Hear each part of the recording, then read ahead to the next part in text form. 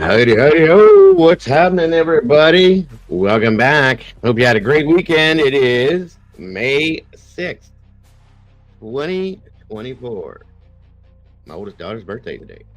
Today, guys, we are looking into some new documents dropped in Idaho and a little bit of an update in Sebastian's case. I'm always going to talk about it till he comes home, as I've told you guys. So there's that.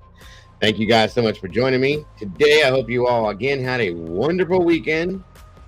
We'll be joined today by a few different guests, I'm sure. And I need to talk about, missed you all very much. And I'm glad to be back with you guys. So as always, let's get the damn show on the road. Here we go. Here we go.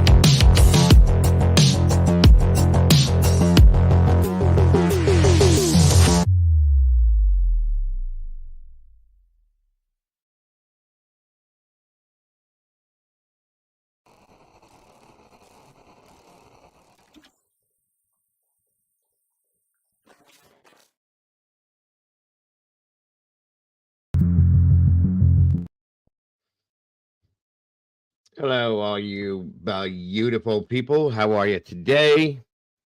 Welcome back. Again, I hope everybody had a wonderful weekend and you're having a great start to your new this Monday. It's Monday, so you know how that goes. Excuse me. Welcome, everybody. Great to have you all here. All the meatballs in the house, jumping in the sauce with us today as we spill a little sauce about what we spill it about, guys. We got a little bit of everything to talk about. And all you moderators, thank you so much for joining me today. As always, I definitely couldn't, wouldn't, nor shouldn't do this without you. You're all so very awesome, and I appreciate you very much. Like I said, we're looking at and talking about some new documents in Idaho, of course. And then we got a slight, there's an interview that came out in Sebastian's case that I'd like to review with Mr. Tony Mathis. I'd like to check that out, maybe talk about it a little bit, see if it gives any tips or info in regards to what happened to what's going on with Sebastian's case, I should say. So first and foremost, as I like to do, I'd like to see who all the beautiful people are that are here with us today real quick. It looks like Miss Kimber, welcome back. Miss Cassie, hello. Miss Victoria, good to see you today. Miss Sherry, welcome. Wisdom Speaks, great to have you here. Great to see you. Tomboy, welcome back to you. Butterfly 71, welcome back. Great to have you here. Jenny Jones in the house. Great to see you. Mr. Steve, good afternoon to you. NCTC, great to have you here. Great to see you. Salty True Crimes in the house. Good to have you here, Salty, as always. One of my producers there. I appreciate everything she helps me to do on a daily basis. Cindy Kerf, what's going on, Cindy? Good to see you. And hey, to Big Al, good to see you too, brother. Leslie and Billy, welcome back to you. Samira Dalby, welcome back. Great to see you today. Dawn F, same to you. Great to have you here. Throw glitter on it. Welcome back to you. Great to have you here. Thank you for that, Miss Sherry. Robert Bell, welcome. Great to see you, brother. Thank you for joining us today. Much appreciated seeing all of you guys here. Sorry about that. I got stuck for a minute. Excuse me. Let's see. Ro is back in the house again. Good to see you, Robert Bell. I just saw you there. Let's see. Sorry. Miss Brandy B. Never a doubt in my mind. She's always here. Right on key. Miss Andy Rose in the house. Welcome back, Andy. Andy's celebrating her 1 month membership already. That's so very awesome. And we appreciate you being in this community, Andy. Can't believe I'm buying that fast. Crazy. Let's see. Butterfly. Groot. What's going on? Good to see you today. Miss Debbie Clark, welcome back to you. Good afternoon. And thank you very much for being here. Tina B, always a pleasure to see you. Mr. Neil Homestead, _1. Again, good to see you today, sir. And everybody, please, as you're coming through that door, please hit that like button. Please, if you will. It's very much appreciated so we can get this in the algorithm because that's what YouTube likes. Rissy Marie, welcome. Good to see you. Come on in. Nope, not today's in the house. Welcome back. Good to see you. Golf Inspector, great to have you here. Thank you for joining us today. Lord, I got a scratch in my throat. Let's see here. Anybody I may have missed? Nope. There's Mama Bear. Welcome, Clue. Thank you for joining me today. I appreciate you very much. Great to see you. Hope you're having a good weekend or had a good weekend and a good start to your week. Mama Bear's probably going to be jumping up here with us here in a minute. She gets her stuff together. Rocky Go Bob. I don't know what I just said. Rocky Go Abouts. Welcome back. Good to see you today. Oh, here we go. Kathy Jean, welcome back to you. Good to see you. Ray Baldick, thank you for joining us. LA is in the house. Welcome back to you. D Smith, welcome. Great to see you today. I have not, Kathy. I'm sorry. I think he's done with this place. I'll be honest with you. That's my opinion, of course. KT, what it do? Good to see you. Love it. I can always tell when KT's not having a good day. When you don't see what it do, KT's having a bad day. So I can say, Michael 007, my friend, welcome from over the pond. Thank you for joining us. Shelly, great to see you today. Where's my doodle? My doodle. Let me see. She's not in here yet. Okay, no problem. Hold on a minute here.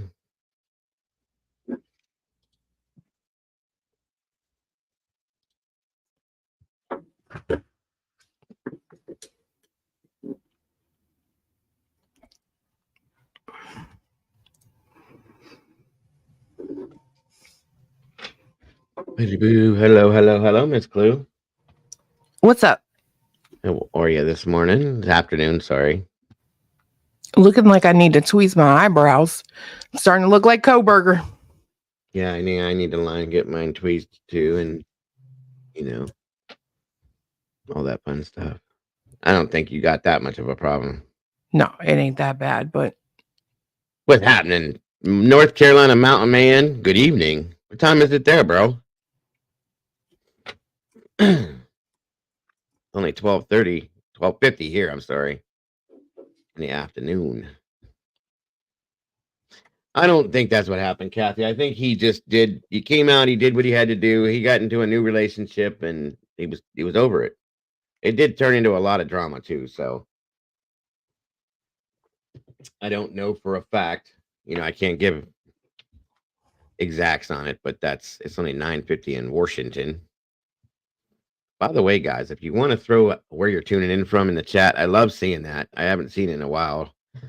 And you don't have to. Don't ever feel like if you don't want anybody to know. That's perfectly fine. I completely and totally understand. I'm just saying I love seeing where everybody tunes in from. So welcome, Miss Allison. Good to see you today. Thank you for joining us.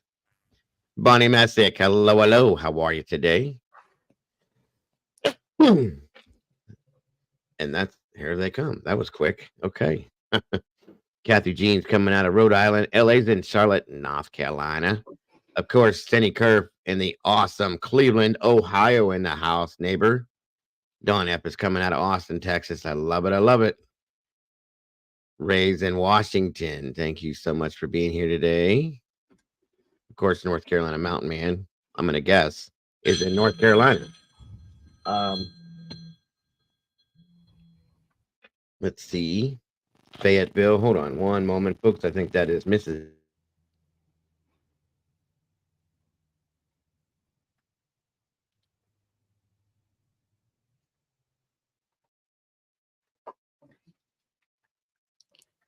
He's forever leaving me alone up here.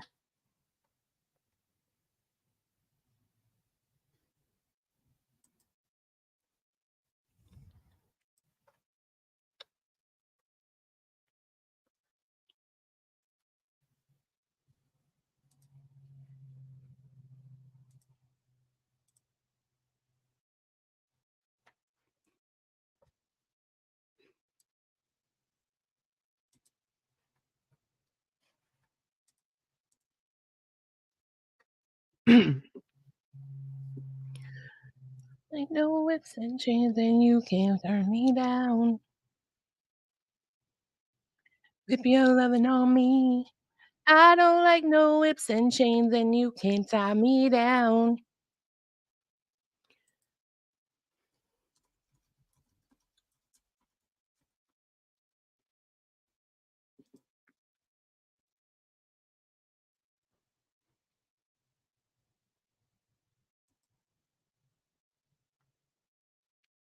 I don't forever leave you up here. By the way, Mrs. Dago said, hello, everybody, and thank you for supporting the channel. Kimberly, upstate South Carolina. Welcome, welcome. Let me see. Do. Phenomenon. I was singing for your people, but not that song. What'd you say? I said I was singing for your people, but not that song. Oh, were you singing the one you were singing earlier? Yeah, whips and chains. I don't like no whips and chains, and you can't tie me down. Alrighty then.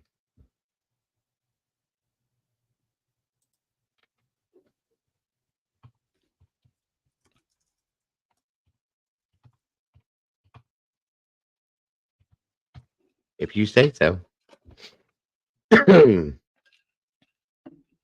Give me she. I think I got everybody so far. I think. Crapville, Arkansas. It's not that bad. Samira Dalby's coming from Germany. That's awesome. Arletta Theron. Is it Theron or Theron? From Cape Town, South Africa. That's awesome. Butterflies in Austin, Texas. Cassie's born in Fayetteville, but in Washington, though. And of course, Roll Tide. Nope, not today. Lower Alabama. And yes, I did say Washington. Michael says little old England. Don't know why I can't say that. Shelly's coming out of Ohio. Tina's in South Alabama. Country Brat, welcome, is in the Ozarks. Good to see you here today. Again, Cassie's from Washington. Gotta say it. Hello. I love seeing all the other peeps from Ohio. There's a lot of Ohioans in here. Pretty cool. And I think I got them all. Nope, I didn't. Miss Boho Dreamin'. Newbie here. Welcome. And you're from Oregon. That's awesome. Very cool. Good golly, Miss Molly's in the house. Miss Molly's in Idaho. We're going to be talking about Idaho a little bit. Jenny, we got a Jersey girl in the house. Jenny Jones. That's awesome.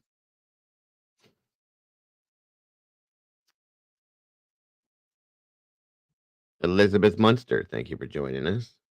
Good morning, Miss Molly, another one of my producers. Thank you for being here today. I appreciate you, and I hope you had a good weekend, Molly. I can't talk to save my life today. Annette McBee, thank you for joining us. Good God. Donnie is in the house. D Nice, thank you for joining us today, sir. Do. I do know where Zanesville is, Kim. I'm pretty close to it, actually. Good to see you today, Miss Kim, coming out of Buffalo. Somebody can sing. Yeah, you do have a good voice, Clue. I was gonna say, at least with that song. Rapping. Woo woo. Well, I mean, the singing part of it. Phenomena. Do. Phenomenon. Michigan, Miss Kells, good to see you. Michelle Brook from Missouri. Donnie's near Findlay. Awesome. There's a lot of Ohioans in here. Seriously, it's pretty cool. No, I saw your message, Cameron. Awesome. Zanesville is like that's where they have lock, stock, and barrel is the best sub shop I've ever had in my life. They don't they make how you get like a 12-inch or a 6-inch sub. This thing is like this big and it's that big around and it's full with whatever you get, it's overloaded. Great stuff there. Great food. Alaska. Yes, is it still snowing in Idaho? I don't understand it. That girl gets more snow than anybody than people in Alaska get, I swear. Aurora Dawn, welcome from Orlando. We got another Floridian. Salty's down in Florida as well. 18-foot subs. Yes. Yes. Donnie knows about it. And it is so good, you guys. Jimmy John. These things blow Jimmy John's out of the water. I'm telling you, Cassie. Jimmy John subs are like a little. Well, there you are, Carolyn. You just popped in here. Was not ignoring you. It's the first time I've seen you all the way up through the chat. You're not in here. You must not have said anything. Maybe that's why. But good afternoon, and thank you for joining me. I hope you had a wonderful weekend, Miss Carolyn. Great to have you here, as always. It snowed on the 3rd.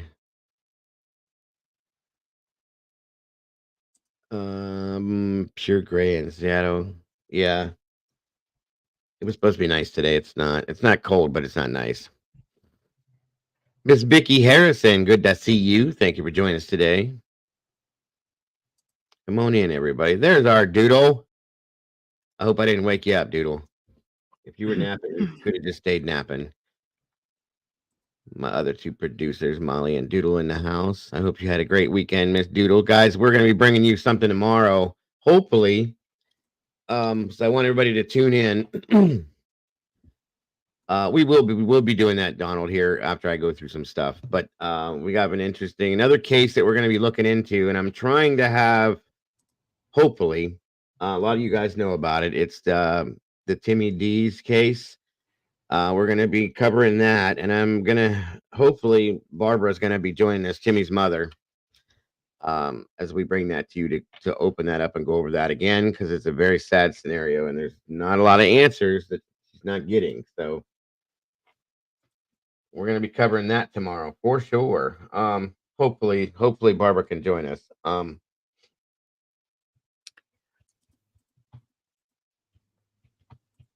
And Mama Bear will be joining us here shortly. Her dog is taking her for a walk. Excuse me. So I don't know if you guys are familiar with that, but it definitely needs to be heard. He was at Walmart's. I hate Walmart. All right, Coyote, welcome. Thank you for that. Coming out of Texas. Hot down there already, I bet. Always hot. What's your weather like? Clue. Is it warm? 74 right now, but raining and stuff. I think everybody's getting rain. We cut our grass Saturday, and it rained all day, on and off all day yesterday. Oh, thank you for that, Sherry. Where'd it go? I just saw it. Another case that I should probably be looking into too. Micah Miller. There it is. Yes, rest in peace, Micah Miller. I'm going to take a little glance at that too. A lot of people were covering it, but Miss Sherlock Gross, good to see you today. Guys, please make sure you're hitting the like button when you come through the door. We got 55 likes with 142 people. Miss Heather Fitzgerald, welcome. Good to have you here today. Jesse Shule, welcome, my friend. Been a minute. Good to see you today. Jesse's tuning in. He was tuning in last time I saw him from Thailand, folks. All the way over in that beautiful country. Yeah, it is pretty crazy, Glitter. I agree. The Micah Miller story is pretty crazy. Of course, it's midnight here, and I got a class cabin. Of course. You did your job for the day. It's time to relax. I appreciate you joining us, sir. It's been a while. Good to see you. So we're going to jump into the first thing we're going to jump into are the documents and get that out of the way and talk about that first. And then we'll move on to the next stuff. Give me one moment here.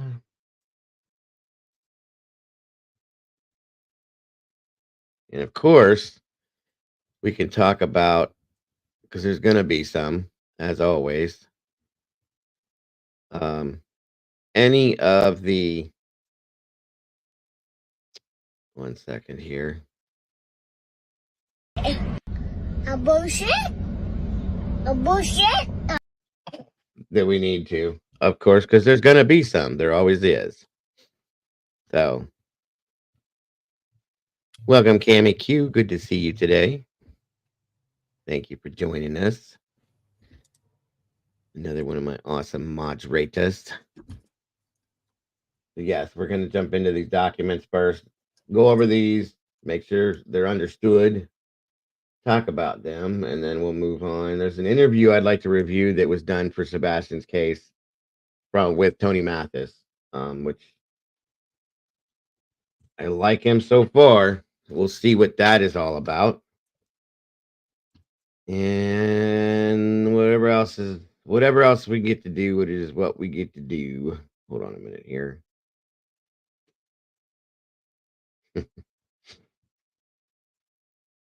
Let's see. Okay, so we have one that was dropped on the 40th. And on the 40th, yes. On the 30th. Good God, Dago.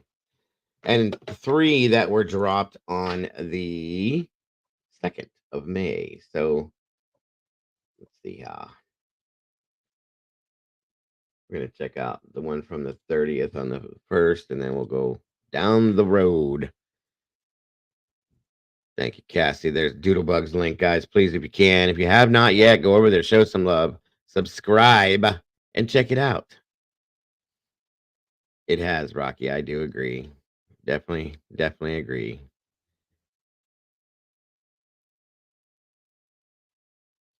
So, thank you, Sherry, for that, guys. Please hit the like button. Let's get us up to 100 to get out in that algorithm. And by the way, happy belated Cinco de Mayo to all of you from yesterday. For those of you that celebrated, welcome, Niles Buckman. Thank you for joining us. My wife made a huge, authentic type, as authentic as she could get meal for yesterday. And the kids were all here, and it was pretty good stuff. So, excuse me. Let me see.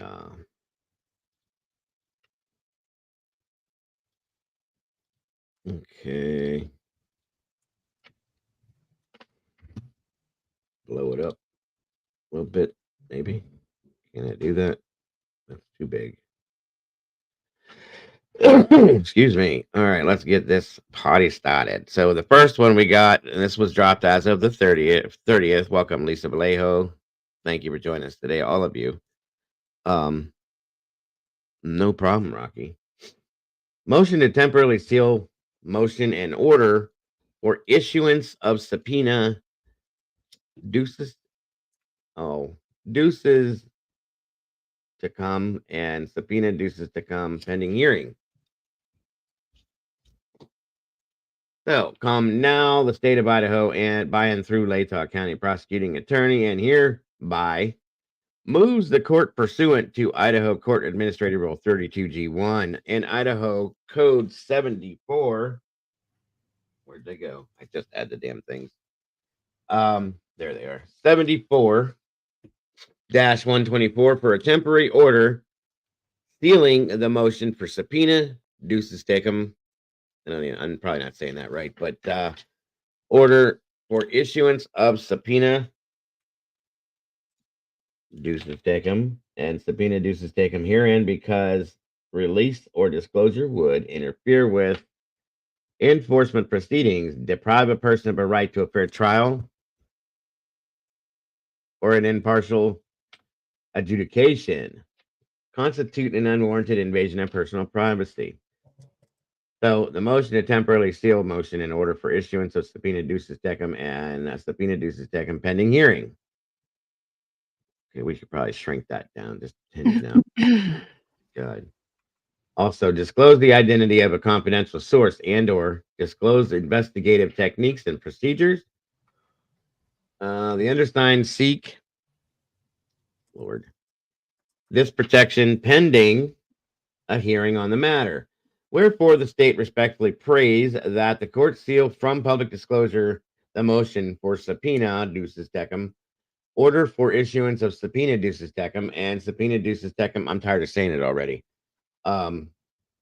Herein, under the provisions of Idaho Court Administrative Rule 32G1 and Idaho Code 74-124, and that was April 30th of this 2024. So we're going to have to look into that so I can give a definition of what that is. And talk about that, of course. Give me a second here, folks. Let's see.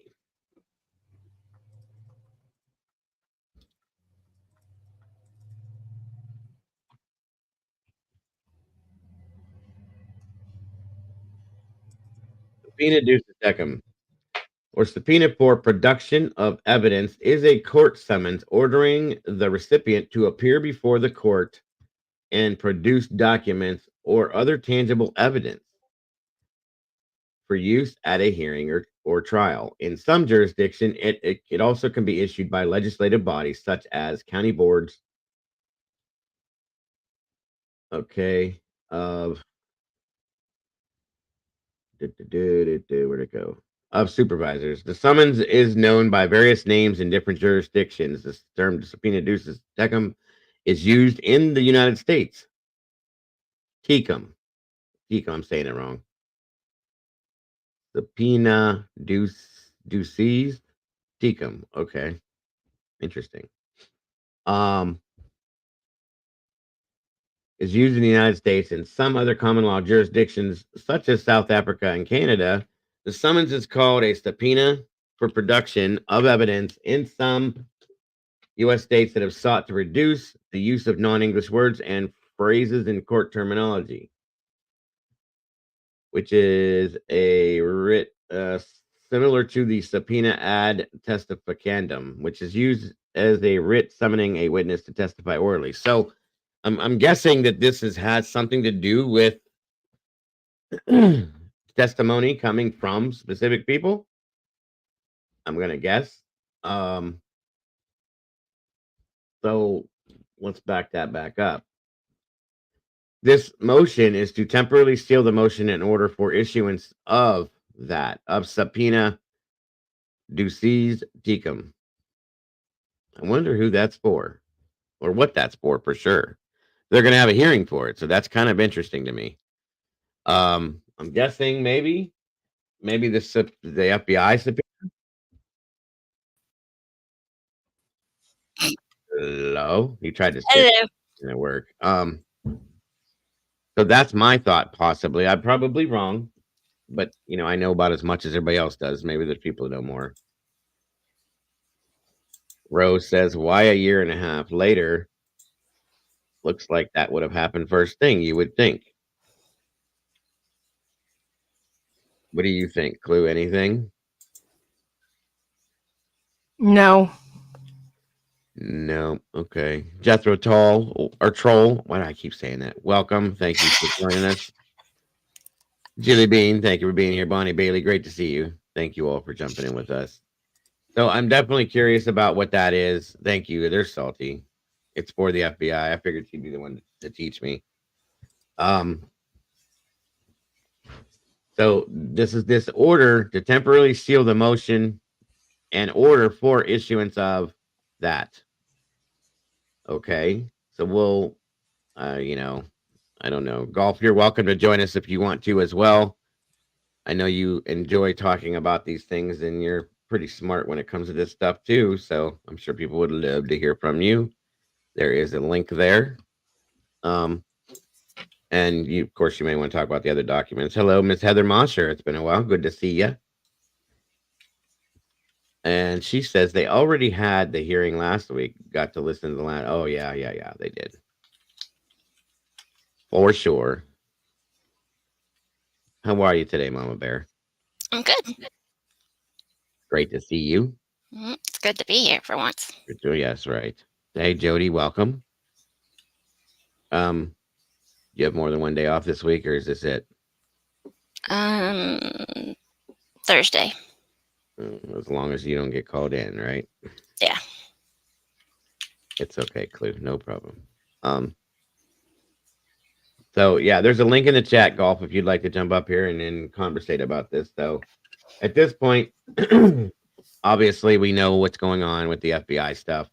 We saw what we saw in the last hearing, so I'm sure this is going to be an interesting turnabout with all of this stuff. We'll see what happens. This, like I said, this one was from the 30th show. There it goes again. Don't know why I do that. Sorry, everybody that knows what that is. Show. So I can't help myself. When I started, it's one of them things. Just blame it on the ADHD. That's all I can say. Let's see. Now, moving on to the next one. There are so many documents in this case, you guys. To scroll to get to the bottom of this list, it's insane. I definitely would not want to have every one of these documents printed out because I wouldn't have room for it. Hey, Terry, good to see you today. There's Kim. Look. Where'd it go? Show. She knows what it is. There's a few of you guys. Yeah. I know you do, and Molly and Cherry. Show. Thank you, Doodle. There's Mama Bear's link to her channel too, guys. Please check it out. Subscribe, show some love, and let's help to grow that channel. All right, now. Nope. Still got to roll on a little bit further. What did I do? That's another case that's got a lot of documents. It's the Daybell and Vallow case. Whole lot of documents. All right, so next one that came up as of the 2nd was what's happening, Donnie? Good to see you today, sir. Thank you for joining us. Can you hear me? Or hold on, you're not up here yet. Probably help if I brought you in. There you go. Okay, thank you. Yeah, sure. Welcome. Good to have you here. So this was the first document that came as of the 2nd. Thank you for that, Doodle. That's my other channel, folks, the Heavy Metal Toy Box. For anybody that is into toys or thinks anybody would be, or if you just want to help out the channel and subscribe to it, there's the link for it. And thank you for that, Duty. The order granting the state's motion to close the May 14th, 2024 hearing. Welcome, Allie Books. Good to see you. And Julie Dunn, thank you for joining us. For reasons articulated on the record during the May 2nd, 2024 hearing, the court orders the hearing on defendants' 4th and 5th motions to compel set for May 14th be sealed to protect the parties' right to a fair trial. During the hearing, it is anticipated that the parties will discuss specific items of discovery that may or may not be admissible at trial. The disclosure of such evidence to the public at this stage of the case is not appropriate and may prejudice the jury pool. I disagree. Further, the parties have stipulated that all attachments to discovery requests and responses be filed under seal pursuant to ICAR 32 I2D and E and IC 74124 1B and C because number one, the documents contain facts or statements that may threaten or endanger the life or safety of individuals. This is very interesting to me, the way they've always written this. I got to ask myself, who and what does that pertain to, honestly? Number two, it's necessary to preserve the right to a fair trial. And three, disclosure would constitute an unwarranted invasion of personal privacy. Now, I'm curious to know which one, if any, if all of those things pertain to this specific scenario. Okay, Cass, take your time. I don't know. The hearing on May 14th will deal directly with various attachments to discovery, requests, and responses that are sealed. If issues arise that should not be sealed and should be addressed at a public hearing, the court will hold a separate open hearing at a future date to ensure the victims' families have prior notice and an opportunity to be present at any open hearing. The hearing on May 14th, 2024 will not at any time be open to the public. So it's not just a partial hearing now. It's the entire hearing is closed. I don't like that. So order granting state's motion to close May 14th, because we had initially heard that it was going to maybe be a partially closed hearing. It's shutting down. The way all these motions are coming down, I think Brian's writing all these. You don't think so? No, because I don't. I mean, it's a good thought. It's a good theory, Don. But I think this is Logston that is coming up with all this stuff. Truly, this here is this is from the prosecution, by the way. This one, but the stuff coming from the defense, I truly think a lot of it comes from Logston. I know Ann, she does a lot of that stuff, but I think Jay does a lot of this. On their side of things, but this one is from this the prosecution, and he's got a background in like forensics science and stuff like that. I don't think he's got any kind of a law background at this point, but it's an interesting thought. So again, that hearing is completely closed out, and I'm sure we're going to be sitting here scrolling through Twitter trying to figure out what the hell's going on via Brian Enton or whoever else. Twitch said he's going to be there, so we'll see if they allow him to be inside. I don't know. Welcome, American Princess. Yeah, that's what I thought, is that Brian wanted him unsealed. That's the way I understood it, but who knows? Made decision without looking up case law. I don't know. I don't know.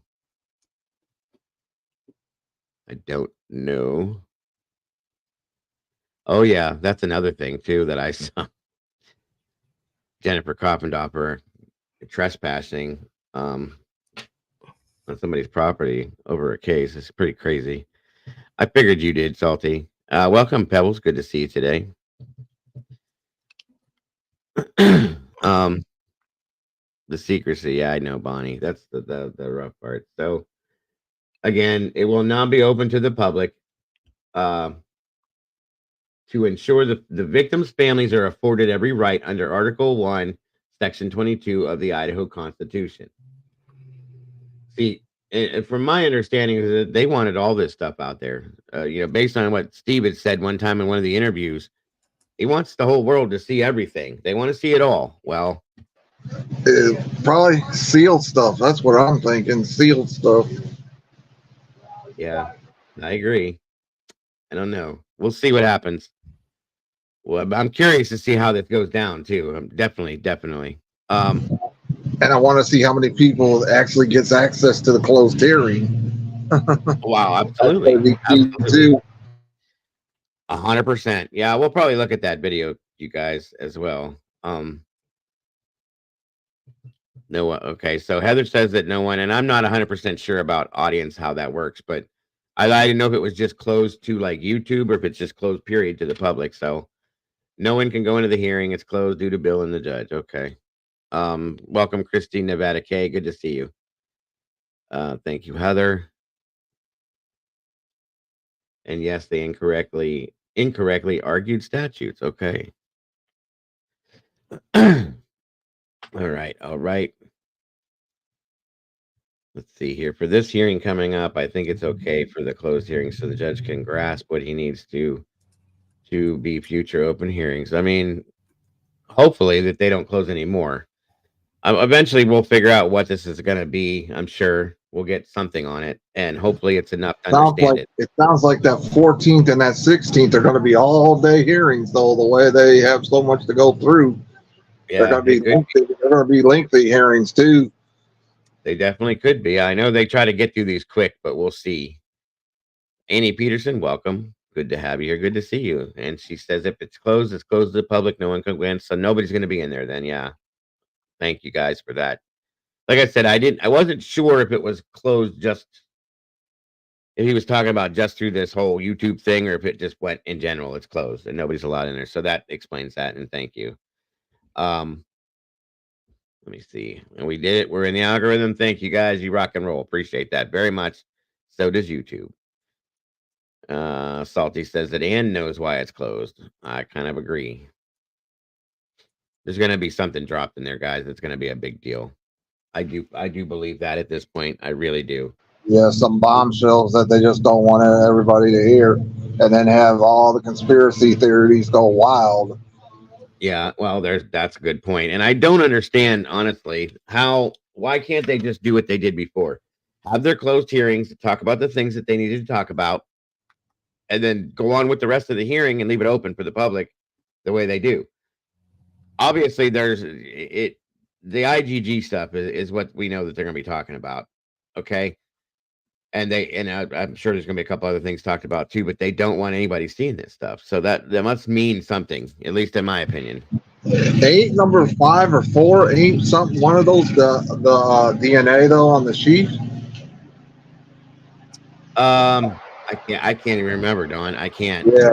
I was thinking no to something. What were you saying no to, Salty? That way I can clarify and make sure I'm not putting out something wrong. Because I understand enough, but I still struggle with some of these things because, I don't have a degree in this stuff. But I think one of those hearings he has to prove his alibi, right? Or is that the 27th one?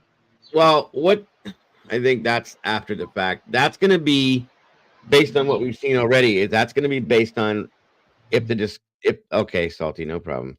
If the discovery is handed over based on what Ann stated, that she wants them to hand over discovery and then she'll explain the rest of that. So we'll see, how that goes down. If it exists, though, that's another battle. If it don't exist, we're in for another battle.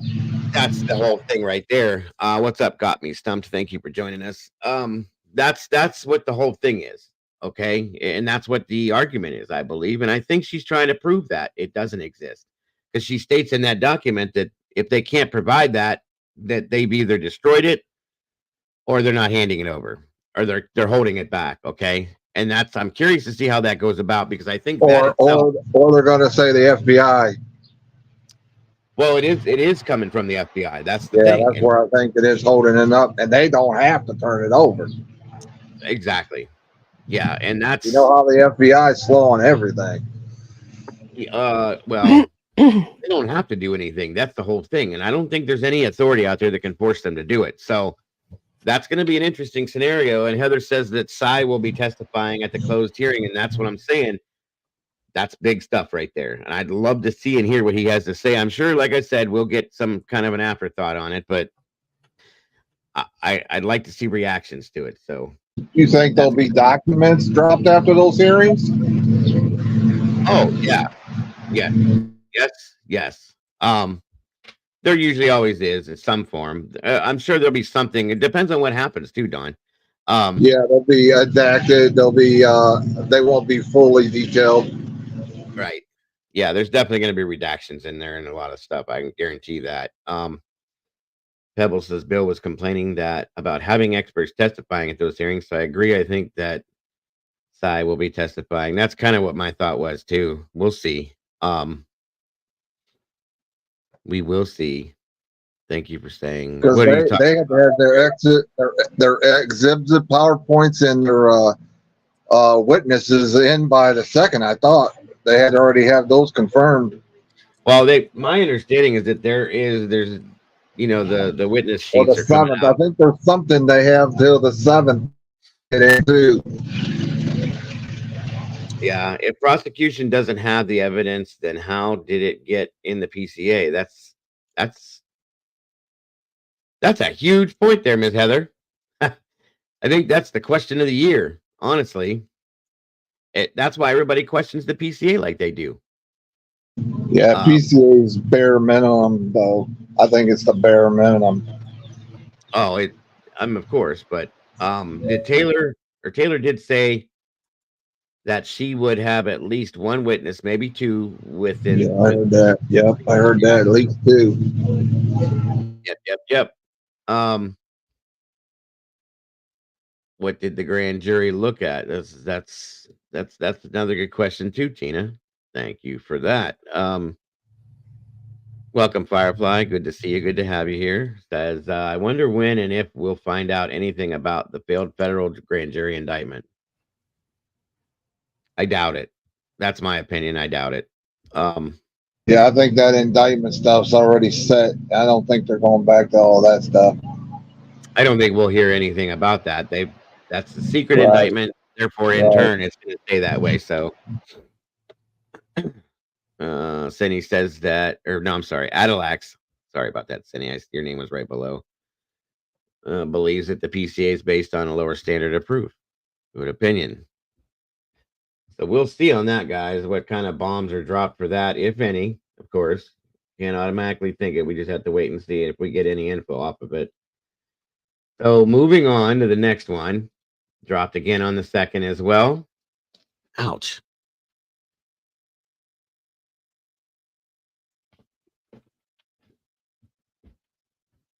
Yeah, that's true, KP, in a sense.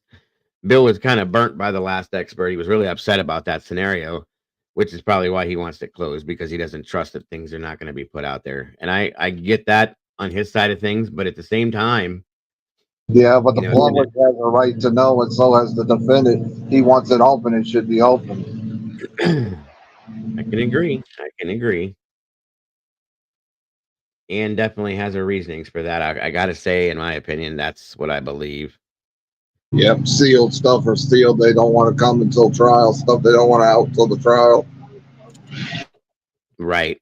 Welcome, James Vaughn and Wakanyin Tanka. Thank you for joining us. Yeah, it did. That's true. It did. The PowerPoint thing really did get him upset. I will agree. So that says something. It's got to explain a little bit of something. So moving forward to the next document here. This is the order setting disclosure deadlines for hearing on motions to compel. Let's see here.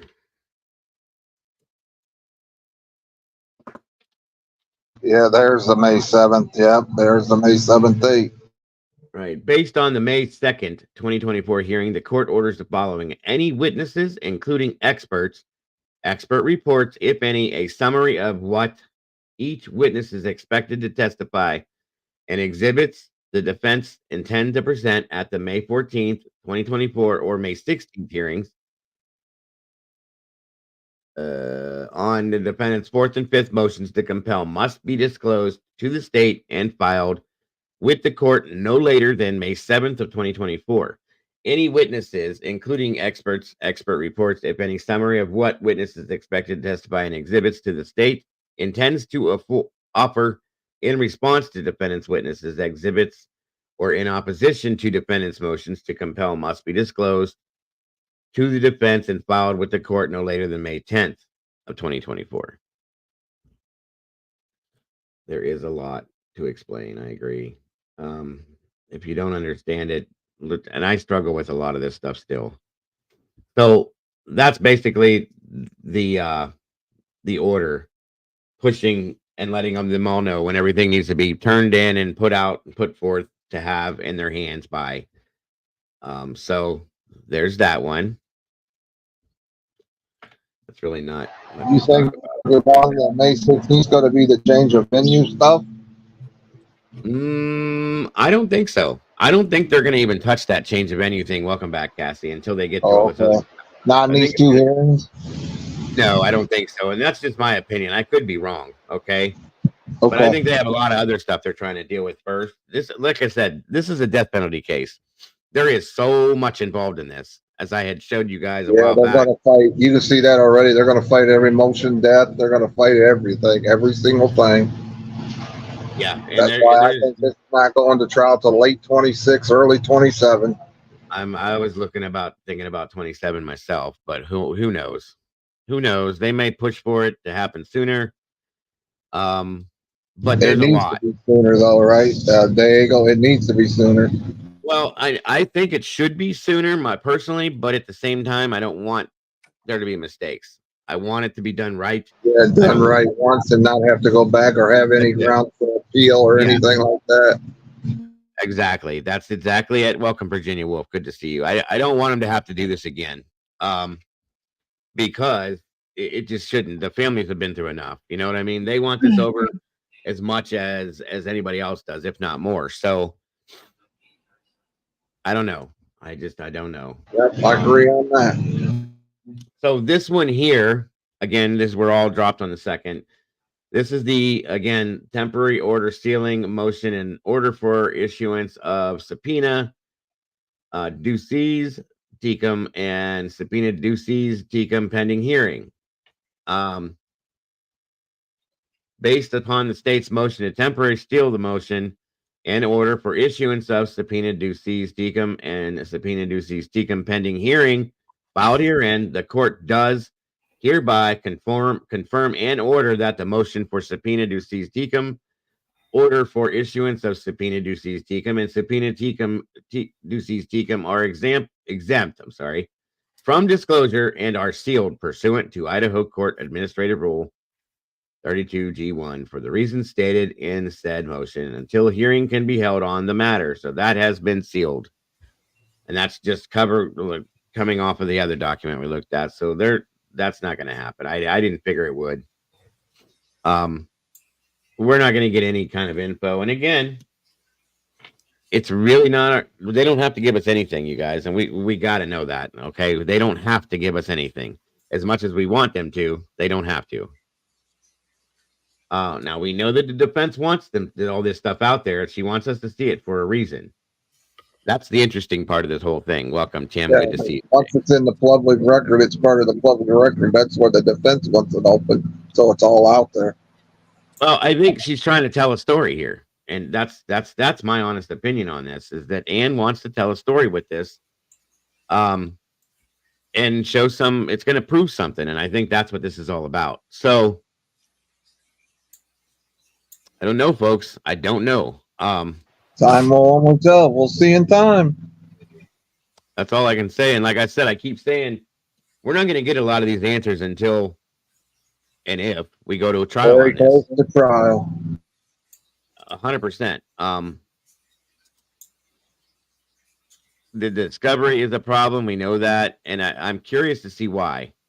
You know, people are saying, well, the state's not turning this over. The state's not turning that over, this and that. I don't think that's it. I don't. Because they've also said in the same sentence, the same breath, that, you know, Ann has, that Bill has cooperated in every sense and handed over everything he's supposed to. Well, we either believe that or we believe that it's the FBI that's not doing their thing. So, and I have a feeling it is the FBI, truly, based on the things we've seen and heard. Let's see. Heather says unappealable error by the judge since the defense objected. Okay. Thank you, Heather. So does anybody else up here have any thoughts on this? Did you practice them words before you went live? No, I learned it as I was live. When I looked up what it meant, it gave you the pronunciation of it because I was saying it wrong as always. That's the Yeah. only question I had. It's a lot of. I hate the fact that you got to say it 13 times to get the point across. But you know, Yeah. yeah, it's called Ryan's Innocence. Okay, you mean Brian? I see what you're saying. I got you. I'm like, who's Ryan? I was trying to figure that out myself. Heather says, I'm thinking that the FBI won't validate the CAS claims made by that's my thought as well.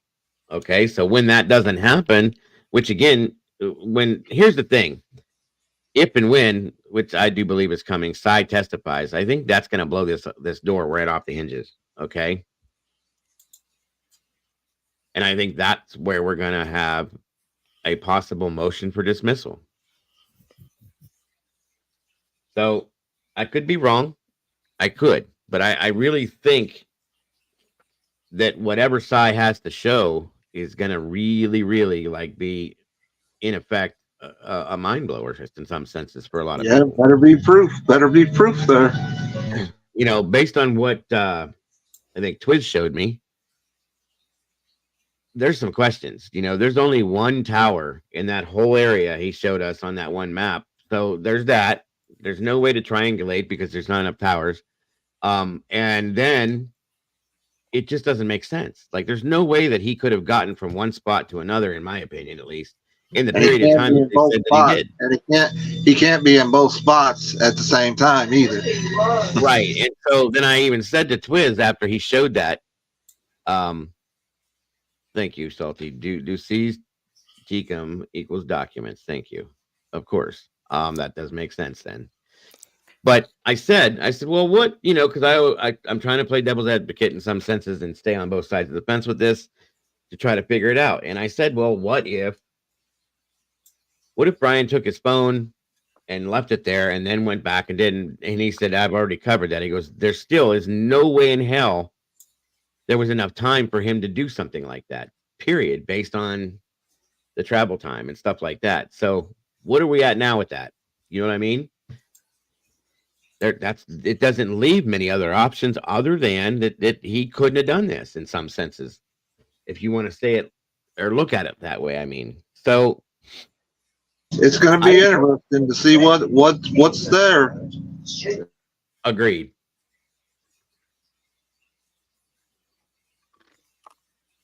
Once you play those cards, you can't take back those cards once you play them. Yeah, and I honestly don't. I feel like I don't have any other choice but they'll think a certain thing at this point. You know, I'm trying, and I've tried to see where the guilt lies with him based on the things they presented. The more I keep seeing here, the more I told you I'm leaning towards the innocent side of this because it just doesn't fit.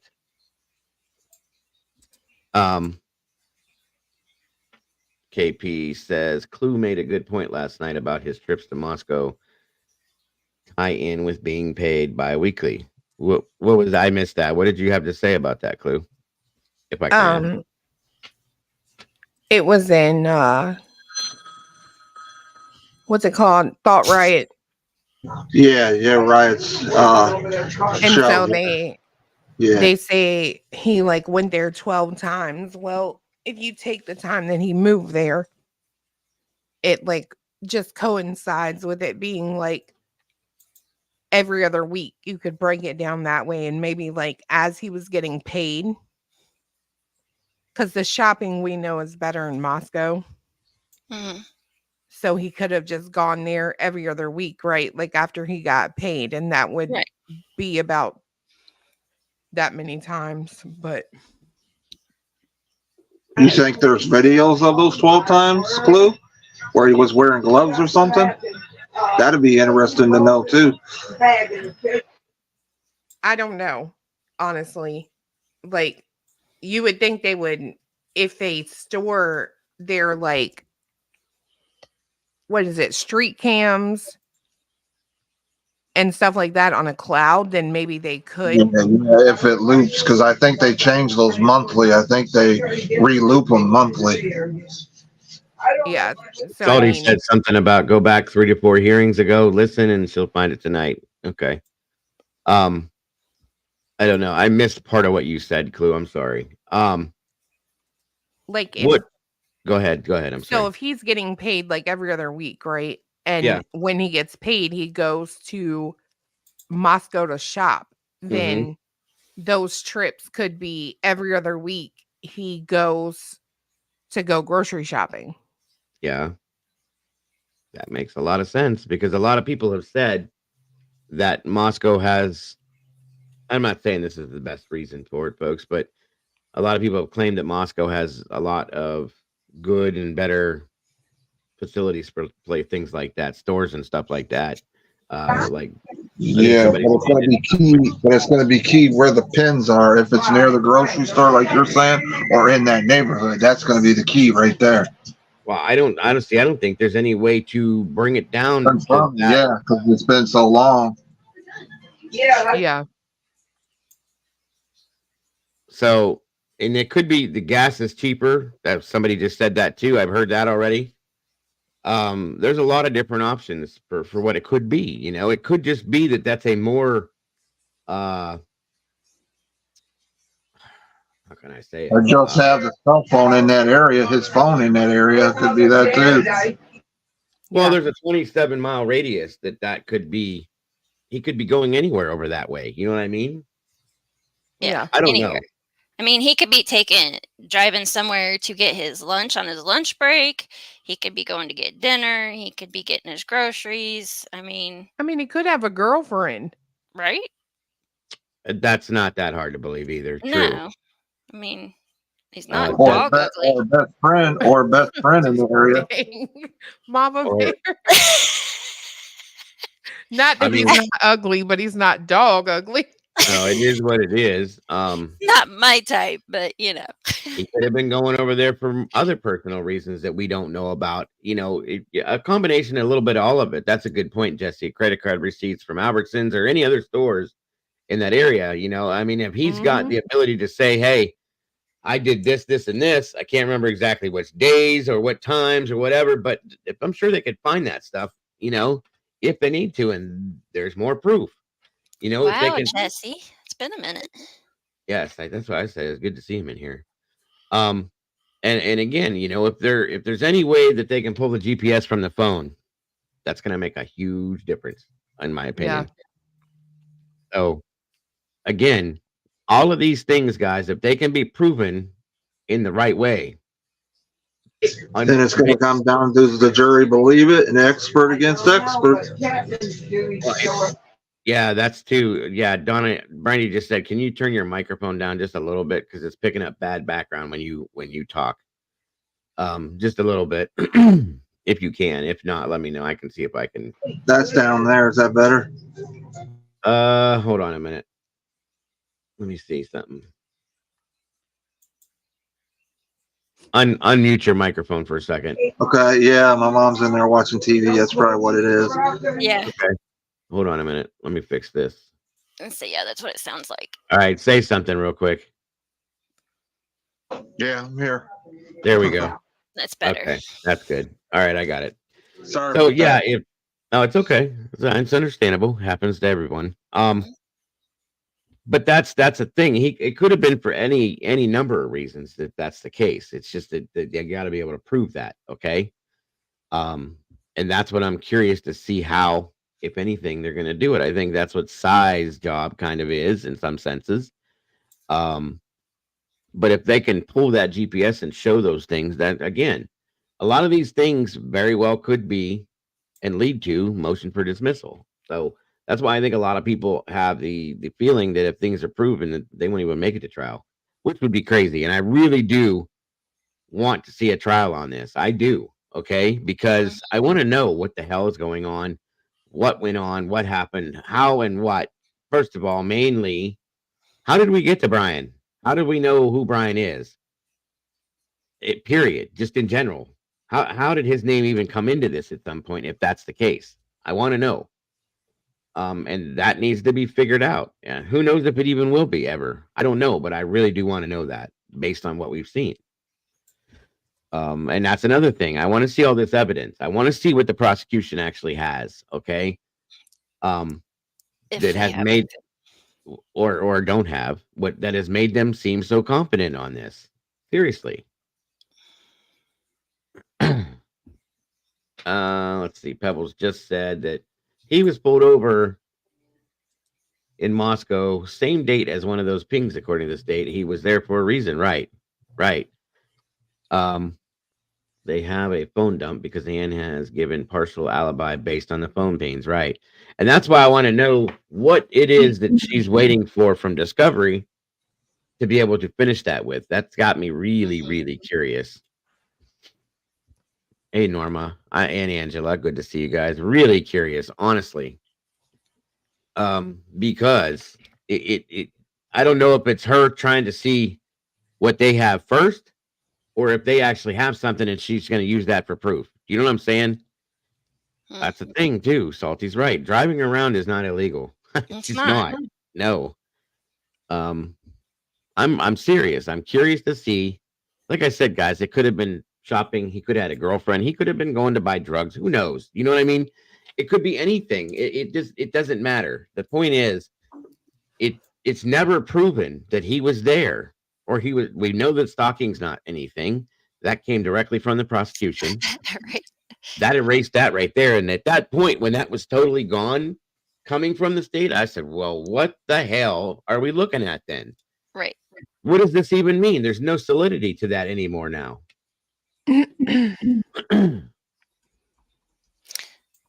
Just know that if there's a mistrial, there's going to be a lot of ticked off people because we're not going to get any answers ever. If there's a mistrial, that's going to blow up the internet. It's going to blow. It's I feel bad for anybody that lives in that area. I'll just say that much. Yeah. Because nobody wins in that. Nobody. No, especially not the victims and their families, which is who needs to win in this for sure. And, obviously, if an innocent person is on death row or facing the death penalty, then they need to win too. But at the same time, real quick, she hadn't filed a motion to suppress the sheath DNA yet. And she's never argued that stuff, if you guys remember or think about it.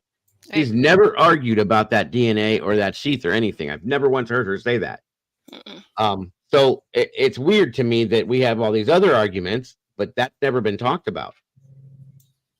Got to think about that for a minute too. I just don't get that part of it. So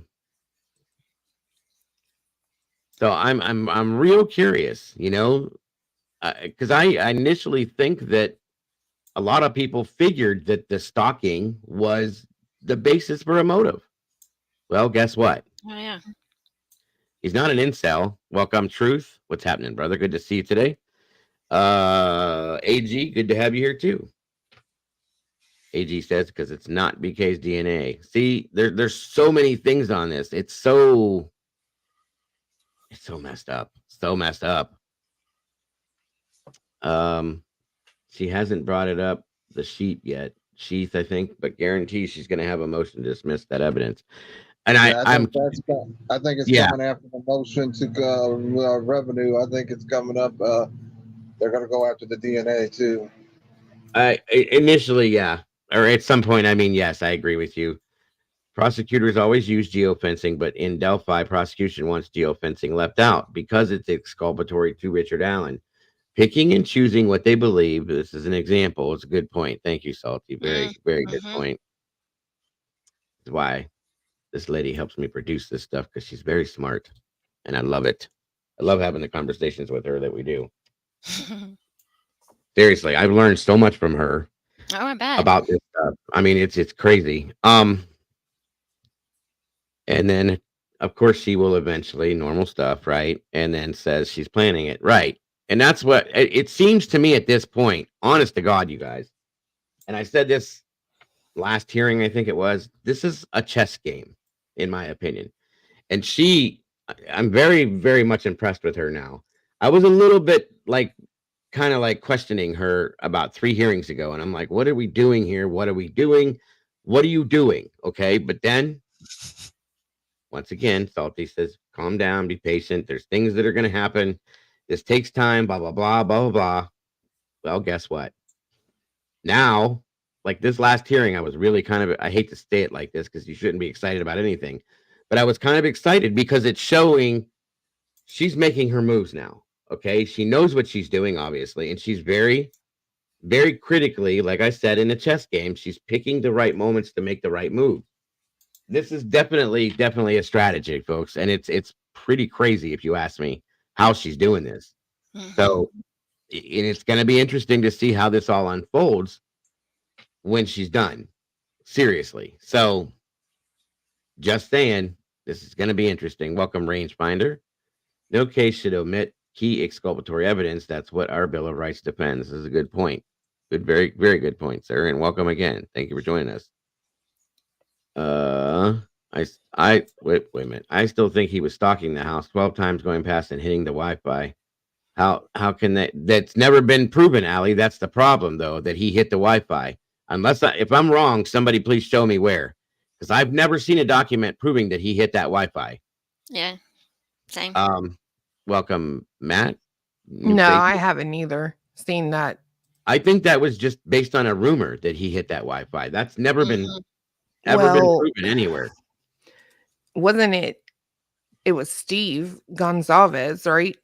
He did make that. Yeah, he did make a statement earlier on that he thought or something. Yeah, that he thought he touched that or something like that. So I've never. He said close enough to hit their Wi-Fi is what he said. On it. Yeah, that's never been proven, you guys. For those of you that don't know that, and there's never been anything that they've shown. So there isn't anything about the Wi-Fi. That was according to see? Okay, thank you. I thought so, Pebbles. So you guys got to watch some of that stuff. Welcome, 12.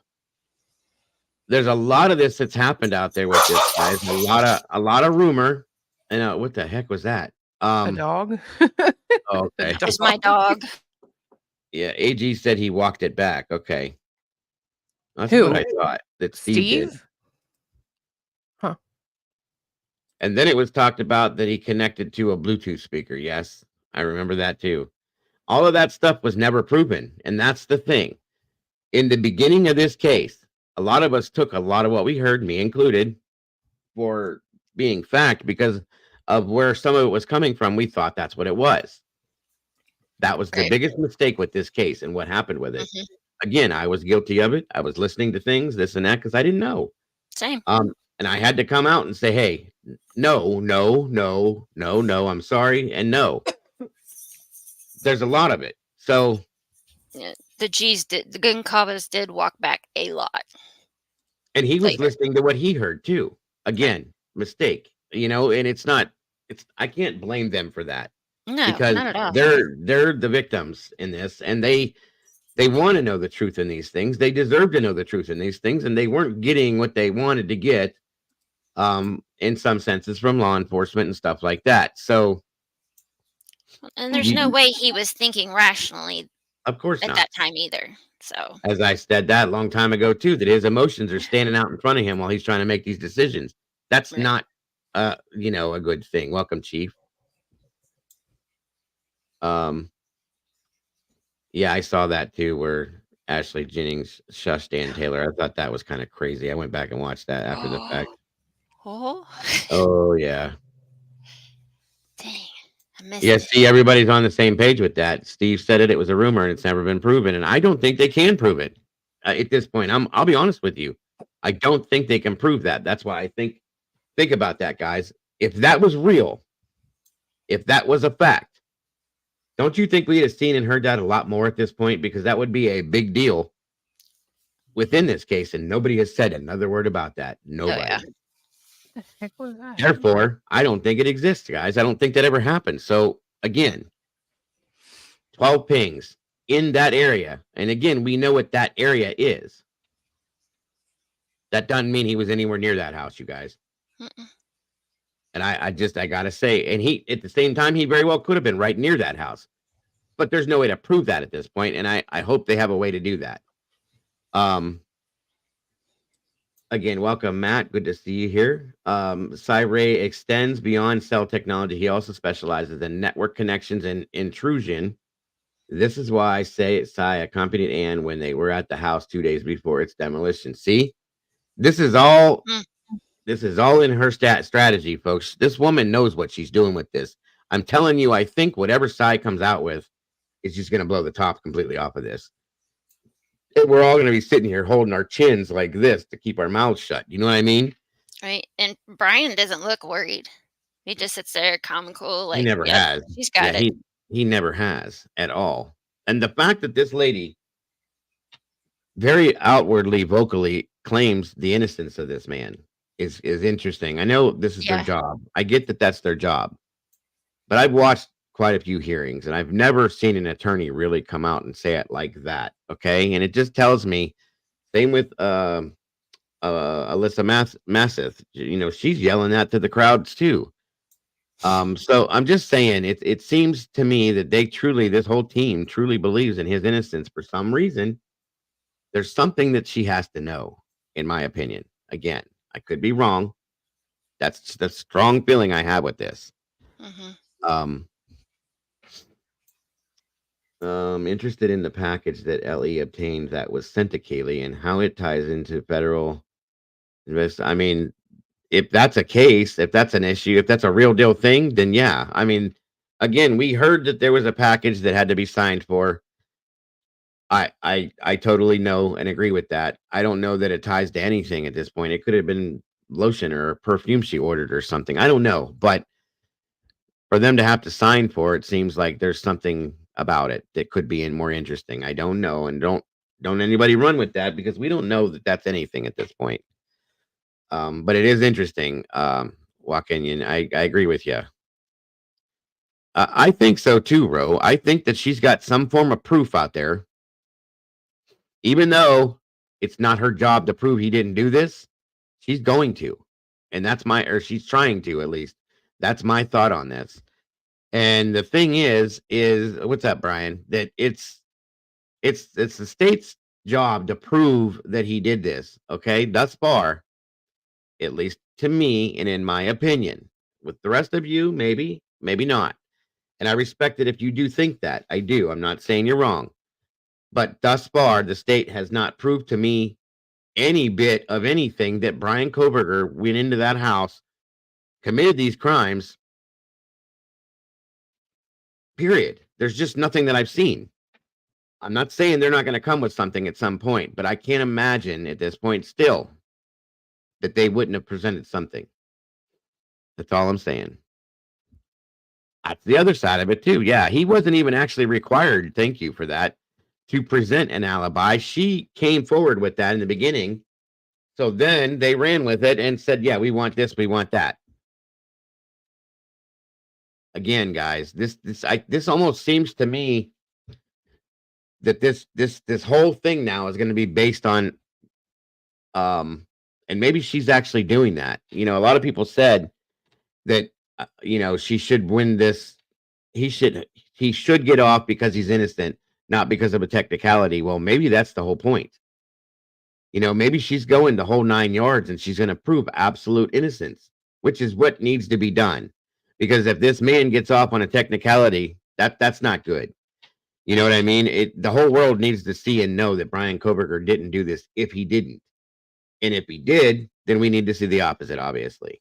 So there's been so many discrepancies within what the prosecution has put out there. And there's not even that much of that. So you give a little bit and then you take back what's involved with that. There's nothing left. Okay. So that's what I'm saying, guys. Thus far, the defense is doing their job. I can't see what the prosecution's doing. Maybe we will. Again, I'm going to keep saying that because we just don't know. But I have some serious doubts. I do. Okay. No problem, Mama Bear. Like in Delphi. That's a whole other ball of wax, guys. And I at some point, I am going to be able to get together with Salty so that I can present something to you guys updated on that too. But Delphi, there's nothing, guys. And now that in Delphi, it's so weird that the state doesn't even want them to have a defense in that case, which is crazy to me. But at the same time, it's not. I'm not surprised. You know what I mean? Because of everything else we've seen there. So we'll see. But that's the question of the decade, not even of the year, but that's the question of the decade, Butterfly. Who do you think could have done it if Brian didn't do it, guys? It doesn't make any sense. It doesn't show. There's never been anyone else looked at that we know of or talked about, other than the rumors, which, you know, a lot of that stuff that has come out, sadly, over, I don't know, the pretty much over the past year and a half has all been a lot of that. Okay. And we know that. So that's the problem. There's nobody that's ever been talked about.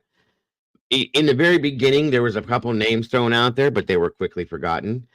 There was throughout this whole thing, there was a lot of other names. There's other things that I've been looking at.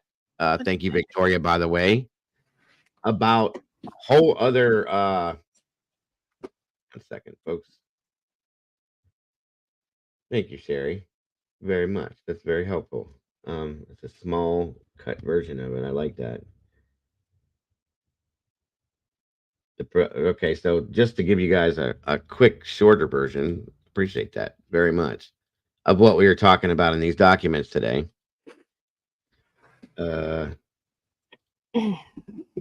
Whoa.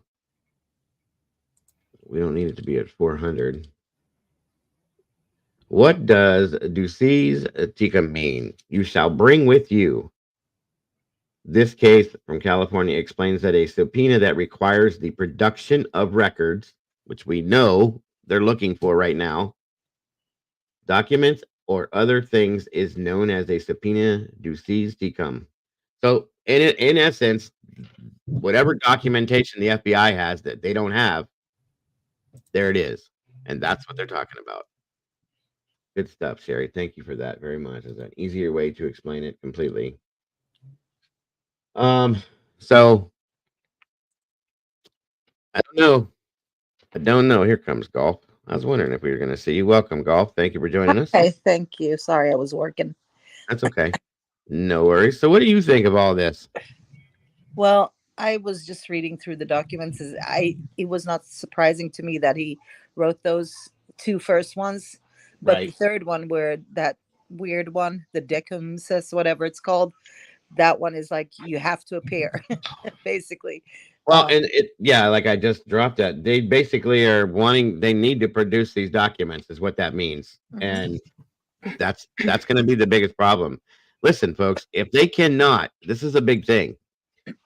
If they cannot produce these documents or whatever it is that it's supposed to be, that's going to be a problem. That's going to be a big, big, big problem. And again, that's where I feel like the very big possibility of a motion for dismissal may come into play. I could be wrong, but again. Yeah, she's working her way up to that, I think, towards the dismissal. So I agree. I think this is, like I said, these are chess moves, very, very critical and precise chess moves. I think the next thing coming, because it was stated here, Salty was talking about that she's working to that too.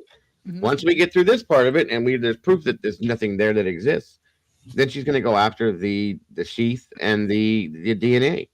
Yeah, she's tearing it down one by one. Piece by piece by piece. Yeah. I agree. Yeah. And Salty says the FBI is used to this stuff, I'm sure. Yeah. Now, the problem is, if they don't have a good case on him, they should just reevaluate and maybe, I don't know what to do, but this is all court documents, and how they file it and what they say in them is what matters. Nothing else. Like anything else, rumor wise, whatever, it should be like put on the back burner. This is, how courts work. So I'm thinking, if this goes in for dismissal, say it gets dismissed, they can try to charge this again. But here's the thing. If there's nothing, if she proves that there's nothing that proves that Brian was responsible for this, how would they recharge him if there's nothing there? I have no idea, but I'm sure they'll come up with something, because they're not, they're like dogs chewing bones here now. So I'm guessing it's going to be one of those situations where they're going to desperately try to find something to pin it on him anyway. But it's not like he didn't do it, maybe, the problem is how they did the whole investigation, I think, is where the problem lies. That's the thing, though. But if they prove, because I still think, I don't know if you heard me say that, I still think that Anne's, in the end, the end point that she's trying to make with this, I think she's truly trying to prove his absolute innocence of this, as well as getting him out of this. Mhm. But I think she's trying to, and if she does that, you guys, at the end of this, and it goes into dismissal, there will be nothing to charge him with. So what are they going to do? Are they going to come back and recharge him, or are they going to actually try to go find and see who may have possibly been responsible for this a year and a half later, when it's whoever that could be completely gone at this point, if it wasn't him? See what I'm saying? Yeah. That's the crazy shit with this. I mean, we spent every minute, every hour, every dime pushing the fact that Brian Christopher Koberger is the person that did this crime. Yeah. There was never any talk anywhere, other than, again, the bullshit on YouTube, of anybody else ever possibly being responsible for this. So there's nothing, as far as I know. Maybe they have something in the background they're sitting on that is not, they've never paid attention to, but I doubt that. Well, they have 2 other male DNAs they can go after. Do they, though? Do they have that? Do they really still have that? Because according to them, it wasn't enough to process anything. So that's my question. That's a good question. We don't know how far they went down the rabbit hole with those 2. What if those 2 DNAs belong to the actual suspects? You know what I mean? Yeah. That's crazy. And the sad thing is if this I hate to say this out loud, but this very well could be turn into a cold case. That's sad. That's very sad for the victims' families. It could go unsolved or cold case, and That's nobody what I mean. wants that. And nobody wants that. And there's cases like this, that 20, 30, 50 never, ever end up solved. Sad. That's very sad. That, which in turn to me, never gives any form, not that they would ever have complete closure because their children are deceased, but it would not, even if somebody was convicted of this and receives punishment for it, that could give a little tiny piece of closure to the families, knowing that the person that did this to their children is going to pay for it. If this goes cold, that'll never happen. So there's nothing there for them at that point. There's nothing for them to hold on to.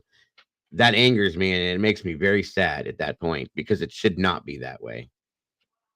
Then I want to know how and why this happened, where it started at, and why this all went down the way that it did. You know what I mean? Good question. And the trust of that community's gone too. You lose all trust. That's another big thing. This is a college campus community, okay? So if this ends up being cold and there's no answer to those questions, how many people are going to be comfortable enough to send their kids to that university at that point? That community is basically done. That community is going to fall apart in some senses, I would imagine. Okay. And the community itself, if it were my community, I would be very, because I don't want to blame it all on law enforcement at this point. I can't. Okay. But they're going to struggle with trusting their law enforcement. I can just say that's got to be a point. Okay. So where do they look? Somebody's going to want to place blame on this. You guys know that. Okay. Mm-hmm. Welcome, Joey. Thank you for joining us. And at that point, what happens then? You know what I mean? Well, if I was the family, I would be worried, and I would definitely put pressure. But, everything we hear from Steve, we hear a lot of misinformation too, but that's just what he's gathered on his own. So we have to be careful with that, but he should be worried at this point. Well, that's another thing I worry about too, though, Golf, because if this goes cold and it goes unsolved, Brian gets off and it's all proven that he had nothing to do with this at all. Yeah. Being the way we've seen him act at this point, I'm worried that he's going to take this upon himself to go and do his own investigation and do his own thing and try to figure it out himself, which could be dangerous. Okay. And Yeah. that's not what he needs. He needs to be able to grieve for the loss of his daughter, which I still don't believe that he's done completely at this point because he's been so involved in this and he wants to know what happened. And I don't blame him. Yeah. But again, there's never going to be the ability to truly grieve for this situation if nothing comes out of this, in my No, opinion. but he's also been misled by law enforcement because they've told him that we got your man, we got the man. Mhm. And so putting him in that sense of being like, okay, we got the guy, don't worry. And you're supposed to, we want to be able to believe in our law enforcement and our judicial systems and say, okay, thank you. Yeah. Do your job. But when they don't or they can't, where do we go from there, guys? How do you react to that? Do you know what I mean? Yeah. It's just sad. Very sad. But I mean, and then people say, well, they still have something up their sleeve, but they can't withhold evidence. That's just not how things work. So they're not able to withhold anything big if they have something, I up can their agree sleeve. at this point. They're really, based on what we're seeing, you guys, I can't possibly justify and or imagine anything else they would have unless they have some kind of a video, like I said. But if that even at that point, if they have some video of him going in and out of that house, blah blah blah, I would imagine that the defense would have known about that already. They would have to have seen that, and there's no talk of it. So Of course, that's a big thing they would withhold, and they just can't do that. and that's what I mean. The Yeah. defense would know they got him Yeah. red-handed. What are we doing here? You know what I mean? Yeah. As much as we don't like his alibi, it's silly and all that, but maybe the dude did what he did. I don't know. I'm just here looking at the documents. I'm just here listening to what's going down in court. And from all that, it doesn't look like, they got the right guy. But Right. And then we were all scrutinized and crucified because of that for a year that we thought that way. We're pro burgers and Brian lovers and blah blah blah blah blah blah blah blah blah. No. not at all. We're looking at what we're looking at and saying this don't work. This doesn't make sense. I don't get this. That's all we've been doing. Mhm. Same as everybody that's looking at Delphi saying, what the hell is this? Holding up the PCA and looking at everybody on the other side because you can see right through it because it doesn't exist. Yeah. These cases, they shouldn't be like this, guys. This is not the way the judicial system's supposed to work. This is not the way these things are supposed to go down. Somebody commits a crime, they're arrested, they pay for that crime, we move on. No. It hasn't happened that way. No. So, And also, if you look at how this all went down, I think there's a reason we know Koberger's name. I'm sure of it. Now, did he have any involvement? Again, we don't know, but there is a reason for it. I'm sure there is a reason for it, and that's what I would like to find out. What is that reason? Why do we know his name?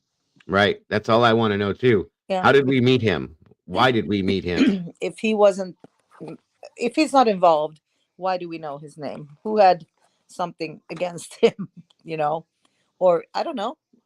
Or was it just that, again, the deadline that had to happen? They had to have somebody. They had to have an answer to this. Okay. I mean, I hate to say that, but what else is there, you guys? Yeah. Well, I mean, that goes without question. They needed to, but everybody's like, well, look, the university's numbers went up and blah, blah, blah. They might have gone up, but because, some people enjoy being in those situations where like, oh, something happened at that campus. I want to go to that campus. People are like that. You can't, I'm sorry. That's just how it is. There's a lot of things that I've seen that I just don't understand. That I never understood. Rangefinder says, I get the impression Ellie never fully followed up on DMBF's acquaintances. And I mean, that could be true. I'd like to think they did every bit of their job within this case, but we don't know. We really don't know. That's really all I can say about that. So maybe we never will. Maybe we will. Who knows? Yeah. I don't know. We have a seasoned 2-year-old veteran of the, what is his name? Payne, Hmm.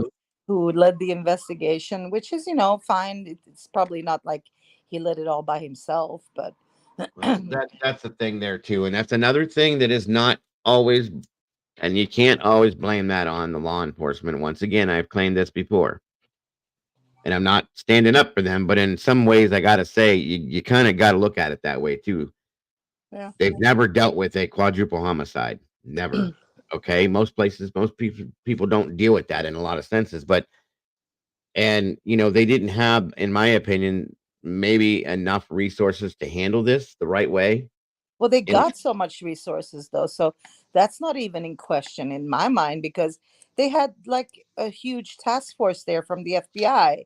They had well, Idaho State. They had like everybody around it. that's one thing we don't 100% know for a fact, that the FBI truly really was there like that. I would like to know that, because if they were, I want to know why, because maybe that plays into this somehow. Who knows? Okay. Um, that's that's a whole other ball of wax over there too, because if they did have that, maybe a parallel investigation going on, did that play into this scenario somehow?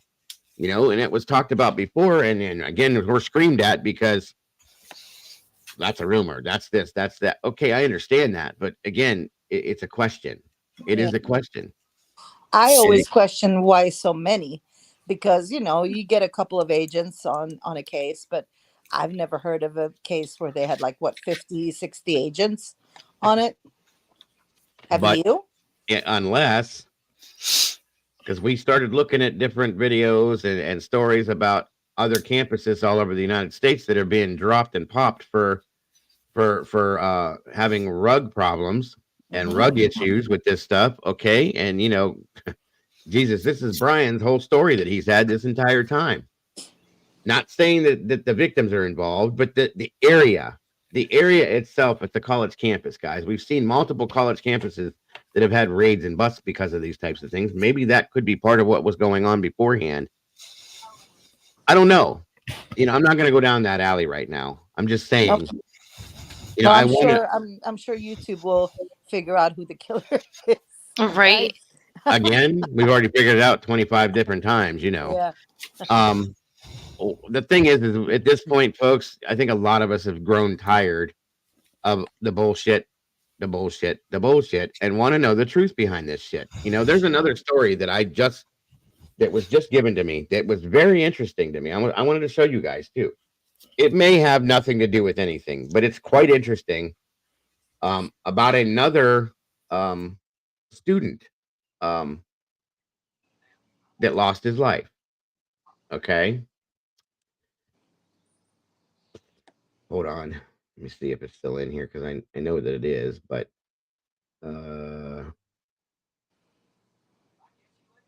one second. It's not necessarily exactly the same by any means, but let me see something here. Nelly covered this not too long ago. Was that at University of Idaho? WSU. Okay. But that doesn't mean that it can't be, okay? Some of these things, I've seen a lot of these cases at different colleges. I know of cases that happened here at Ohio State, okay, of this type of thing. Let me see here.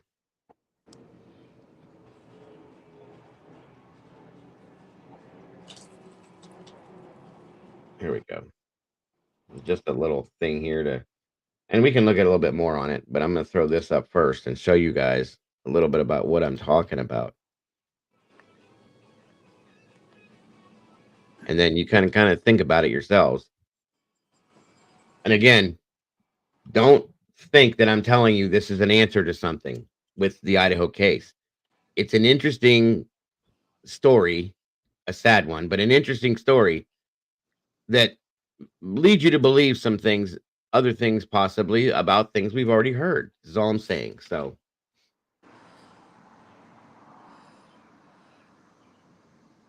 It's been more than 3 years since Sam died inside his WSU fraternity house. Maroon News 8's Albert James has a look at what's changed since then and what stayed the same. It was a tragedy that reverberated through Pullman and beyond. Breaking news at 5, a student has died at a Washington State University frat house. The young man's life taken, stolen from his family after what police describe as an all-night party. Police saying his death may be alcohol related. They believe it may be alcohol poisoning, doing CPR.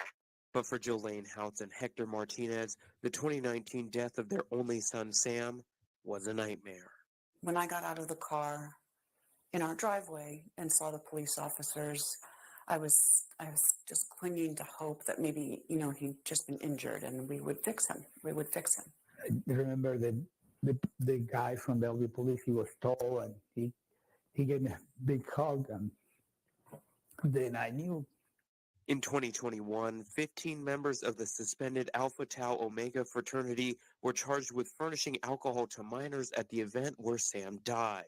Hazing charges were not filed because the statute of limitations had already expired. Of those 15, 7 of them received no jail time and another 7 just served 1 day in jail. Sam's big brother got the longest sentence. He was sentenced to 19 days in jail, 1 day for each year of Sam's life at our request. That's nothing. That's nothing compared to the loss that we've suffered. Earlier this year, they took their grief and frustration to Olympia, where they were able to get legislation passed in hopes of curbing hazing. It's about transparency and it's about education. The law expands the definition of hazing to include all student groups and covers any activity that could be harmful regardless of consent. It also requires universities to post findings of misconduct investigations into student groups online. National organizations have to let a university know when they are investigating a chapter and also publish findings online. Hout says a history of misconduct at ATO was hidden out of plain sight. When Sam expressed interest in joining, she looked into the frat and found nothing concerning. If we had had information, even a little bit of information about what was going on with Alpha Tau Omega at Washington State University, Sam would never have joined. The bill also requires hazing training and education for students and staff, and requires universities to establish a hazing prevention committee. We talked with WSU spokesperson Phil Weiler about Sam's law. He says the university previously met similar goals, but reworked them to better match the new standards. While we had something in place already, generally speaking, we would tweak it a little bit to make sure that it was in compliance with the new law. However, the execution of the law doesn't appear to be complete. Only the hazing training for new students, a 16-minute presentation on YouTube, is currently available. Weiler says trainings for current students and staff are being worked on. As for the university's hazing prevention committee, it hasn't met this semester and is still looking for members. One part of the law also requires that universities verify each local chapter has lists of recent misconduct investigations on their websites. A Maroon News 8 review shows some chapters have it, some don't, and some don't even have websites at all. So we asked Weiler about it. I would have to have a conversation with the folks in Greek life. I suppose if an organization doesn't have a website, we can't require that they make one. I think there is responsibility on the part of the organization to be in compliance with the law. Weiler says that while the university officially recognizes and partners with chapters, that's as far as the relationship goes. The community thinks that the university has control over and can, sort of impose restrictions on these organizations. And the fact is, really, we don't have the authority to do that because they are private organizations. But Sam's family disagrees. We want people to know that the school, was totally responsible for all these, and they only did give a little slap. And I think they should be. If they're part of this community, if this college, even if it's a separate organization, they're still an affiliate to this college. I think the college should be responsible for regulating and taking into account the things that can happen and do happen and dealing with it in that sense. You know what I mean? That's just my opinion, but I think they should. Well, I mean, they mentioned transparency several times, and that's what's lacking here is, I think, transparency. Right. If I was a mom to, a child in college, I want transparency. That's important part of what's going on there. And like they said here, they looked into that. Everything's hidden. Everything's kept out of the eyesight. The public's eyesight. That shouldn't be allowed. It should not be allowed. Sorry. That's a big issue, and I think both colleges, or I mean, if not all colleges, probably have this. It's all over the country. It's huge. Welcome, Dahlia. I agree. It does sound like a cop out. 100%. We don't take any accountability. Your name is on the title of all this, okay? WF Washington State University is then the first name, and then you see whatever the frat or whatever the other organization is that's involved in this. Mm-hmm. Shut it down then. If it's a problem, you have the ability to say no. We don't want you attached to this college. Walk away, shut it down, be done with it. Maybe it's time. There's too much that's going on. And I'm not saying this even has anything to do with what happened in Idaho, folks. But if we don't get an answer out of Brian Koberger, what else do we have to look at? Because there's been so many different variations of things like this that have happened. Okay, there's been people that have come through here that have been involved in sororities and fraternities and have said, I've never seen things like this. I don't know about this kind of stuff. That were in frats or sororities and said, I didn't know about this. I didn't know about that. Well, there's another problem. All the secrets that have been kept, all the things that have happened that have been shoved under the rug. Enough is enough. Stop allowing it to happen. That's all I'm saying. What they're doing effectively is they're trying to combat like issues with drugs and alcohol by doing these campus policing, That's what they ultimately did, is they're campus police, right? Everybody in Idaho and University of Idaho and Washington State University. That's what they're good for, but they're not enough if there's no transparency within the university itself. And these organizations don't have the integrity that they used to have anymore either. So again, thank you, Mama Bear. And I'm going to bring that up next, but that's the thing. I can give you on both my hands probably 2 handfuls of people that have lost their lives or come close to in Idaho because of things, in my opinion, that are related to that scenario. So who knows? We'll talk about that in a minute. Let me get through the rest of this real quick, because it's very interesting, folks. It's very interesting. The hand to these people, but we got a knife in our hearts. They filed a lawsuit against the university in July of 2020 in which they say the institution failed their duty to act on the previous misconduct of ATO. The lawsuit was dismissed this March but is currently being appealed. So with Sam's Law in effect, what impact does it have here on Greek Row?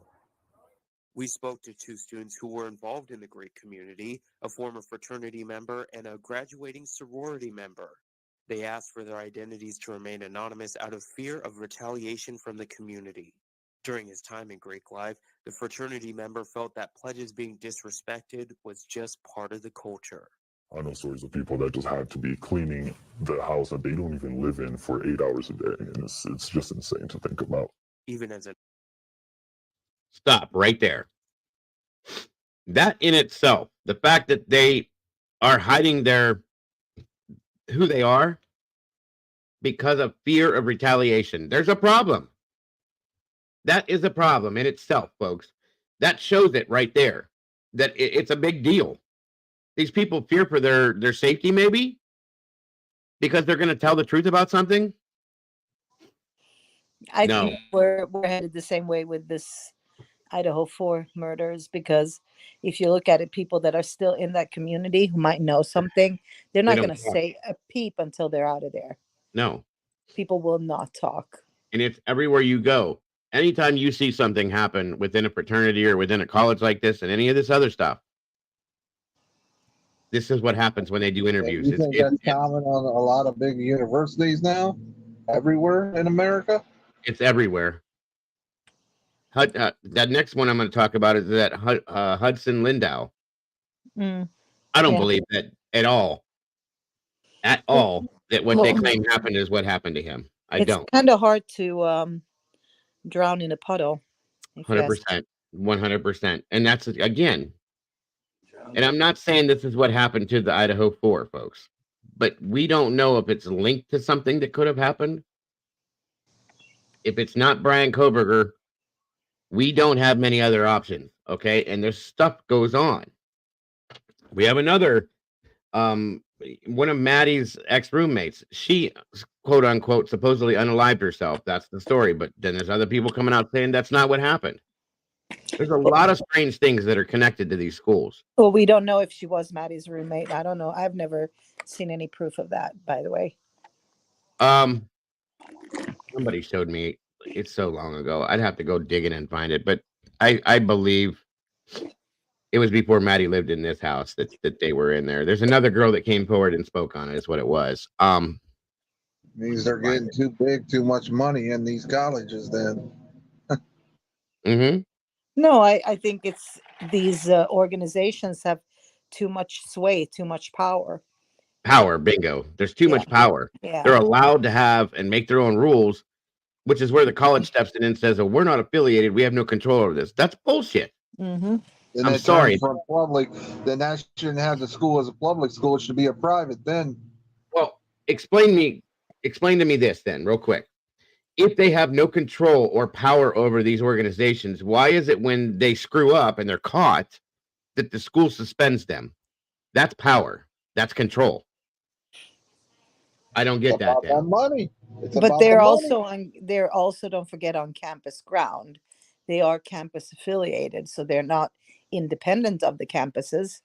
Right. They're totally under University of Idaho or University of Wasu or whatever. Thank you. So it's not like they're not just like they're like integrated together with the universities. But the university takes a step back and says that has nothing to do with us. That's wrong. I'm sorry. Of course it is. Of course. That should not be allowed, period. Yeah. I mean, you can't stop kids from drinking and doing foolish things, that's for sure. Because that's what they do when they go to college. Now, what you can stop is you can try to stop, the drug infiltration. The alcohol you won't be able to, because there's no restriction on that, but there is a restriction on drugs, right? So that you can try to control easier, meaning, by rules and laws. So, but unfortunately, I don't think you can do the same thing with alcohol, because it is available everywhere. Yeah, absolutely. Get this going some more. An upperclassman, the sorority member has been hazed and harassed by her sisters. I haven't been treated very well as a member for years. Go from anything from kind of like almost getting pushed downstairs on several occasions to getting talked down to, or getting told to shut the F up in chapter when I had a question. At his fraternity, a senior leader was promptly removed after word got out about a large hazing incident he orchestrated. We figured out he by himself hazed the entire pledge class, so he had to resign. We kicked him out of the fraternity, and we dealt with it quickly, which I was surprised about. I thought people would just look past it.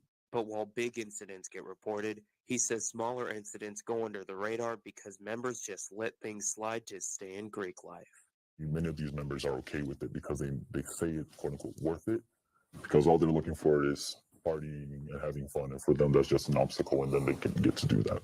A big reason why hazing continues, the sorority member says, is because programming and education isn't taken seriously.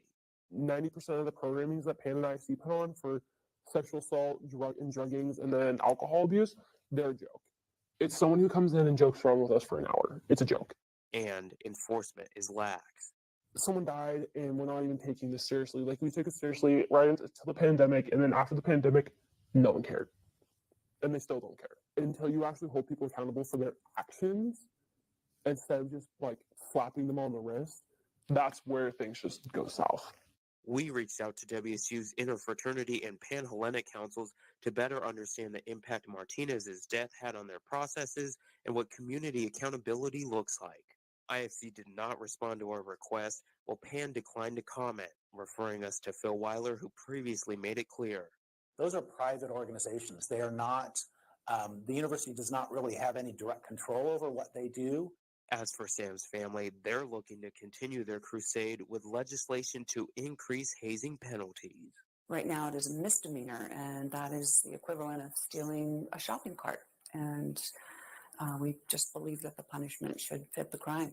The penalty portion, the education, and the training, I think it's an important package of reforms that sends a really important message that hazing isn't tolerated in Washington State.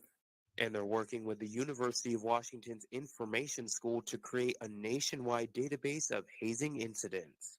So the idea is to just throw a big net and bring all of that information together in one searchable place and give people that information and let them do what they need to do with it in terms of decision making. Sam's death still brings pain for his parents, but even as they relive that pain through interviews, litigation, and legislation, they know they're taking on a worthy cause. Sometimes we just want to, say, this is enough. We don't think we can go through this again. But as we think of Sam, I think that's what he will want us to help other kids. We want to save a life for the one that was taken from us.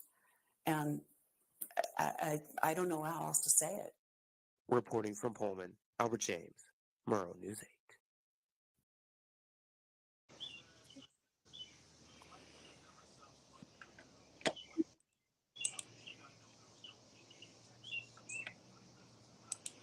All right. What? You want my take on it, Dago?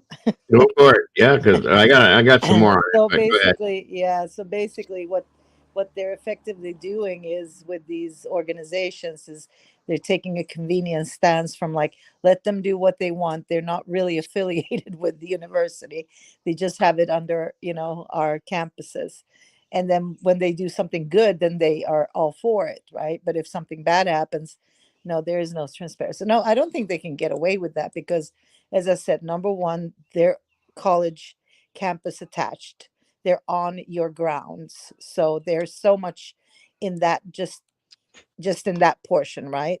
Yes, if they ma'am. were outside, I would say fine, but no, these are tied in with the university 100%. So there should absolutely be some kind of responsibility for the university on this end. Them saying no, they're independent. No, they're not. They're not independent. Who says that? I agree. I think that's all a cop out. I can definitely agree. So yeah, there's a huge problem with these fraternities and sororities, and it's not going to get better as more and more drugs come in, to them because it's big business for any. Oh, yeah. So they're going to have to gear up for that. Hold on a minute. What the hell?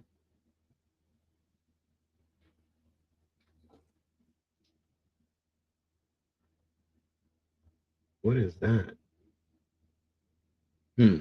No, I agree with you. I do. They need to take accountability wholeheartedly on this. Wholeheartedly. Yeah. I mean, if you think about just going back to the Idaho 4, why was the University of Idaho involved in daily 2 times, breakdown of the case with Mr. Green there after the murders, right? They were not even living on campus grounds. So why is that affiliation there as opposed to what happens inside a sorority who has 100% ties to the Why are Because yeah? Why is he involved in this at all? Because yeah, he's got to stick it in there his nose and say, okay, this is what we're gonna do. This is, I mean, in my opinion. well, I It's mean, time to regulate that stuff at state or federal levels. we regulate so many things. It's like we're not going to get out of that rabbit hole if we start regulating this. We just need transparency. That's it. Transparency on all Yep. levels, because that would fix the situation. We don't need Yep, more open regulation. it all. Yep, open Yeah, the books. just be transparent. It That's needs it. that's exactly what it is. It needs to happen. Like, take accountability. You allow for this stuff. You've allowed for the changes that have happened. You've allowed to keep it covered up. Period. Deal with it then. This is on you. It's not on the parents. It's not on the students. You know, you're allowing this to happen on your campuses. And because the money that's invested from alumni and things like that, you're going to step back and say, I don't see anything. Bullshit. Sorry. Yeah. People are losing their lives over this. Crime's a People are losing crime their in children my over eyes. this. But that's what we're seeing in all cases. Like that's what ties Idaho 4 to all this is the transparency part. That's all it is. And Bingo. had there not been like that issue, I think Steve Gonzalez and the families would rest easier today. Right. Ray's Just right. The school's knowing. only involvement would be counseling for the students, but never ever involvement in that case. That's sad. And it creates another thing, what we just saw, where students are too afraid of speaking out. Every time I've seen something like this happen at any college, I don't care where it's at, when they do an interview, these students are hiding their faces and changing their voices. Why? What are you afraid of? It's the That's a secrecy problem. within the secrecy. Right. It shouldn't be like that. These No. are, in a sense, these are still children, okay? When they go into these things, they're still 19, 20-year-old kids. They don't have life experiences. They don't have this and that. They don't know how to deal with these things sometimes without their parents. And this is what they have to deal with at this point. If you say a word, you know we're coming for you, basically, is what they're putting out there by doing this, by having to hide from these things. It's insane, you guys, and it's wrong. So just saying, let's listen to this real quick too, because this is something else I'm talking about that I've looked into it a bit, guys, and it's very questionable to me.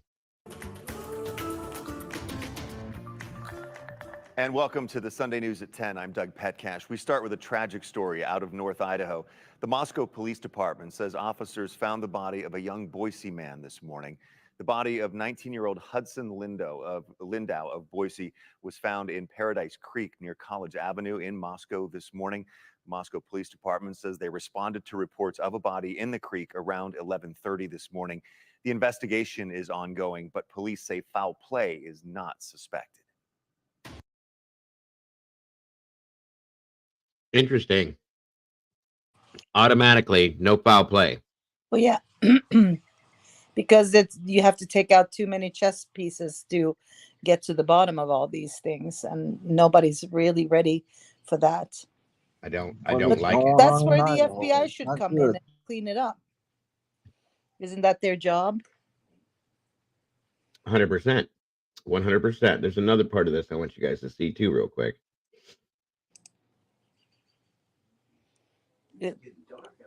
Wait, what the hell? Oh, yeah, I remember that now. Hold on a second, guys. I'm sorry.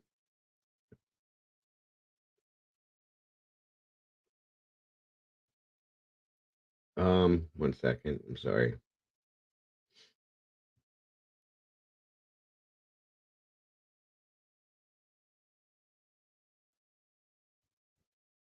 I'm gonna review a little something on this, and it really bugs me. This one has for quite a while.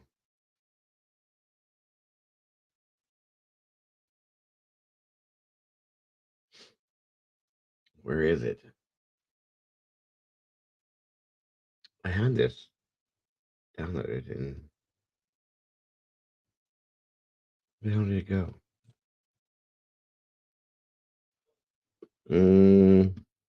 One second, guys. I'm sorry.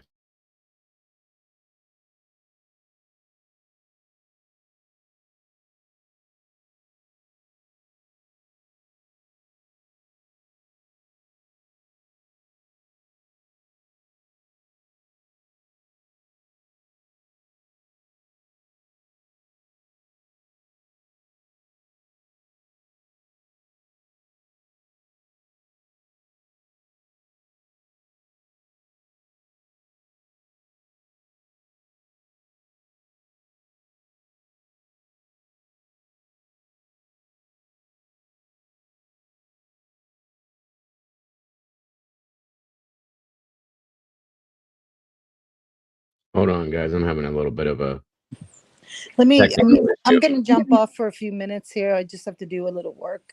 And Oh, I'll be no, right you're back up. fine. Okay. I'll Yeah, be right back. absolutely. Thank you. Just give me a second, guys. Bear with me. This froze up for some reason. I don't know why. Where is it? Err.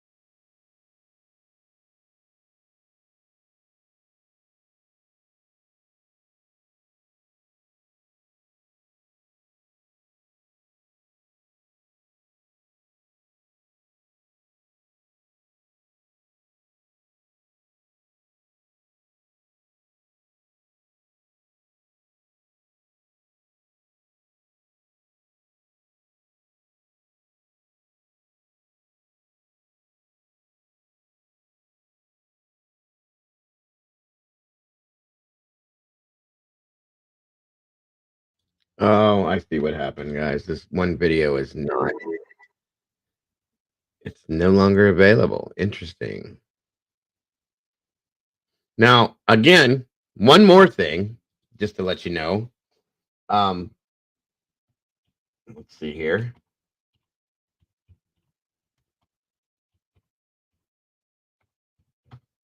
There's a lot of different variations of things that are going on within this. And again, I'm not saying that these are the answers to things. Okay? But they're interrelated in some senses. And I think there's other things that are interrelated with these things as well. I wasn't going to show you this one first, but till I can get the other thing to work or another version of it, I will show you this too, which I know you guys all know about this too. I'm just saying, in my mind, these things fall into these little slots that say, hey, this makes a little bit of sense. Thank you very much, Mr. Brian, for the super chat. Appreciate you very much. And thank you for supporting the show and the channel. Love you, Brian. On alleged fighting involving University of Idaho football players. New information obtained by KREM 2 alleges that a Vandal football player reportedly punched another student, knocking them unconscious. That player was allegedly accompanied by several teammates wearing ski masks and carrying pipes. Now, right now, 20 players are under investigation for the fight.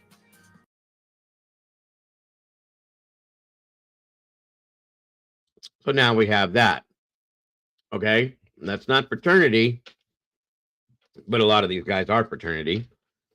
There's just multiple things, okay, that are going on these campuses that I think are being disregarded. They're being let go. Just so many different variations of issues. Again, who's to know if any of this stuff is related to Idaho? We don't know. Okay. Brian Koberger could be the absolute answer to that question, but again, at this point, I don't see it. I don't know. Give me a second here.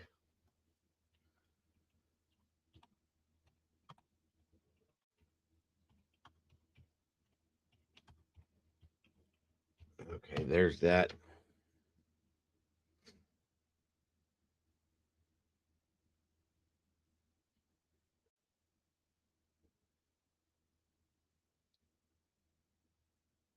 And sorry, guys.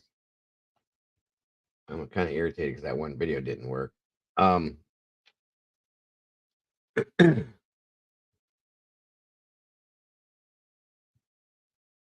Okay, Well, I'll go to this real quick first. Hey, Clue.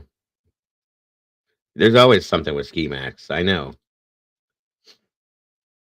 So we're gonna run real quick through this, and then we're gonna move to the next area. I thought that one video was interesting. It went along with what I was talking about, but my apologies. But this is still plays into kind of what we're talking about today. So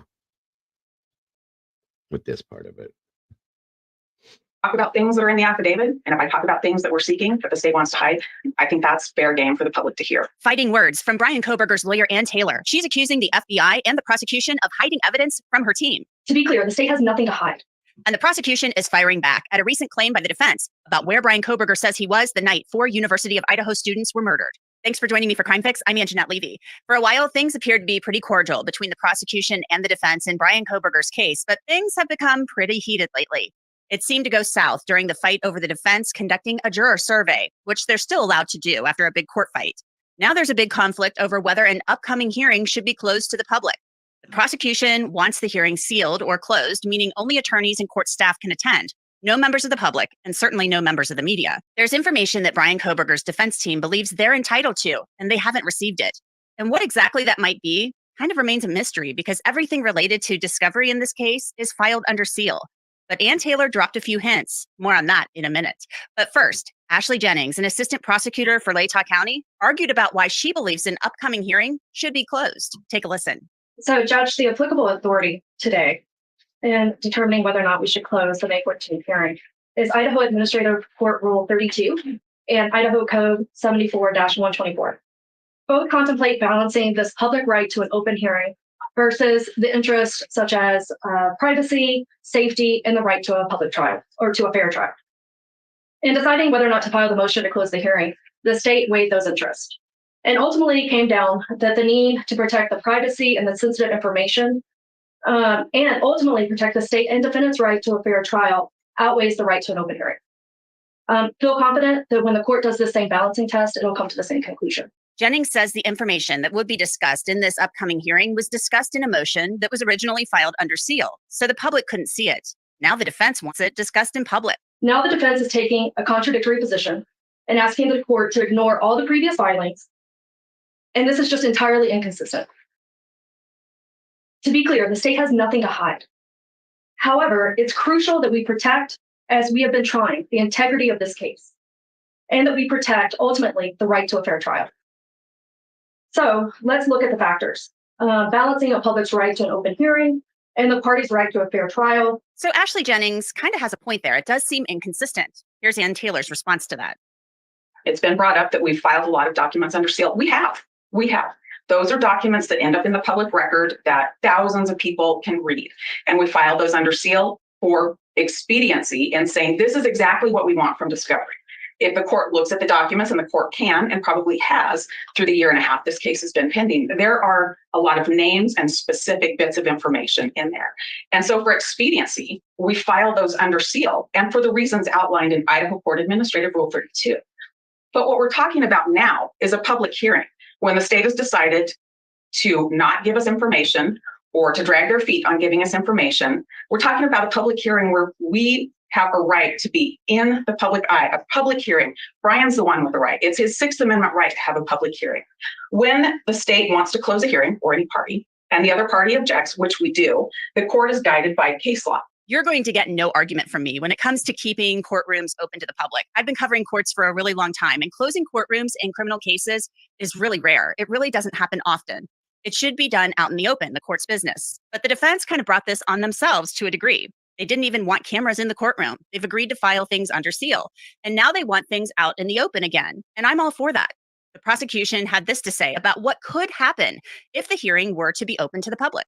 If the court decides to open this hearing to the public, the state defense will be discussing evidence without any context. This will undoubtedly fuel speculation, lead to assumptions and false narratives.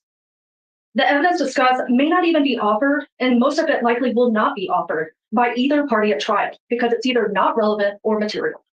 The public will not have any means or context to be able to differentiate that. So this probably has you wondering, What is this information and why is it so important? Well, some of it has to do with video from the area of the King Road house on the night of the murders. Another example of this, Your Honor, is with the video tape that they've relied a lot on in their probable cause affidavit that we've received different parts of. Part of the hearing on the 14th is to talk about the different parts of that video that we've received and how we need the whole context. This is the video that they say places this car near the residence. We've received little tiny pieces of that. And we think Brian's right to a fair trial means the public needs to know that they've withheld the audio from a great portion of that and that it starts a long time before the little clip that we've received. To do this in a vacuum, Judge, when documents are filed under seal, that's fine. Those are documents, but this hearing needs to be in the public eye. Remember, that video is really important because originally the FBI analyst said the car was a white Hyundai Elantra and it was a model made between the years of 2011 and 2013.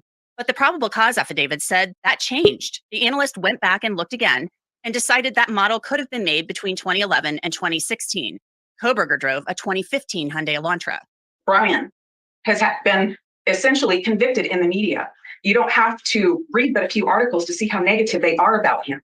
He has a right to have this information withheld, brought out in public so that people can see it's not this neat little package. So people can start to wonder if Brian's innocent. Your Honor, Brian is innocent. And he has an absolute Sixth Amendment right to have his hearings in public. There's also other information the defense wants related to cell tower records. But that order was to protect information, the IGG information, that they say details how the state got to Brian in the first place. That's been sealed. That's fine. We respect that. But you have to question, why can we not talk about the things they're not giving us? Why can we not talk about the cell phone information, the tower information, the drive test information in a public arena? Why should Brian have to have his case when he's asking for this information be done in a little vacuum where the state says what the public can hear and what the public can't hear? One of the things that Ann Taylor wants is the FBI's CAST report. I spoke with retired FBI agent and attorney Bobby Chacon about the CAST report and what that is.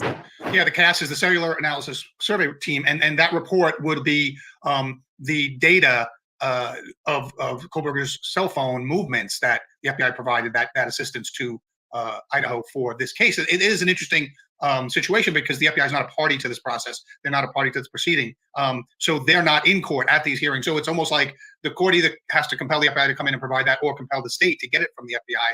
I would assume that's what the defense is going to try for, to have the court compel the state to get it from the FBI, whatever it is that they want. Or they can, I guess they could subpoena the FBI into court, the FBI agents into court to provide that information and or testimony about it. But I think that CAST in recent years has claimed to have technology that can greatly increase the accuracy of cell phone triangulation data, much more accurate than was previously done in the past. That actually, though, is subject to some controversy. There are some experts in that field that push back on the FBI's claims that of how accurate that can actually be. Now, as we know, the prosecution is relying heavily on cell phone information in this case, and so is the defense. Absolutely. Because not only is it a big part of his alibi, but it's also a big part of the prosecution's claims that he was at that house, not only on the night of the murder, but maybe on previous occasions as well. So I think that cell phone data is going to be a huge piece of the evidence in this case, both for the defense and for the prosecution. So, for his alibi and for their theory of the case that he was in that area, again, on the night of the murder and previously. So I think that you have the DNA on the ninth sheet, you have the witness that was left alive in the house, and you have the cell phone data. Those are the three big pillars here, I believe. And so I think that cell phone data is definitely going to be heavily contested, both in these pretrial motions and hearings and at the trial in front of a jury. I think you're going to have a lot of expert testimony come in. It's going to be kind of a battle of the cell phone experts in this case. I want to take a short break from this update on Brian Kohberger's case to tell you about something that can help you learn more about the people in your life. It's a great website, and it's called truthfinder.com. Truthfinder is one of the world's largest public records search services. Truthfinder has one goal, and that's to help you and me learn the truth about the people we meet each day. Here's how it works. Simply log on to truthfinder.com and put in a name. Within minutes, maybe even seconds, you will get information about almost anyone. That's truthfinder.com/LC Crime Fix. The defense has already said it will call an expert, Cy Ray, a retired police officer, to testify about Brian Kohberger's cell phone and the fact that his analysis says it was in Pullman, Washington, and not Moscow on the night of the murders. The defense plans to use Ray to back up Brian Kohberger's alibi that he was out hiking and or running and looking at the stars. So where is this CAST report? Your Honor, we're happy to. And when we get the CAS report, we'll disclose it. If we do not have it, we are not withholding. As simple as that. I read that last night. Okay. Your Honor, I do have several other examples, but in light of what the court said, I won't provide them right at the moment. There are other issues. I understand, and I understand your frustration. And it's a big deal. It's really important. I understand that too, and I acknowledge that. Sometimes, we just can't quite get what we want from other people who might have it that don't want to give it up. So that's one of my challenges on the 14th. So there is something that both Judge and Taylor consider to be a big deal, but they're dancing around it in public. They won't come out and say exactly what it is. But things have become a little too tense between the defense and the prosecution for Judge's liking. Take a listen. I trust both of you, okay? Your integrity. So I don't want this pointing the fingers back and forth. I don't think it's very helpful. It doesn't really help me. It started with the last hearing, and I really want y'all to just tone it down a little bit. I mean, you can argue all you want, but when it starts to be personal, it's destructive. I mean, you're really, really good lawyers. So let's just focus on the issues. So this is the second time just recently that Judge has told both sides to basically chill out. I do, for the record, need to clarify. The representations of the defense that we are intentionally withholding things that they're entitled to is just utter nonsense. We have strived. We are continuing every week to provide additional discovery. We have more discovery coming. We hope that much of what they felt they had to file a motion to compel on, instead of being patient and wait, because our discovery deadline is until September, that we'll have and be able to make that available between now and the hearings on the 14th. And there may very well be little, if anything, we have to fight about. Your Honor also noted there are some things that we simply do not have the power to access. And we have been trying consistently through cooperative efforts, as well as following the process with the federal government. They have been good partners, but they have their own rules to work with. This isn't the motions for the subpoenas duces tecum isn't the first TUI process, and the court is aware we've been pursuing TUI process for all types of information for months. So the characterization that we are just consciously withholding information to frustrate the defense is utter nonsense. That is not true. We will provide everything we can that is providable under the rules. So Judge said he will seal that upcoming hearing on May 14th, where this motion to compel discovery will be heard. And he said there could be a portion of that hearing that could be open to the public. He'll just have to wait and see. He's also going to sign some subpoenas for the FBI to try to get this information that the defense wants. And remember that alibi information that Bryan Kohberger submitted to the court? Well, the state is asking Judge to reject that information.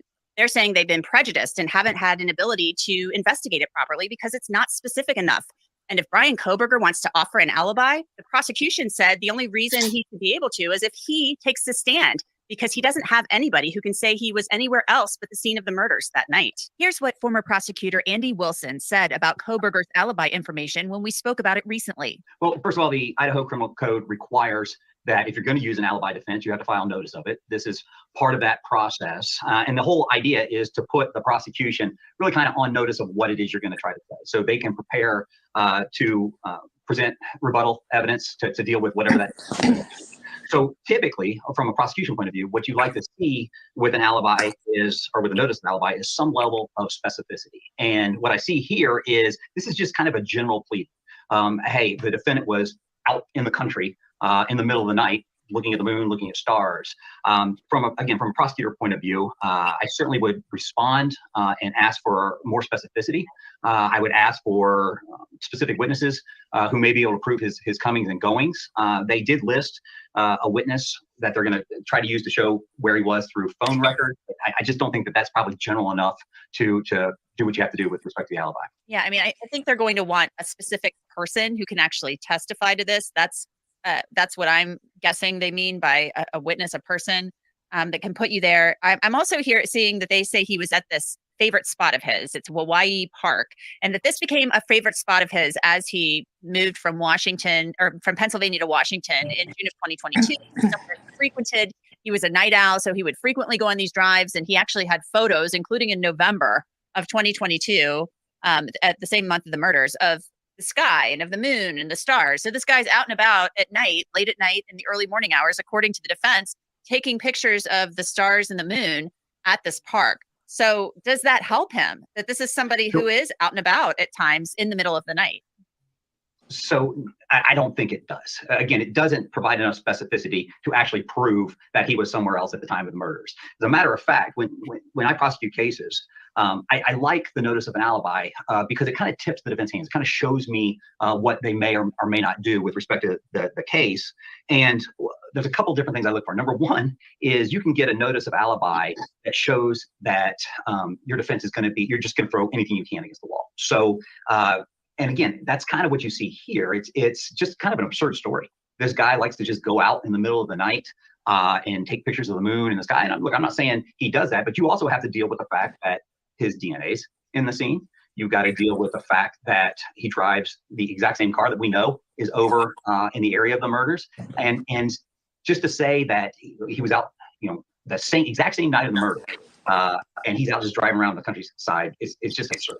The other thing that I look for with respect to a notice of alibi is a lot of times it can kind of indicate whether or not the defendant's ultimately going to testify in the case. Because I've seen alibi notices where, look, the only way this alibi is going to be able to put forward is if the defendant takes a stand. And what you're seeing here is they put this expert that they're going to try to use to show the phone records. That indicates to me that, again, I don't think this defendant can testify. Koberger maintains he did not murder Maddie Mogan, Kelly Gonsalves, Ethan Chapin, and Xana Kernodle in the house on King Road on November 13th of 2022. So we will keep an eye on all of this and keep you up to speed on the latest developments. That's it for this edition of Crime Fix. I'm Angie.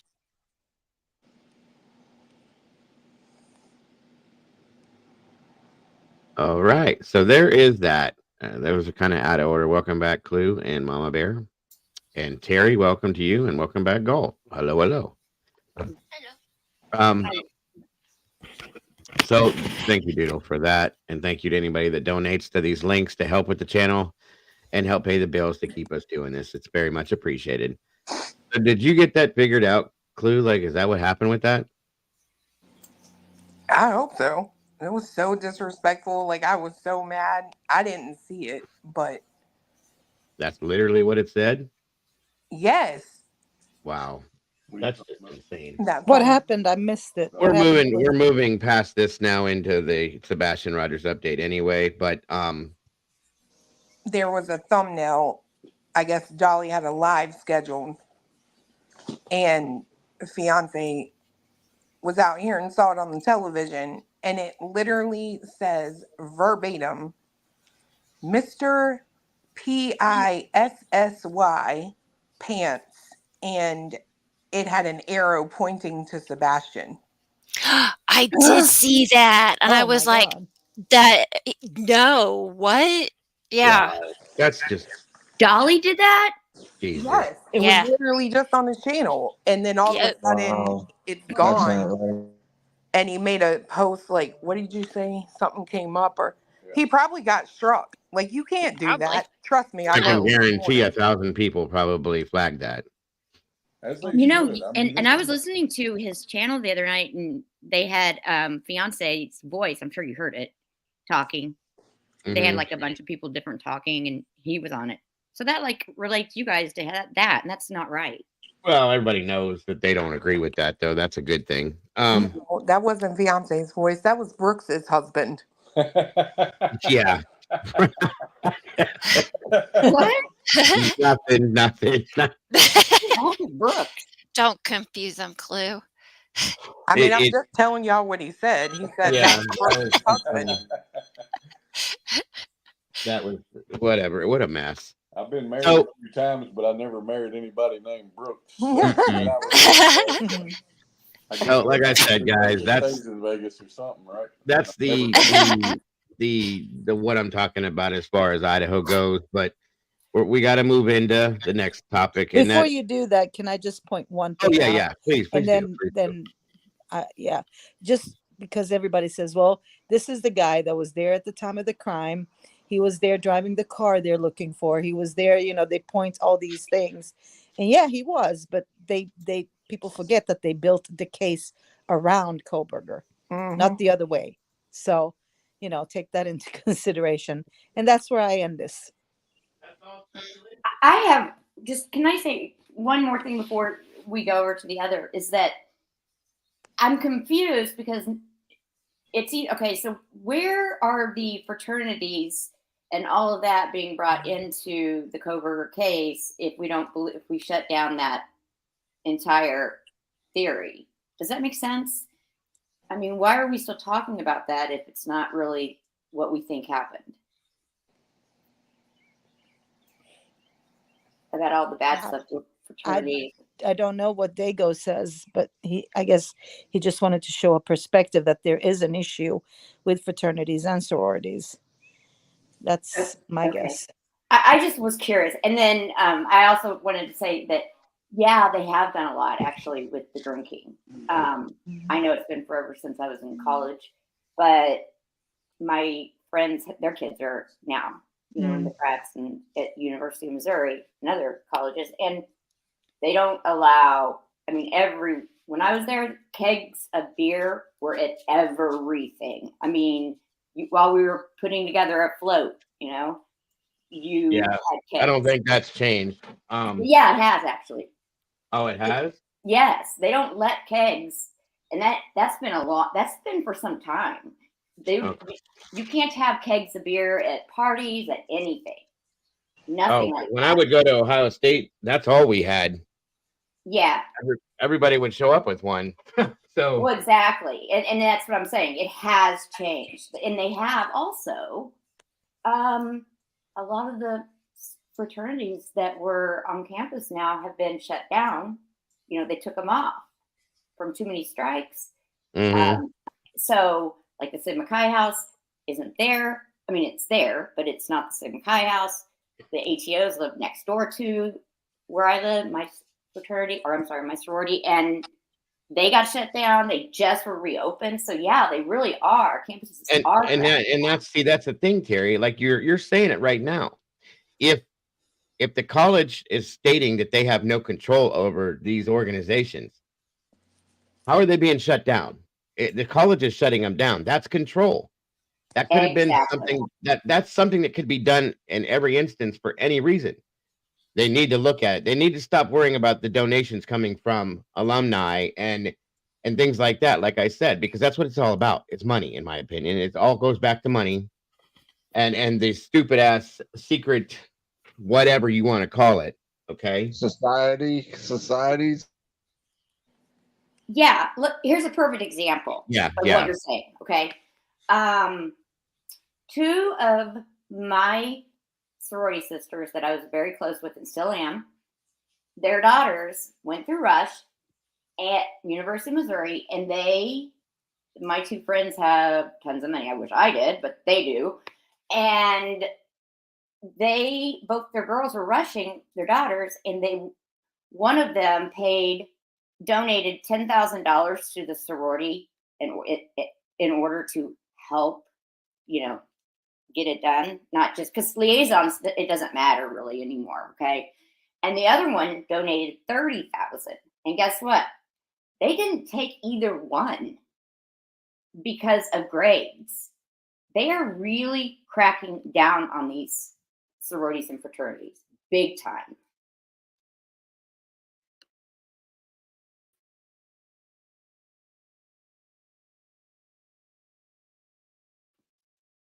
Hello?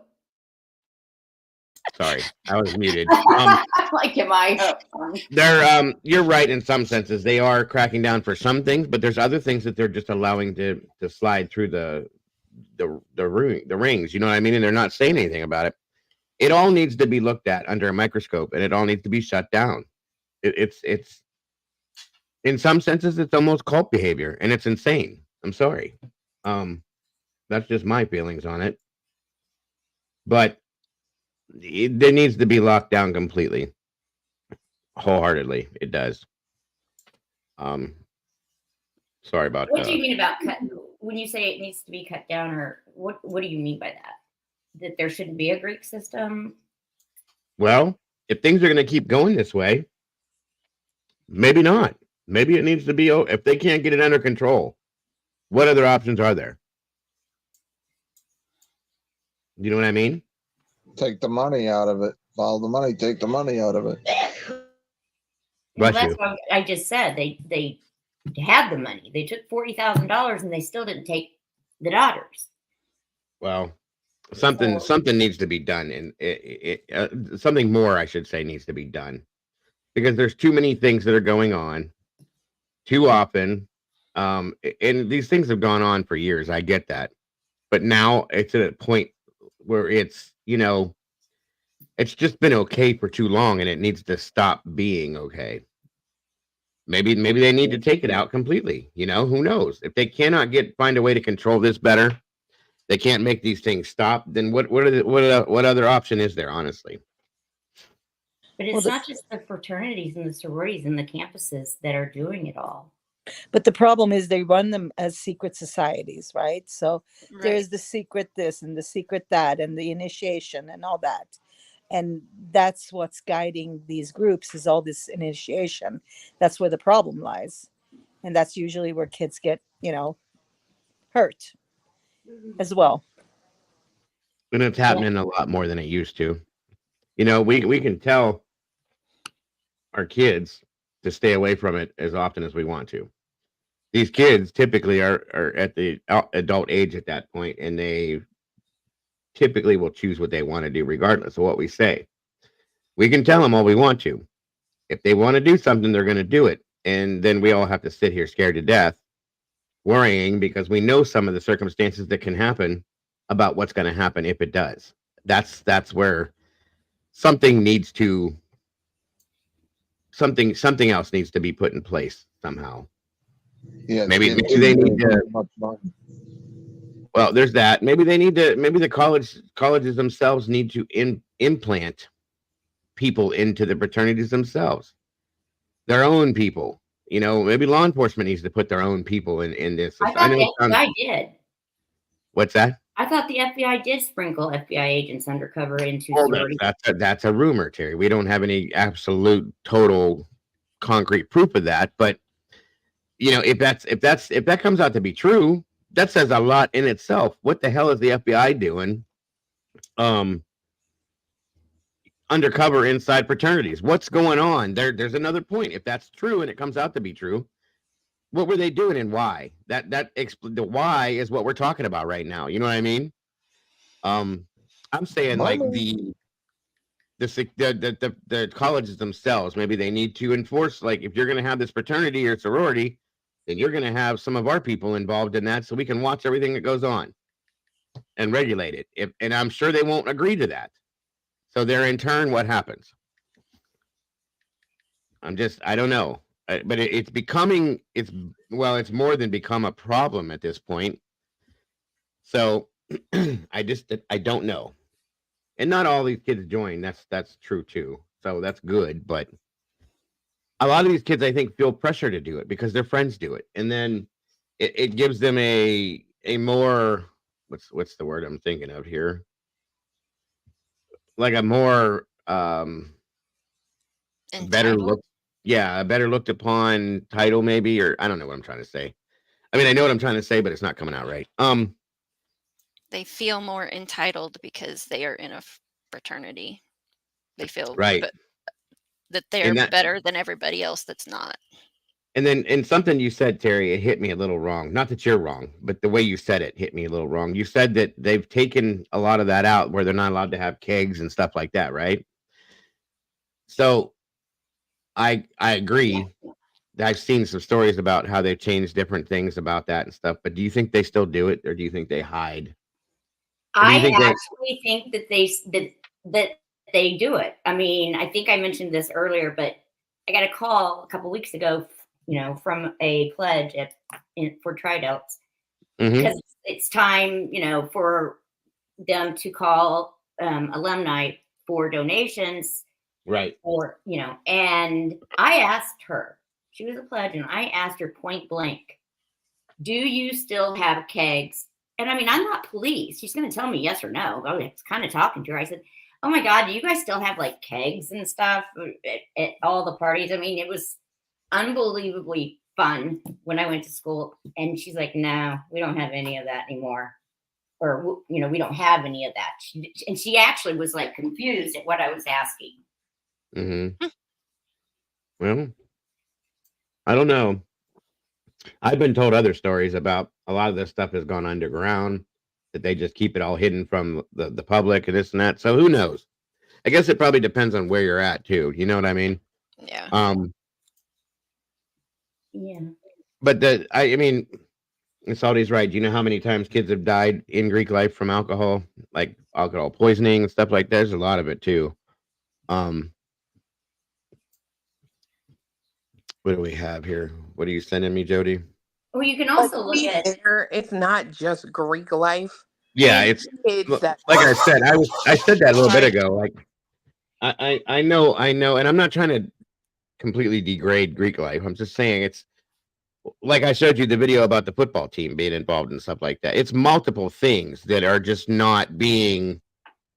There seems to be no. I think it all goes back to the conversations we've had about fear of consequence, fear of accountability, things like that. You know what I mean? And they don't just, or not even fear. They just don't care in some senses anymore. Like free will. Yeah. So it's not just the Greek thing, guys. Don't get me wrong. So I'm sorry if I come off that way. well, I mean, like, think about how many times, and I don't know if you did this, but I can't imagine that, especially if they don't have kegs at the frat parties now, how many people that, you know, either borrowed an ID or had a fake ID made and went to the bars and got wasted.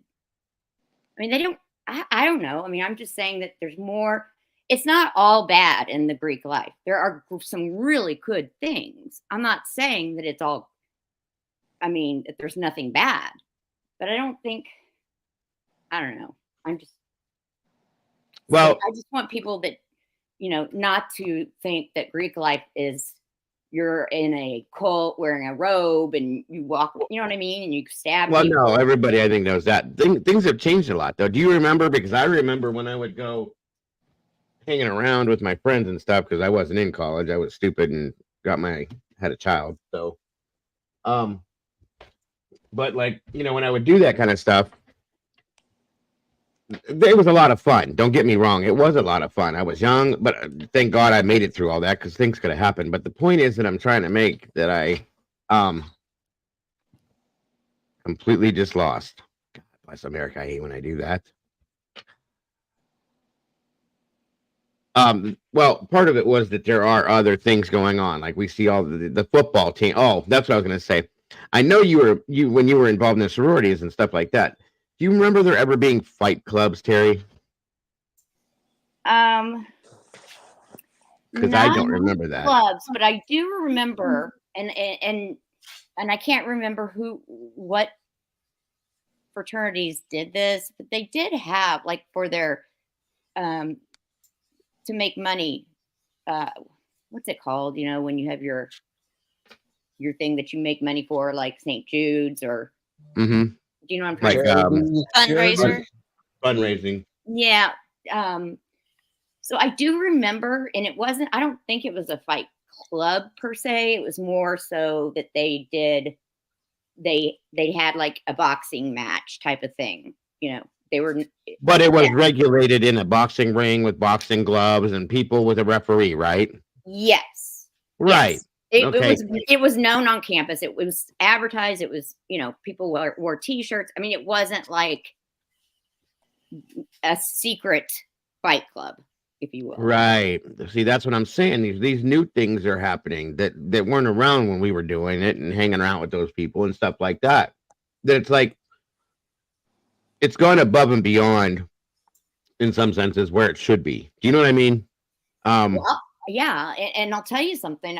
I honest to God think that the sports, especially the football players, are way worse as far as thinking that they're better than anyone. Because I dated a football player and I couldn't believe it. I mean, well, they're treated like royalty. Yeah, I mean, I remember going to a party, and the guy that was with us just went and grabbed one of the goldfish out of his tank and ate it. I'm like, ew. It was so gross. I'm like, oh my God, what are you doing? But Those things that's how you make money when you're that young and stupid. I've done stuff like that too. They're boys. I mean, I don't know. I mean, it's just they partied hardy on, especially after a game, So I just, I drank motor oil one time for $50. oh my God, you're live. That's No, what I'm saying. Like, guys do stupid stuff. Like, I got sick and I shit myself for about a week, but hey, I got $50 out of it. How stupid are we? You know what I mean? It is what it is. I'm just saying. Well, let's just put it this way: if you have a university and you get rid of the whole Greek system, okay, do you think that all that drug trafficking and all the drinking is going to go away? No. Nope. Okay.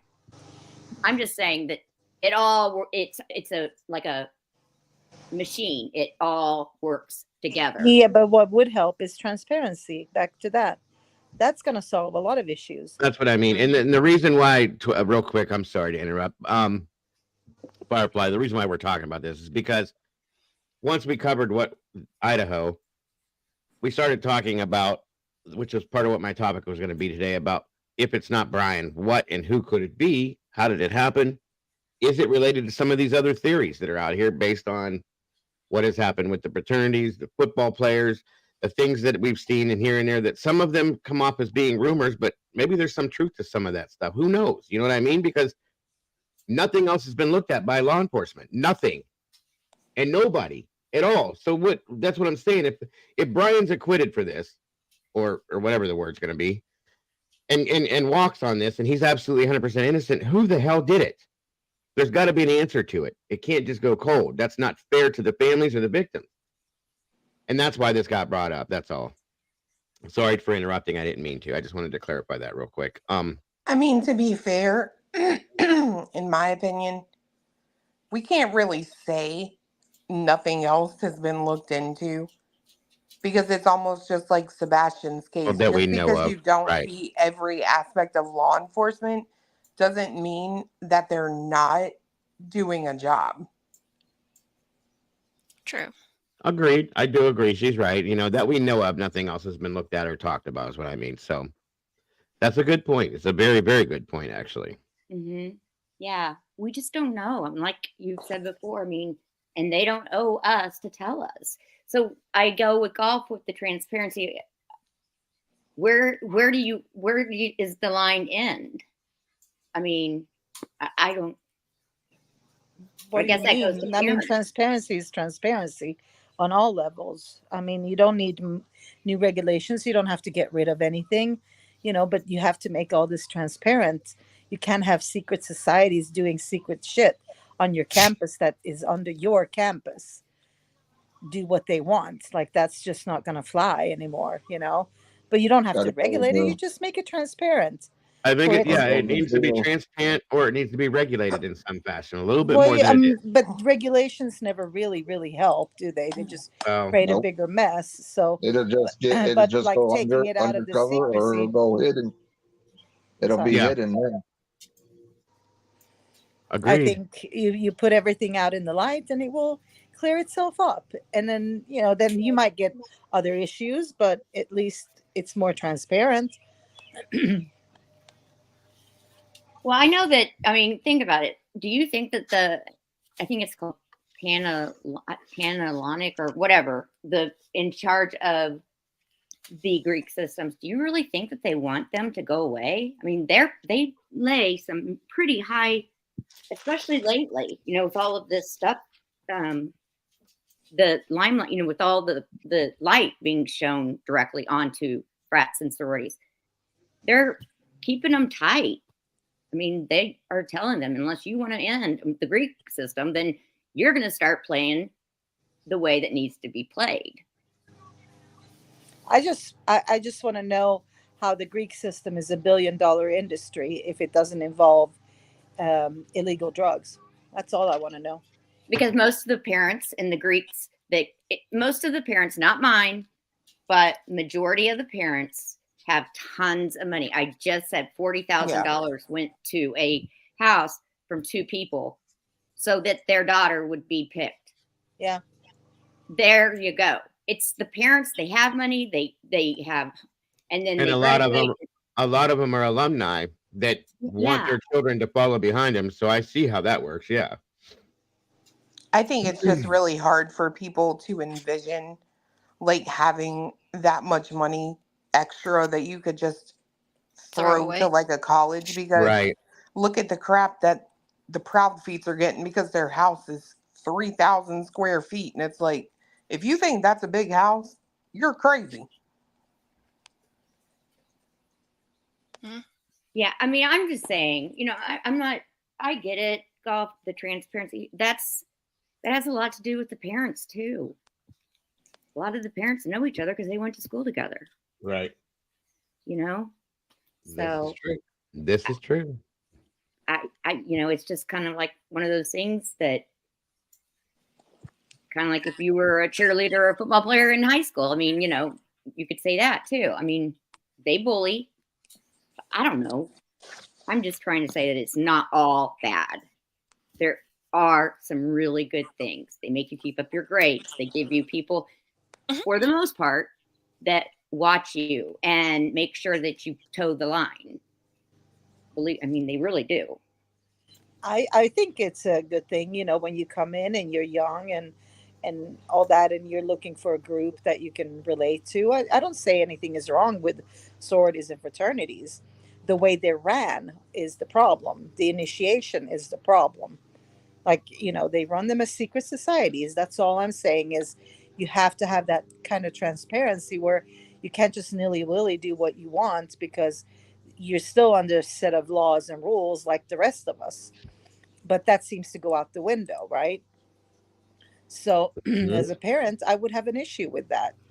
Not to say that I wouldn't let my kid go into a sorority or fraternity. I grew up in a different country going into a sorority. So, we just had different initiations, not as gung-ho as here, I believe. So it's just a different, approach to what you already have. I don't think you should take the Greek life out of colleges, because it has its merits, Yeah. It has history, it has a lot. Well, and a lot of good people have come from, Greek life as well. But there just needs to be transparency, and they just need to stop brushing things under the rug. That's all I'm saying. Yep. If you've done something wrong, then you do the crime, you do the time, you take accountability for it. Yeah, I mean, you can't have that pressure system where we can't talk about it, and if we show kids on a news broadcast, they're afraid of talking about what's Right. going on. Like that's wrong. That's inherently wrong. Already there, you have an issue that you have to bring up. If people are afraid of talking out, That says something. It tells its own story. Why is everybody hiding? Yeah. When they're telling these stories, like that's not good. Hey, Jess, good to see you, JC. Thank you for joining us. And that's where a lot of this comes from. And again, like I said, guys, this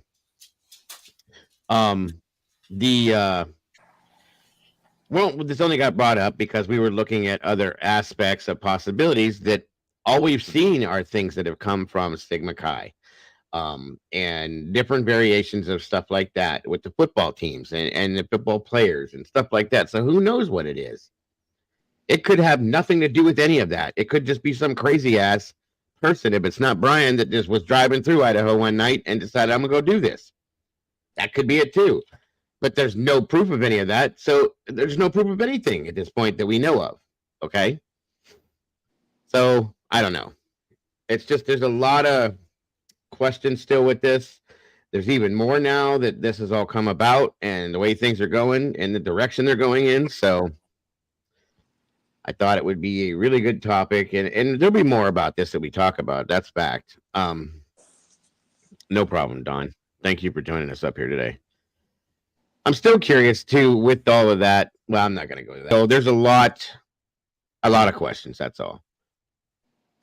Yeah. That's really all it is. So moving forward, though, like I said, into Sebastian's case, there was a new interview that I wanted to kind of review that Tony Mathis did. I was curious just to hear what he has to say, and if there's anything anybody else wants to add to with what's going on with Sebastian, please feel free. And that goes for anybody up here as well as in the chat, because there's always questions every day that go right along with that. For those of you that aren't familiar, Tony Mathis is Seth Rogers' new, I guess you would call him a PR guy. He handles everything that is handled through the public now, kind of talks for him and stuff like that. Well, you might want to maybe start by reading SF Investigates' latest Twitter. Yeah, I saw that that. as well. I can definitely do that as well. Give me 1 second here. I didn't actually get to look at that this morning. But 1 second here. Show. You still here, Mama Bear? Yes, I was just getting ready to tell you, stop that. Show. I will. Okay. Whatever is squeaky. Who's Oh, squeaking? sorry. Ghost. The ghost killing his toy? Yeah, he's got a toy dumpling.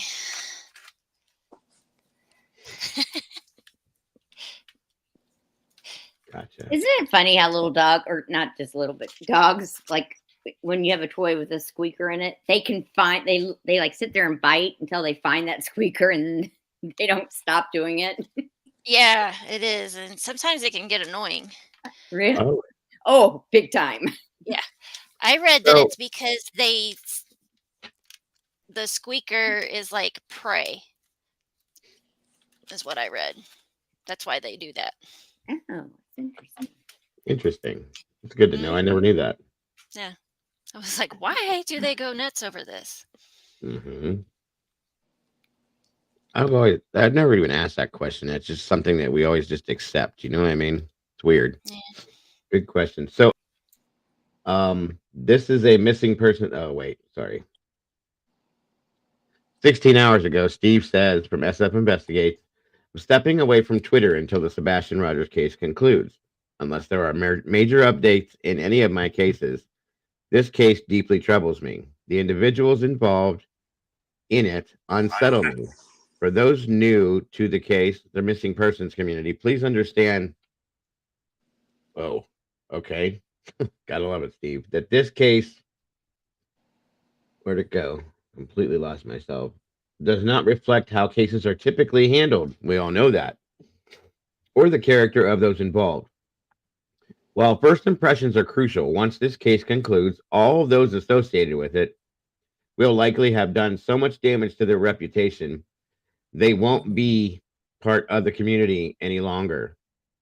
You'll then witness the true nature of our community, how it rallies around victims and their families, rather than engaging in baseless accusations and intentionally causing pain on others for their own entertainment. Very good point, sir. The appointment of Tony Mathis as the spokesperson is the final straw for me. He lacks any experience in media relations or public relations. It seems like a calculated move. The removal of one of the private investigators, which Tony will frame as a everything is swell moment, who opened a dialogue with the TBI and Sumner County Sheriff, is a blow to the case, since they were the only person on Seth's team that Ellie would talk with. Tony will never have that connection. Law enforcement simply won't collaborate with an individual who has 3 felonies for fraudulent check writing, 6 liens, and 12 judgments against him. Damn. Dude, I'm telling y'all. Oh my God. Like, I'm telling you right now, Wow. I am sorry, not sorry, but the simple fact that every single person involved with Seth Rogers walks away Oh, should be a literal red flag to anyone with half of a brain. Right? It is a definite Cajun issue. I Navy, agree. Cajun Navy, EquiSearch, narc divers, PIs, like the simple fact that none of them stay connected to him and people are just too dense. It's definitely a questionable issue, and it happens just about every time. I mean, I don't know about EquiSearch or the narc divers. I haven't heard anything yet, but still, and then now we have this. And I know Steve, if anybody, would find a background on this guy where nobody else could. So, or didn't. 6 liens and 12 judgments against him. They won't associate with felons, which will isolate the entire Seth Rogers group, making them appear as cohorts, taking direction from a felon. It's a damaging image, and one has to question why Seth is so desperate to involve someone like this. There must be something significant about it, about the transpire. This is why I like Steve, because he usually, from what I've seen, makes these observations and then something comes out of it just about every time. So whoever recommended this individual to Seth, I genuinely have no idea, has cast a shadow over the entire missing persons community. That would be Rascal. We all look incompetent. Law enforcement will be so reluctant to ever work with private investigators. Okay. What? Wow. Private investigators. It will be so reluctant to ever work with private investigators after what has happened here. I've never witnessed a case like this, and I've said the same. I think a lot of us have not, a missing persons case at least. Many people, including the professionals, will suffer the consequences. I don't understand why they'd allow it, why they chose this hill to die upon. My heart aches for Sebastian. Amen. This chaos is unfolding in his name. My God. I'm not leaving Twitter permanently, but I will be absent until this case concludes. I can't bear to be associated with the community while this situation is allowed to persist. For any existing or new cases, please contact me via email. And there it is. Since I won't be checking this post again, I'm disabling comments. Take care, everyone. See? Wow. That's pretty crazy, folks. And it says a lot, I think, in some senses. Not everybody likes or agrees with Steve from SF, but I'm telling you, I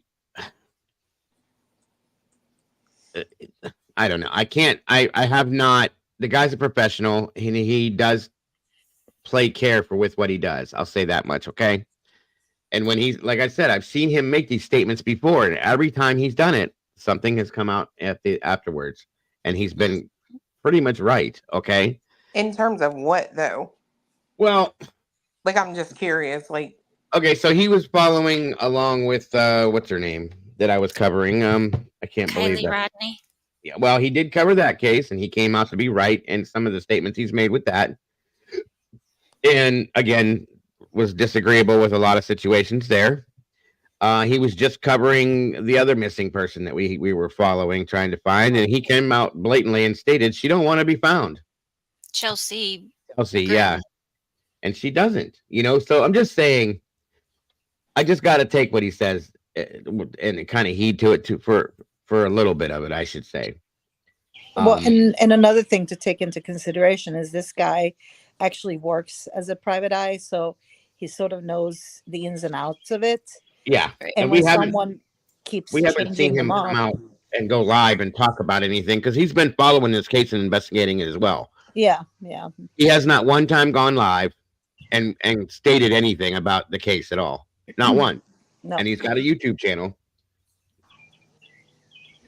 So, and he's right that the police do not like to work with felons. They don't work with people they don't trust. I didn't know anything about that, this stuff with Tony Mathis. So there in turn is probably going to destroy any kind of a link or possible credibility between that. So I think he did work in Idaho as well, Ro. I remember some comments I saw that he was following that case too. Probably. And to Clue's point as well, there is like red flags, like should be ringing if somebody keeps changing up their PIs and 100%. spokespeople all the time. And why is everybody walking away? Well, I mean, Just he's trying. wait. I think. Sorry, go ahead. Cletus. Go ahead. I'm sorry. I was talking over you. Oh no, it's okay. I was just gonna say, like, I think it has to do with Seth not being able to establish connection with law enforcement to get information. So, it seems like maybe Chris and Katie has more information than he does. And he's just desperately trying every way he can to establish with TBI and with local law enforcement, and they're just not giving him Well, any information. Yeah, but that's the problem, though, and I'm not trying to be disrespectful towards him, but I'm just stating a fact. He's done that to himself because Well, yeah. everything that he has learned in the beginning, he came out right, went live on a panel, and just put it all out there. They're not going to tell you anything when you do that, and they've realized that. Chris and Katie, we haven't heard anything from them about other than things they're allowed to talk about. Okay. Mm. So again, I just don't know how to take that. You know what I'm saying? Yeah, and well, that's Salty kind of put it in a nutshell. In a lot of senses, he kind of is a drama queen. Maybe he doesn't know how to handle that kind of stuff. And I don't want to make excuses for him, but that's I'm just saying. Well, so here's my 2 cents, right? There are PIs out there. You guys seem to know a lot about SF Right. investigates, right? If that's a valid, vetted, and proven PI, I can't imagine that 25 grand wouldn't hire him. Probably, but And it doesn't seem like he wants to be involved in that, though. Well, everybody else that's gotten involved has been volunteer. Mm-hmm. Alleged. No, that's not true, because that girl that just posted on her stuff the other day said she was no longer under a retainer. Okay.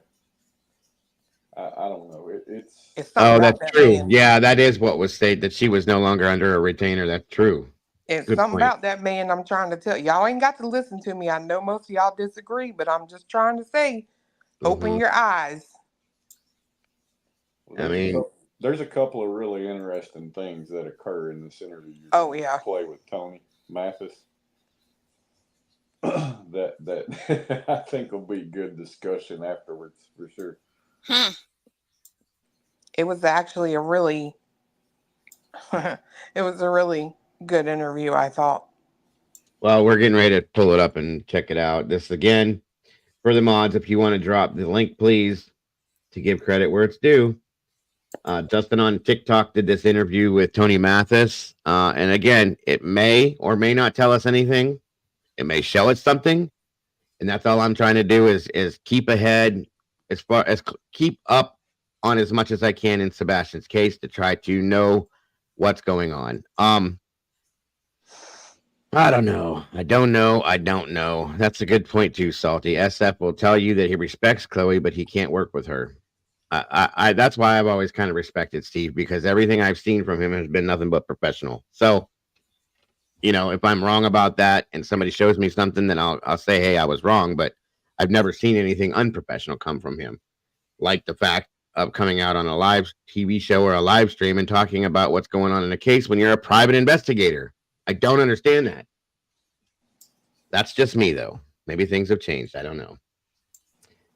So let's check this out real quick, because I did not get to see this.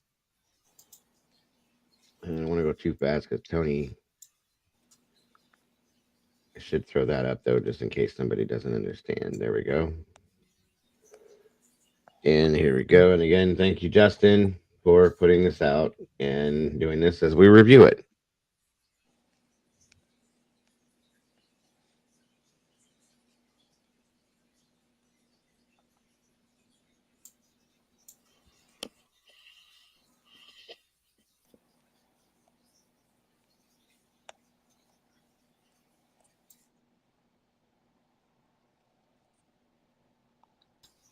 Yes, Noni, he was.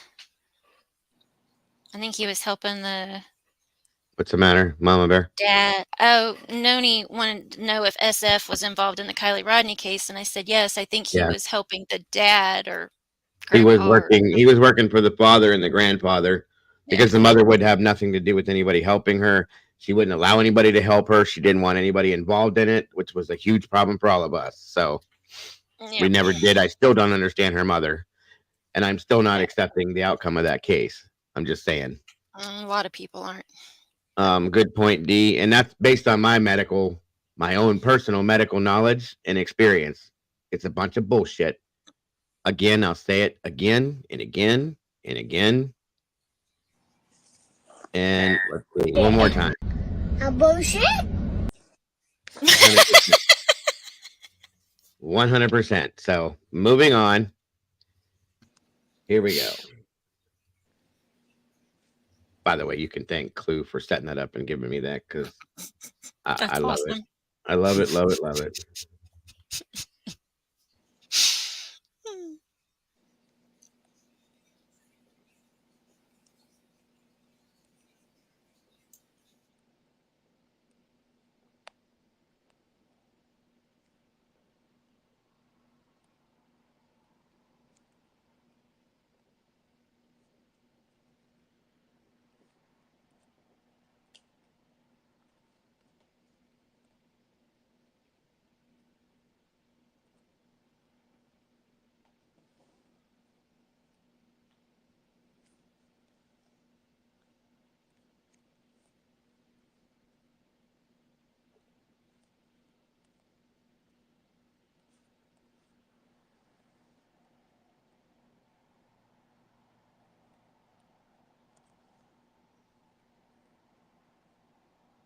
I wanted to say that. Thank you, Dax, for putting that out there because I was going to clearly say that myself, but I didn't want to put him on the spot, possibly. But Matt, everything you've posted in here today in regards to Idaho is very, very well rounded, very articulated, and I respect it very much. So thank you for joining us today and posting the things that you have.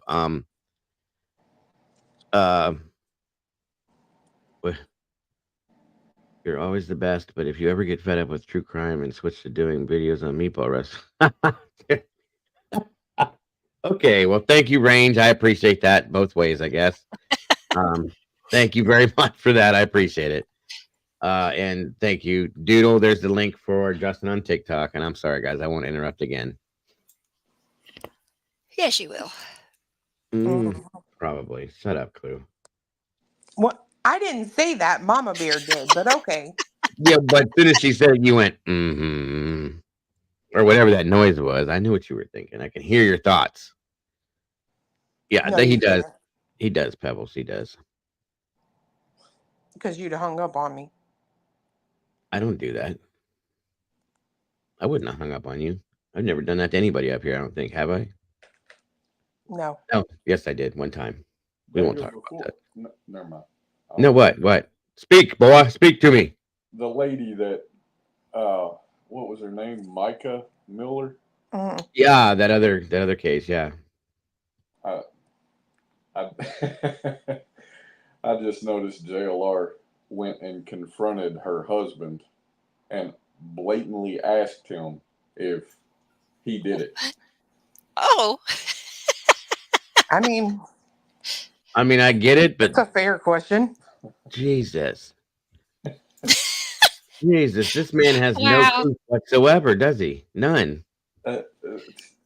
Just I don't know what have we become, man? Like for real, what have we become? Where does this man get the gall? Welcome, Draw. Good to see you. Where does this man get his gumption from? I just don't understand that. The balls, I guess, for lack of better terms, to do stuff like that. It's crazy. Oh, anytime, brother. I'm gonna call it where it is and give credit where credit's due. You've always got great things to say every time I've seen you anywhere. So I appreciate you being in here and I appreciate your comments. I do. I personally like it. I personally like his I don't get me no wrong. care attitude. Like, I appreciate his hustle per se, the way he's Yeah. on top of everything. I have to say that, but I just don't like the way he goes about some things, is all I'm saying. I don't know. I don't think I could ever do it like he does and expect for someone to be like, yeah, you got me. Call the cops. I mean, Right. I wonder if he does expect that, to be honest. You know what I mean? Maybe. You never know. Right. Who knows with JLR? Okay, Draw said actually the husband approached JLR while he was filming the new church property, and the husband opened the door and then spoke to JLR first. Oh, okay. Oh. So then he just took the option to say, hey, did you do it? I mean, Well, that I boy. could probably do. I mean, if he approached me first. Right, Oh, yeah. right. If he started talking to me, then. Absolutely. Hold on a minute here. But no, I couldn't just walk up to a potential killer and be like, hey.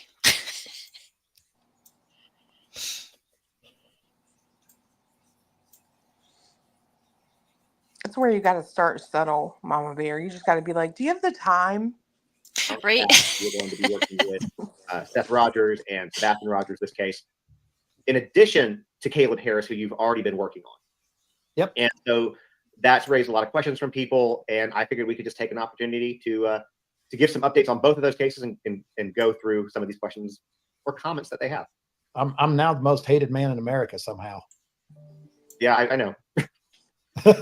I know. But here you are. I have you, so it's okay. Okay, you can be safe, sort of safe space. Just don't look at the comments. I don't know. Actually, the comments could be nice. I don't know. Yeah. But with that being said, before we get into the questions, I haven't done a Caleb update in a while. Is there anything new to report with that? No, not really. I mean, we have a lot of faith in law enforcement in that case, and we do believe that law enforcement has got a lot of data they're sifting through, and I think the family is very positive right now that some of that evidence is going to lead to something good. So, you know, it's been a digital investigation for quite some time now, and I think that, you know, it takes a while to get that information back, and you know, we're going to be patient, allow them to do that. And I think it's a good time to remind people that with these cases, with law enforcement, they don't release everything. They just can't. Right. And I think that's probably a lot of what's going on. You know, you don't know what you don't know, and they've been pretty tight-lipped about it, right? So, Right. you know, hopefully we'll have some updates or some information we can work with soon. But, you know, Caleb has not been found. Just to let y'all know, you can follow Tony, by the way. It's fine. Caleb Harris is his handle on TikTok, but he's not been found. He still needs eyes. He still needs awareness. So if you can remember to do so, go grab off of the Find Caleb Harris Facebook page or Caleb Harris Missing pages. Grab, you know, a copy of this flyer, share it to social media, and all that stuff. Now, let's talk about Sebastian, because there are some updates there that we can talk about over the last couple of days. What do you want to say about, I guess, about that one, update wise? So are we wanting to talk about the North Carolina situation? Is that what you're alluding to? Well, I wasn't alluding to anything. We can talk about whatever you want, because I don't know what you know that you can say. But yeah, we could talk about the North Carolina thing. I made a video earlier about it, and for people who don't know what he's talking about, you probably do, but just in case, there is a photo that's been floating around for about a week now, right? And it first came out that, you know, hey, this looks like Sebastian Rogers, and then it was like, is it AI? Is it Sebastian Rogers? Well, apparently, where law enforcement stands is they do not believe that it's AI. They don't necessarily believe it's Sebastian Rogers, but they believe that it is a real photo. It is something that they are investigating. They've talked to the woman that took the picture, correct? If I understand. Correct. One of the two guys talked to her. Okay, so they talked to them, but they're still investigating it. Nothing's been confirmed or denied yet. So right now, it's a viable lead. Correct. It's part of the investigation for sure. Is there anything else about North Carolina that you can speak No, to? I think that just you know, everybody knows Seth went out there and they wouldn't let him see the footage. Law enforcement had told him not to let anybody see the footage. So, you know, in the world that we live in, that's all great stuff, because if there's nothing to see here, then why are you protecting the footage? So, you know, everything like that leads them to believe that they've got some real footage, proof of life, so to speak. I mean, that's fantastic. And that footage came from the visitor center, I'm assuming, surveillance from there? Correct. Yeah. There's a lot of rumors regarding that photo, that the woman in there is somehow related to Sebastian or related to Chris or Katie or Seth. I mean, I've heard all different versions of it. Is there any truth to that rumor that you were able to speak to? Not to my knowledge. That person in there, lady with a blonde hair and a bun, and I think there are people that speculating there might be some similarities, but I don't think there's really anything to that. I think it's just she may not even be related to the kid in the picture. It could just be an angle, you know. Yeah, absolutely. Well, I just wanted to make sure we address that coming from your mouth, Sure. you know, to kind of stop that on the internet. Yeah. Is there anything else that's new regarding Sebastian's case that people should be aware of? Not at this time. All right. Well, let's get into you then. So Wonderful. Wonderful. I know you're very excited. I have a list of questions because I asked my followers, you know, hey, what do you want to know? And then I asked some of my own too. I guess let's start with Caleb, because that's what kind of brought you into this world. Well, actually, let's actually go back before that. Tell us, you know, whatever to the degree that you're comfortable sharing, you know, what's your background as far as like what you do, you know, what you want people to know about you. So let's just have a conversation, right? Yeah, have a conversation. So I have no spokesperson background. I did not wake up 2 months ago and decide that I wanted to be somebody's spokesperson. I'm not one of these people that wants to put myself in somebody's bad situation. I'm a normal guy. I've got a normal family. I've got a great family. I've been blessed in life. And I happen to be really good friends with Randy Harris. I work with him. He likes me. He trusts me, and the feeling's mutual. And when I started out with Caleb's case, it was kind of like this deal with Seth. I mean, I just started out giving him advice from the background. I helped him kind of gain control of a Facebook page to where we could kind of control the message and use it to, create some volunteers and whatnot. And, he got about a week and a half to 2 weeks into that. And it became, when we would talk, it was more, man, I could really use you here. I could really use somebody handling these interviews and whatnot. And I just told him, I said, brother, all you got to do is tell me what your needs are. And, I'm there for you. So if you need me to help you with interviews, if you need me to set up interviews, if you need me to do interviews, if you need me to be on interviews with you, I'll do anything you need me to help you do. And that's kind of how it all got started. So basically and you worked with Randy, correct? Yeah, we worked together for coming up on 3 years. So Randy Harris and work together, and you sell cranes for a living, correct? That's Correct. your day Yeah, job. I cover. I live in Oklahoma, but I cover like the northern part of the country, North and South Dakota. I'm in a hotel room in North Dakota right now. So the next thing I'm going to say, and I already know the answer to this question, and I'm going to ask it anyways, even though it seems like a dumb question, but I know how the internet works. Do what? Probably is. Yeah. Chris Proudfoot works with cranes as an operator, and you sell them. Is there any connection there? No, sir. I didn't know. The first conversation I had with Chris and Katie, when I was talking to them about being a spokesperson for all 3 members of the family, that's when I found out that he operated a crane. So the crane world is big but small. So we know some of the same companies that we've worked together with, but he operates a crane in the southeast part of the country, and I sell cranes up in the northern part of the country. So not only would I not know him, but we wouldn't even cross paths like ever. So it's just a coincidence. That's all. So as far as Randy's case goes, Caleb's case goes, let's go into that one first, because you know that when we get into the Sebastian Rogers case is very, very convoluted with a lot of layers. Caleb's right now is still fairly straightforward. I mean, there are layers to it, but it's easier. Is there anything like, how do I want to ask this? I'll just ask it this way. Is there any financial gain? What were you saying was weird to you, Clue? I missed the part of that when you said it. He said that this Tony guy's handle is Caleb Harris on Twitter. Mm-hmm. That's just weird. I don't know. It is a little strange. Why isn't he using his own name or whatever? Right. Yeah, that's off. Okay, I got you. Gain for you for working. So there is not only zero financial gain. I've not taken a dollar from Randy. Randy can verify that. People can reach out to Randy to verify that. My wife and I have spent money out of our pockets for me to be able to be with him in Corpus Christi. I am not. I'll let you ask the next question, but I'll just answer it for you. I'm not taking any money from Seth. Seth has nobody on his team right now that's getting paid anything. I'm strictly a volunteer.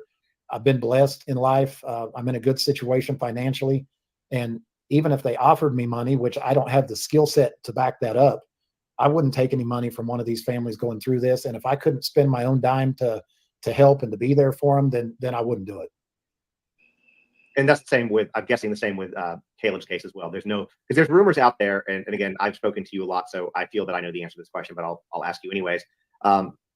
There's rumors that people are floating out there that you were being compensated out of the GoFundMe that they were putting together for Caleb, and I'll just let you address that. I believe I know the answer. In fact, I do know the answer, but I'm going to let you answer it. So I started the GoFundMe account with some other coworkers, and I put the first $500 into that account for the family. I never actually had access to the account because it was the first GoFundMe account I'd ever created. But when you create a GoFundMe account, the money is basically in a cloud. I thought the sister started the GoFundMe account. So I think they may have a second one. Oh, okay. That's what I thought too. Yeah, I think he started another one. Gotcha. How many things does he have? Right. There's a few. If there's more than there are 2 GoFundMes, there's his Cash App and all this other stuff. Was he not mentioning Caleb Harris though? He wasn't. That's what I was thinking too, that Yeah. maybe, but I Maybe he's saw talking about Caleb Harris. Okay. I saw something this morning where someone said a second GoFundMe is just going to be something. I don't know what they were trying to say, but that's what made me think maybe it was a. Okay. Kimber and Gray and all them are saying he's talking about Caleb's GoFundMe. Thank you, guys, ladies. Sorry, I didn't catch that. And you all good. See, you guys are awesome. Gotcha. Until you direct the account or the platform to dump into somebody's bank account. So all the way until a month or so ago, that money was in a cloud. I had no access to it. And at the point in time that Randy was ready to have that dumped into his account, he gave me that information. We had to go back and forth through some verification, emails, and then the money went in. So I'm glad that you answered that. Thank you, because I know that's been something that's been floating out there, and wanted to make sure that people knew that you're doing this as a volunteer, because you are, your own time, your money, So here's what I can tell you about Tony, because obviously y'all know that we've spoken multiple times. You've seen me with him, here on TikTok a few times. Tony also has a family, and I'm not gonna get into the details of his family, but he's working, he travels, he's taking time away from his hobbies, his family to do this. And I guess that leads me to the next question. Why? I know why you took Randy's, but why Seth? What has drawn you to this case? Quite honestly, I didn't want to be involved in this case because it was so muddy. But we had some common acquaintances, Seth and I did. And without getting into a lot of that, some of the acquaintances connected me with Seth and told me that he needed some guidance, some direction. Started about 3 weeks ago. About 3 weeks ago, he was concerned about search and rescue. So I was trying to get him set up with some search and rescue people. And then as we got to talking each and every day, it became more obvious that he wanted somebody doing his interviews. He wanted somebody helping him with interviews. He wanted somebody handling all the media, and he just didn't want to do it. So what happened was I told him that if I was going to do it, I said, I need to talk to my wife. I need to talk to the Harris family. If I'm going to do it to help you, I'd really like to represent all three of you, because back then it was, Team Seth, Team Sebastian. I just didn't think it would be productive to represent, one side, so to speak. So, we spent the next couple of weeks, trying to get Chris and Katie on board. And, to this day, I don't know that won't ultimately happen. But, right now, Friday, I agreed, Seth finally just laid it out there and he said, look, are you going to do this for me or not? And I said, yeah, brother, I'll do it for you. But, even now, I'm still doing what I can do to protect Chris and Katie. I'm still trying to keep people from bringing them up or saying anything malicious towards them. And of course, Seth, we did an interview the other night and I felt like it was really clean. There was no drama, which there's a lot to be said for an interview in this case with no drama. The offer still stands with Chris and Katie. And quite frankly, if we could get this family all working together, not just superficially, but deeply, I could keep everybody from out in front of a camera and we could go back to focusing on Sebastian. And, I don't really care. I don't really care what anybody thinks about me. I mean, I'm just a normal guy. I don't claim to be an expert in this. I didn't ask to do this. But I've got half the world out there throwing darts at me, and I'm a big boy with broad shoulders and thick skin. And if I've got people throwing arrows at me and literally creating YouTube, lives to talk about me when they've never met me, that's fine. I'm okay with it. Because if they're doing that to me, they're not doing it to the family. And let's face it, those types of people, they don't care anything about Sebastian. They're never going to care anything about Sebastian. They're never going to get on the ground and help. They're never going to put any positive vibes out there for the kid. So they're going to throw arrows at somebody. It just as well be me. And if they're throwing them at me, they're not throwing them at the family. And, Justin, you've dealt with enough spokespeople to know that, part of the job is taking arrows and, it's just part of the deal. And I'm okay with it. I mean, I would suggest that, that if somebody want to know me and not what they've heard or what they've researched or whatever, I'm an open book. I talked to a lady today on Facebook that kind of sent me kind of an edgy message. And I just picked up the phone and called her on Facebook. We had a 30-minute conversation.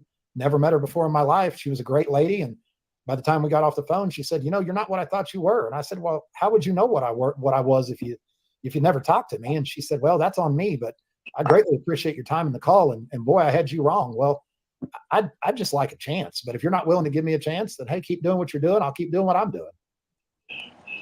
going back to something you said a second ago, I know that you've been talking to Chris and Kate. Are they on board with you at this point, helping them as well, or are you still working to get them to come around? I'm still working to get them to come around. So with you coming in, so somebody said something in the comments, and so I'm going to work it into the question. A lot of people like Seth Rogers' authenticity is, I think, the word that they use, but you know how he is. He's just Seth Rogers. He is who he is. And a lot of people are drawn to that kind of, I don't call him a loose cannon because he's not, but he's been known to, say some things kind of that you didn't expect him to.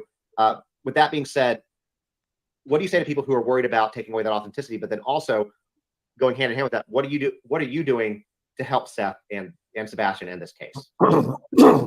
Excuse me, I got a cough. Seth does not enjoy being on camera, and that came out of his mouth, not mine. I'm not trying to keep the world from Seth, but the Seth that was getting emotional and saying things that he regretted later, admittingly, he was not helping his own cause. And so my goal is to mitigate some of that. If we think it's good for him to be on camera, he can be on camera. I'm not telling him what to say and what not to say. I did tell him to try to keep it clean. If he got frustrated, to be frustrated. If he broke down, it's okay. If you feel broken, then show him that you're broke down. I mean, it's okay. I just think Seth feels comfortable, a lot like Randy Harris does. He feels comfortable having somebody there that if a question's asked that he doesn't feel comfortable answering, instead of going ahead and answering that, he's got somebody there to say, you know what, we're not going to talk about that right now. And I'm not a control guy at all, but I have no problem controlling a situation if I think it's going to help Seth and or Katie or Chris and or more importantly, help find Sebastian. So I'm just kind of being a mediary, and I'm not trying to get in the limelight. I mean, I'm not trying to be a YouTube guy or TikTok guy. I mean, I'm trying to help two dads that desperately want their kids back find their kids. And it's not anything other than that. I don't make money. I lose a lot of time with my family. There is nothing in it for me. I've never been attacked in my entire life like I have the past 48 hours. And I still don't know what your perception of somebody has to do with somebody that's willing to volunteer their time to help a family in need. I mean, I'm just lost. I don't get how people could be angry with that, but trust me, there's plenty of them. No, you're not wrong there. I think that there's been a lot of creators, a lot of people who have, everybody basically connected with this case. And I'll just go ahead and say this. I've covered a lot of true crime, starting with Gabby Petito on social media, and I have never, ever seen anything like this case. The way that it's being, I mean, the case is weird. It's obviously bizarre. We know that there are things that just don't quite add up. But the way that people are really choosing teams and really going to bat and getting angry about it, where, as even I had to kind of take a step back with this and say, hey, look, you can't be team Seth, you can't be team Chris and Katie. Why can't we just all come together, have the common goal of finding Sebastian? That is the only team that we should have here at this point. Oh, you liar. I made the decision to step back, not talk about Seth, not talk about Chris and Katie, and just really focus on Sebastian. But you're right, walking into this, especially now 2.5 months in, is where we're at.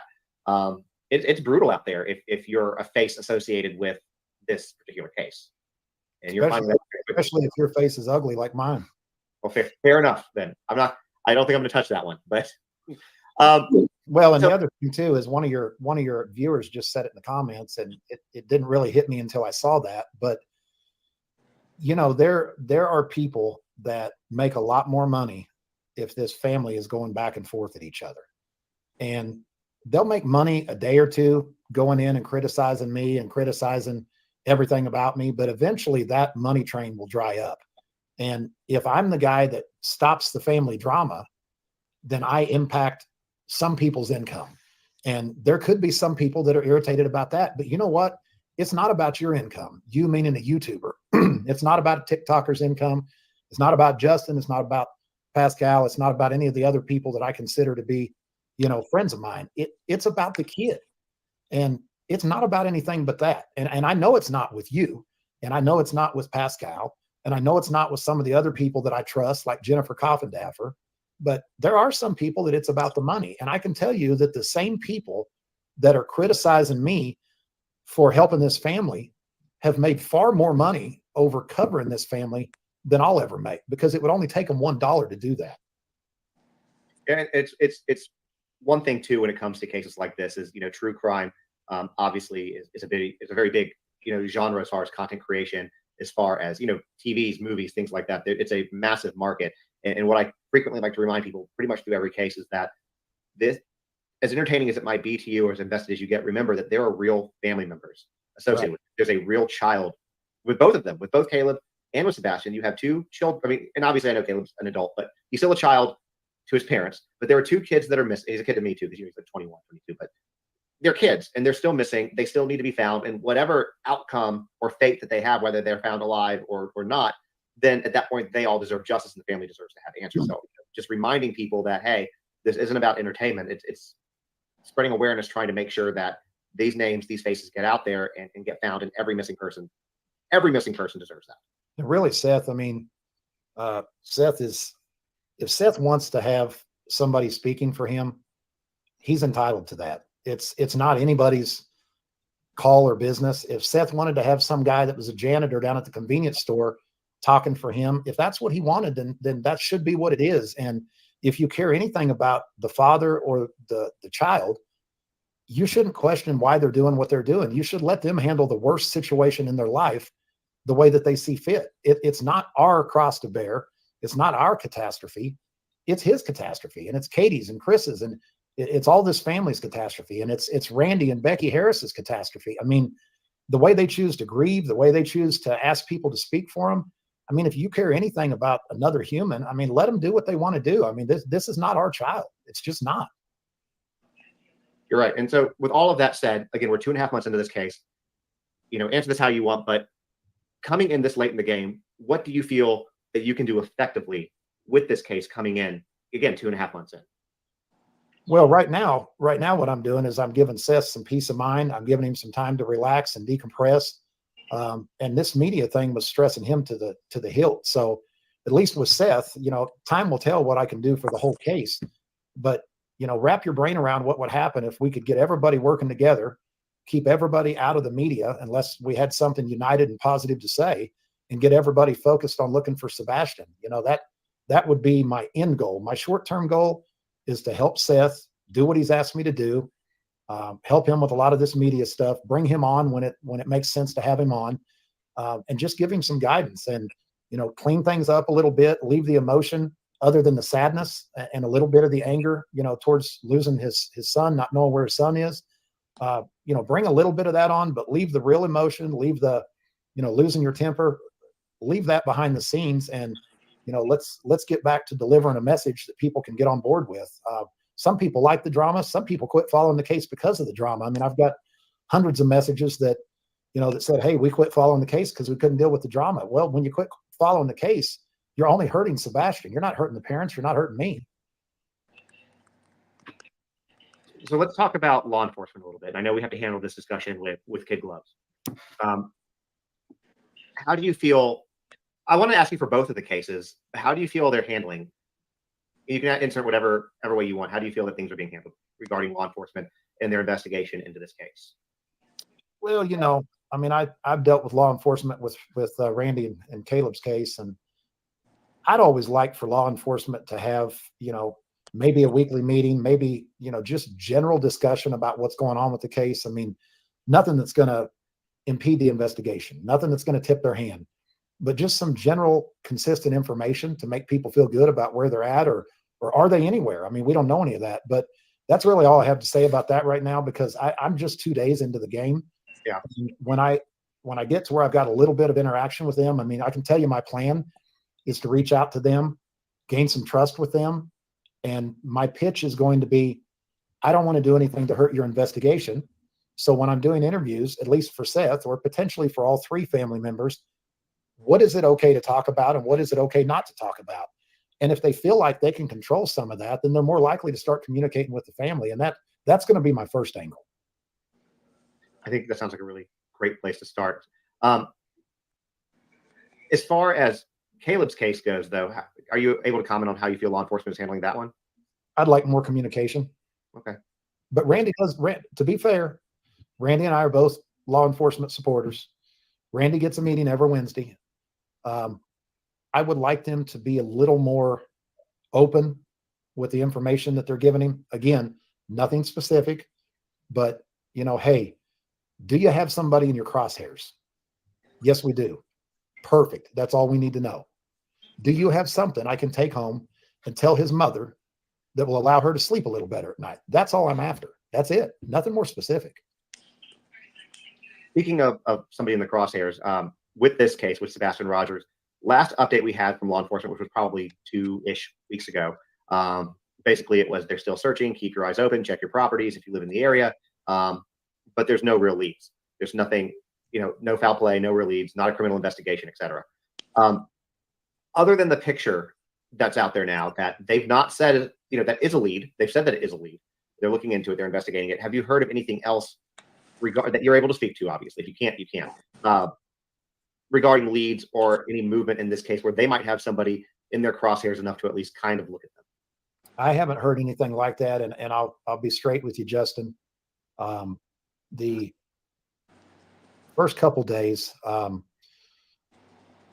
it's been trying to get a Facebook group created that we could use for resources, we could use to disseminate information. It's been, trying to come up with a plan, trying to come up with a standard way we do things. I have not dug much at all into the case, and really and truly, I mean, I need to know what it's okay for me to know, and that needs to be working in conjunction with the PI, with law enforcement, and that's what I should be sharing. I don't really need to be deeply involved in the case. I'll be more involved than I am today, but after the first 2 days, I'm not really that deep into the case. I'm still working on setting up an interview schedule and, getting to know the personalities of the people involved. And, it's kind of like starting any other new job. You don't get in there and start going crazy. You start learning your coworkers and what everybody's personality is. And, you start kind of identifying how it is you're going to move, if that makes sense. It does. So you've got interview scheduled, Seth. Are you allowed to speak about what interviews he had or what y'all have coming up? If not, again, it's okay. But so we have News Nation, Elizabeth Vargas tomorrow. We have Nancy Grace Tuesday. And that's the extent of what we've got. We're going to be doing, I'm going to be getting on some groups on TikTok with some people that have, a high following like yourself and some other people. I'm going to be doing an interview at some point with Jennifer Coffindaffer. But I know for a fact that Seth and I together are going to do News Nation and Nancy Grace in the next 2 days. Okay, and you kind of answered this, but I'm going to throw this up there because somebody asked. We need mainstream media to air and repeatedly run Sebastian's missing persons case. Can you get mainstream media to pick up Sebastian's case? So I know you just mentioned a few of those.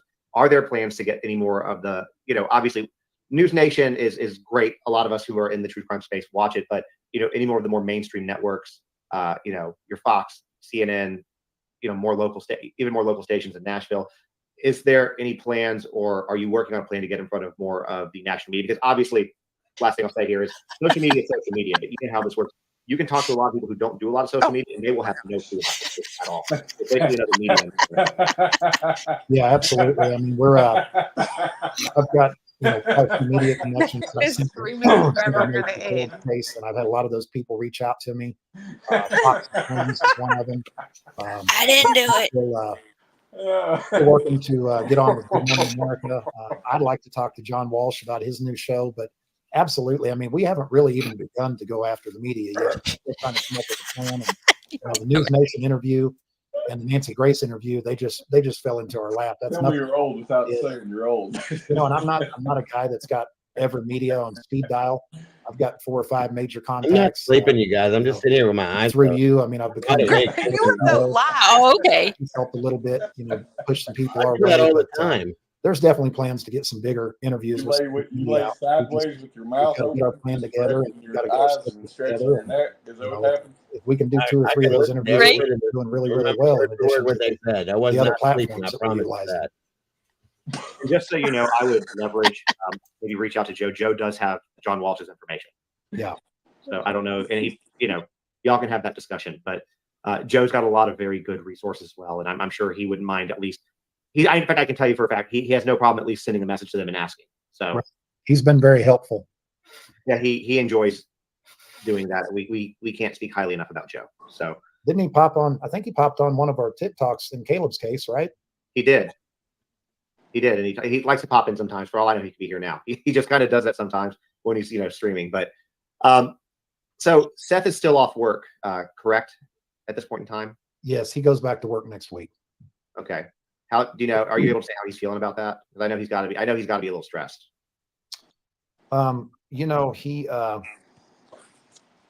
wants to be there looking for Sebastian, but he also understands that he needs his job. And unfortunately, this is the same situation that Randy Harris found himself in. He had to get back to work as well. And, you know, most of us aren't in positions where if our child went missing, we could take off work forever and still have a job. And that's kind of the harsh reality. Yeah, it is. Now, regarding this case, one thing before you came on for the last few weeks, Seth had been pushing a petition to try to get the FBI to take lead on this case. We know that the FBI is involved. We know that the TBI is involved. We know that local police are involved. We know that the Secret Service is involved. Do you know where that stands at this point? Is he still wanting FBI to take lead? Is there any movement that appears that you know of? Again, I know you're only 2 days into it, so you don't know what you don't know. But any movement that shows that the FBI might be interested in taking lead on this? Well, unfortunately, that's not how it works.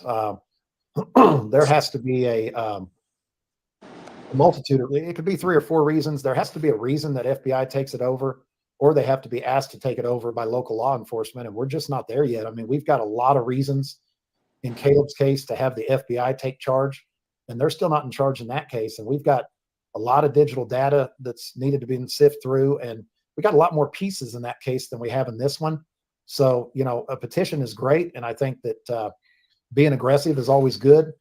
But the truth is that, you know, it's going to take, in this situation, it's going to take local law enforcement asking for that to happen. And I don't see that happening anytime soon. I'll be honest with you. The other option would be is if there turns out to be validity to the photo, and this is a big if. That's one of the situations I'm talking about.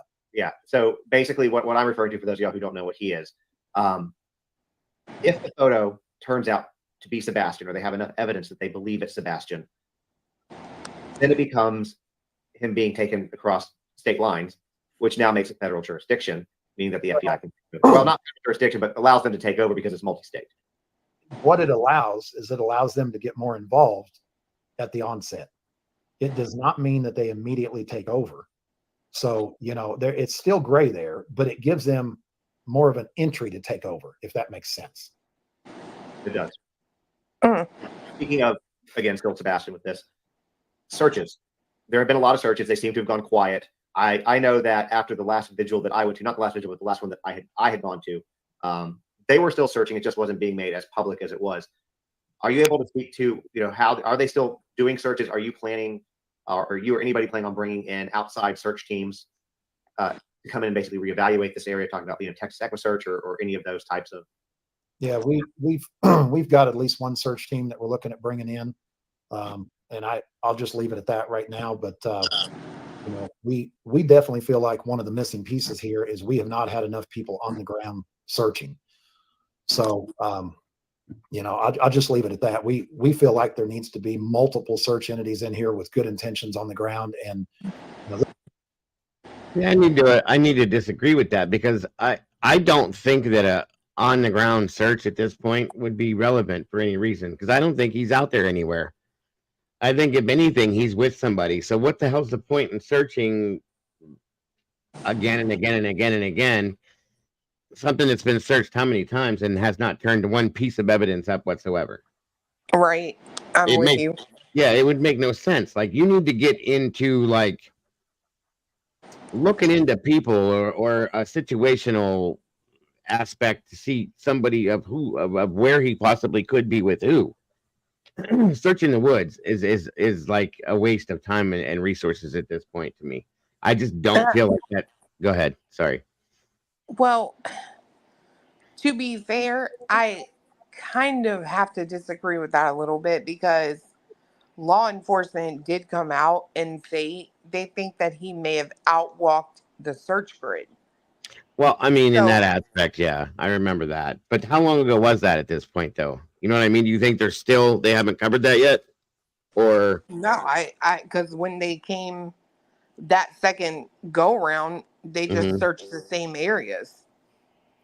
Oh, okay, got you. So then maybe at that point, yeah, I guess that would be a good way to check that. I still think they need to be looking at possible people that he could be with too at the same time, I guess. Well, Yeah, I here's forgot another about that. I forgot about that whole perimeter outwalk Yeah. thing. Here, So here's another problem I have with that statement. Now, this guy has said he hasn't spoken to law enforcement. So when he says law enforcement can't get on some properties, where is he getting that information from?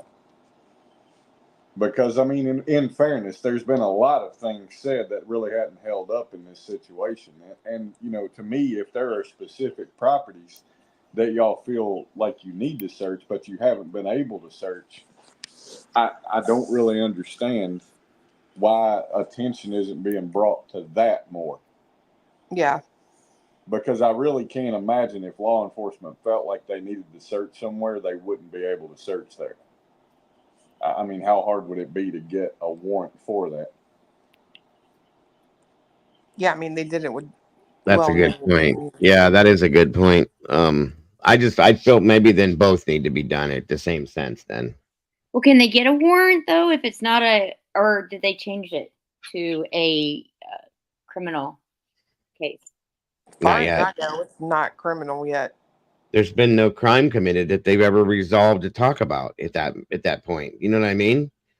Or at least not any proof that we've talked about it, that they've shown us, I should say. So that maybe that's something else that needs to be looked at that aspect of it has there been a crime committed somewhere?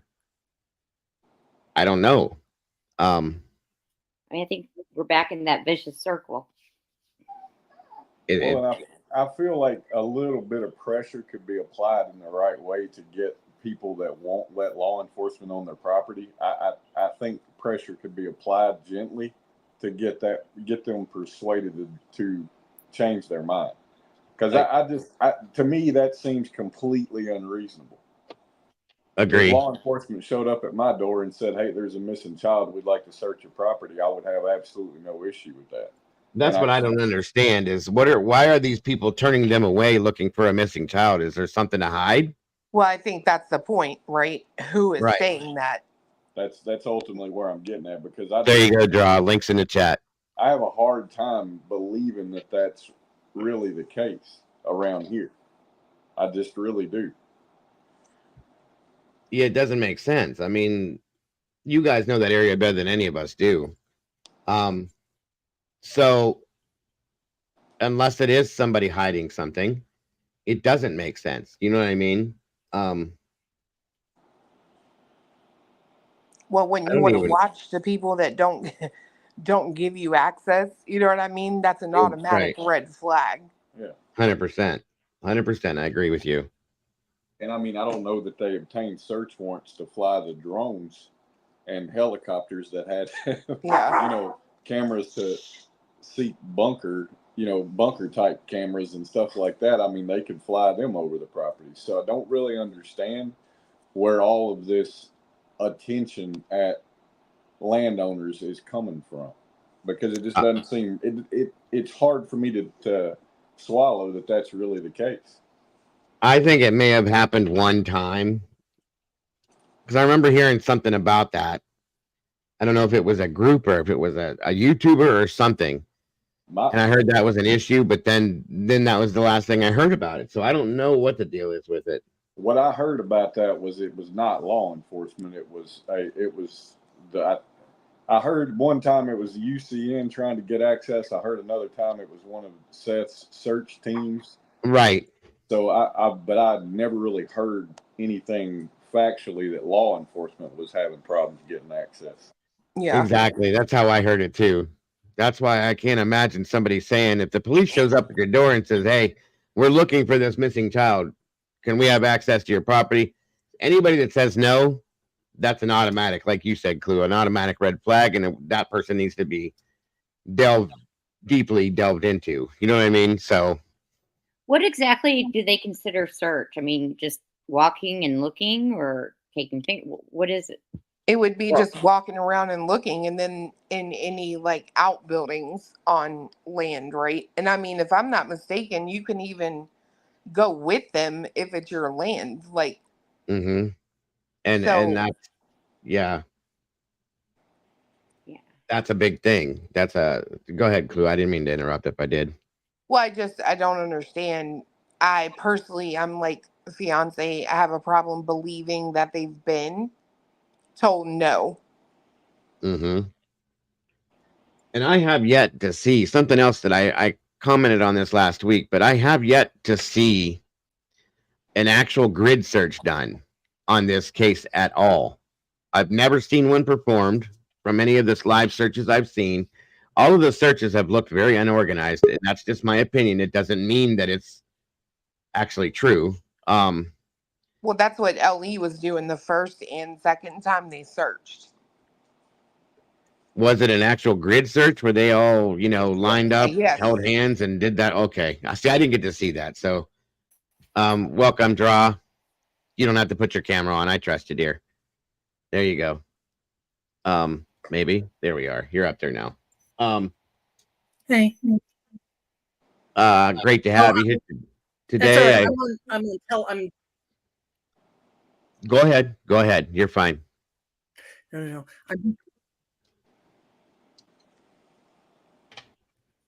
You okay? I didn't mean to interrupt. No, you're not interrupting at all. I'm done with what I was saying. Go ahead. No, I'm doing telehealth and I've got like an hour break, so that's why I have my camera.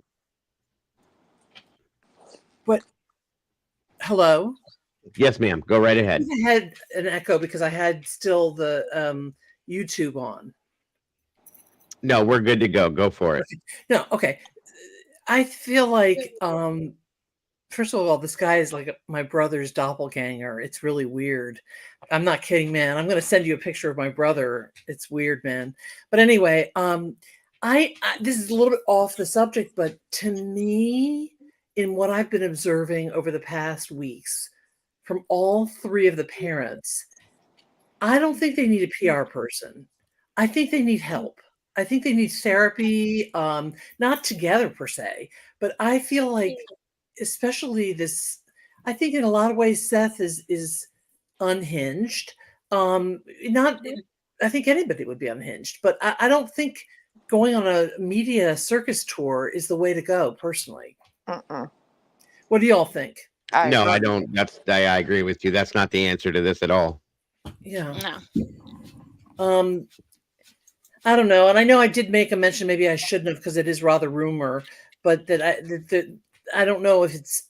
So I apologize that I mentioned something about Caleb's alleged lifestyle or alternative lifestyle, but I know that there seems to have been the potential that he was advertising for hookups or whatever, and the parents, because they're very, very evangelical Christian, they really pushed against that narrative. Mm-hmm. And sometimes it was brought into question, so there's nothing wrong with what you said. Go ahead.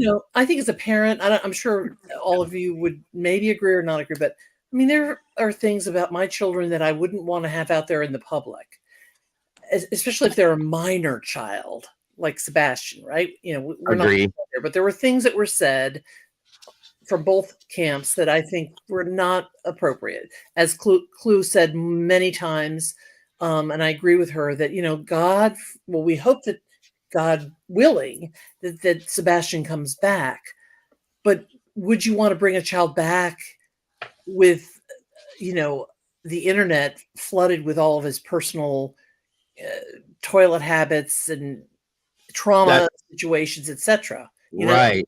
That's what I had said the other day. I said, if this is him that they saw in that picture, they bring him back, he's got to come back to a whole whirlwind of a lot of crazy things now that he's got to have to deal with from both sides of everything. So yeah, I agree. And then but on the other hand, I would say having two children, they're 22 and 25, who've had their struggles in life, different things. And I've even mentioned some of the struggles on the internet here, YouTube, but that's only with the permission of my children, right? Sure. But they're not minor children. But I still always say, is it okay if I mention this? Or is it okay when you did that as a teen? And they say, sure, go ahead and tell. And if they say don't, then I don't. But I think when you're dealing with a young adult who may have been in a risky lifestyle, may have been in whatever kind of risky lifestyle that may not jive with the personal moral compass of us as parents, I guess for me, I know. I mean, I'm a very religious person, and I try to, whatever. Well, yada yada yada. But if I knew my kid had gone missing, and I were aware that there were certain behaviors that she had exhibited or done in the past, regardless of whether I approved of them or not, I would want that to be out Yes. there. You know what I'm Yes. saying? Because otherwise, you're shutting Absolutely. the door to the possibility of finding Caleb. What do y'all think? It wouldn't matter to me if okay, it's going to be embarrassing to them per se in some senses possibly, but if it's going to be something that's going to help to find you, to save your life possibly, whatever the scenario is, I want it out there at that point, and then we'll deal with it after the fact. You know what I mean? Once we bring you home, then we can talk about that, deal with that, therapy, that whatever we got to do with that, that's fine. But at that moment, then yeah, I understand that. Well, in Caleb's case, of course. Now, there's some things that I It's don't. very different when you're dealing with a minor child. Yes, that's what I'm saying. With a minor child, that's a different scenario. That some things didn't need to be talked about. I will say that right now, and I don't agree with it. But Caleb's case, that's a different story. You know what I'm saying? He's an adult. He's made choices, and it could very well be detrimental in finding him. So I agree with you. Like I would put that all the way out there on Front Street if we have to do that to find him. That's just how I feel. So how do you all think? What do you all think about that opinion? I'm open to hearing. besides me, I'll Other shut up. than Dago, yeah. Everybody's asleep. I'm not. I don't disagree with what you're saying 100% because at that point you have to put it past your personal approvals or whether or not it's something that you approve of or whatever, even the embarrassment you may think it's going to cause you personally. If it's something that could very well lead to him, get over it. So in that sense, I guess for me, guys, this Tony doppelganger dude of my brother, I'm not questioning his intentions are impure, but at the same time, if indeed he actively prevented discussion or the possibility of going down that road with Caleb in order to find him, then my question would be, how effective is that person going to be to represent Sebastian in this case? Because to me, all parents are on the table, and it's not about bashing one or the other, but everybody, it could be anybody at this point. But if he's taking, I kind of almost feel like he's already taking Seth's side. I don't want to get polarizing, but he's already divulged that the parents, Katie and Chris, haven't ponied up to the table. I don't really think that's appropriate. He's 2 days into it. Yeah, I would agree with that. You don't agree? Same. Oh, you do or do not? Oh, we do. Oh, every one of us do. Yeah. Yeah, I it's think not- you're absolutely right, Draw, because he's coming from, I feel he's coming a little bit in as a selfish kind of person, like, a little bit of a martyr. I'm doing this for free for the family. And it comes across a little bit like that. And he for keeps me. making reference to that fact that the Proud Feet or the Proudfoots have not ponied up. He keeps saying it like they still haven't come on board, but I'm still trying and this. I'm still okay. We understand that. Move forward with where you're at. Then let's not talk about that anymore because all you're doing is once again putting polarizing. You're already polarizing. Yes, thank you. Yeah, he's dragging down the other family by saying these passive aggressive statements, which shouldn't be here at all. And I understand Chris's reservation working with him because why would you? You don't know this man from Adam, right? I mean, and think about it, guys. I mean, he hasn't really been vetted. Neither of any of us, for that matter. Well, here's my first problem with him, right? I mean, talk louder, please. I'm in complete support of them having somebody that brings the three of them together. Complete support of it. I have told Chris that the other night that I think it's a great idea. However, I do get where he's coming from. He doesn't know this guy, and quite frankly, evaluating what he said and the putting into context whose panel he was on and what has come from that in the past, he's already got a couple of strikes against him in my mind. and the people that he says he knows and trusts, the people he specifically mentions, Right. I think is problematic because they've been shown a few times to not be of the most upstanding character. No, And I for him to say he trusts them personally, that's a problem for me. Are you speaking of like P and? Yeah, I mean the people he names that he says he trusts, that to me creates a problem. Yeah, that creates a problem because Coffindaffer specifically, I saw her put a post out implying that she was releasing the wound photos from Savannah Soto and Matthew Guerra. Yeah. And it wasn't the case. And it's Wait, that's a problem. Say that again, St. Cletus, please. St. Cletus. That's what she calls him. I love it. She had put out photos implying that what she was putting out were the wound photos from Savannah Soto and Matthew Guerra. Yeah, like where they were shot. Yeah. No. And they weren't. It was just an image off of Google. She's really problematic, and she's very problem. I mean, I really. And then SF Investigates. Honestly, I just read the Twitter. I don't think you were in here yet, Draw, but he posts some kind of questionable things about Tony Mathis here that giving reasons why law enforcement probably won't work with him now. So there's going to be that loss of communication with law enforcement between them now. So again, there's more things that say, hey, what are we doing here? You know what I mean? Now, is SF Investigates, what's his name? Steve Fisher. Yes, but is he that same guy? I always wondered. It's been on your panel? Probably not.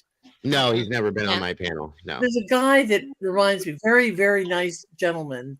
I was up there. Steve, he's not been on my panel, but he's been in my chat. No, this guy is, I know who SF Investigates is, but this guy was with Clue and a bunch of everybody that's on panel right now. When I came up the other night and I was talking about abuse issues, and I can't think of his name, but he's been on your panel a lot lately. Truth? Truth, not feelings. He was in the chat a little bit ago. I haven't seen him. Yeah. Okay, I wasn't sure. I wasn't sure if that was the same person. No. Okay, so here's my other thing that Tony Mathis just said that I thought, he just said he's going to go talk to law enforcement, and all he wants them to reveal is, do they have somebody in their crosshairs? Well, hello, if LE reveals that might give any of these folks a heads up. Let's pretend it were Jody Schmody down the road, and Jody Schmody knows she's guilty. Well, then, if this dude comes out and says, "Yeah, they definitely have the person in their crosshairs," well, guess what? Jody Schmody is going to get on the next plane to China or something. Sure. And then the thing is this guy is just a PR representative. He's not a PI. He's nothing. Why are they going to talk to him, especially with his background? You know what I mean? Did he call? Who called who? Did he call Seth? Seth called him? How do they know each other? No, they were hooked up through Rascal. Pascal hooked him up and then went from there, I guess. That's my understanding. Well, and here's a problem with what he says he wants law enforcement to divulge, right? Law enforcement, I can't imagine, is not aware of all the drama going on.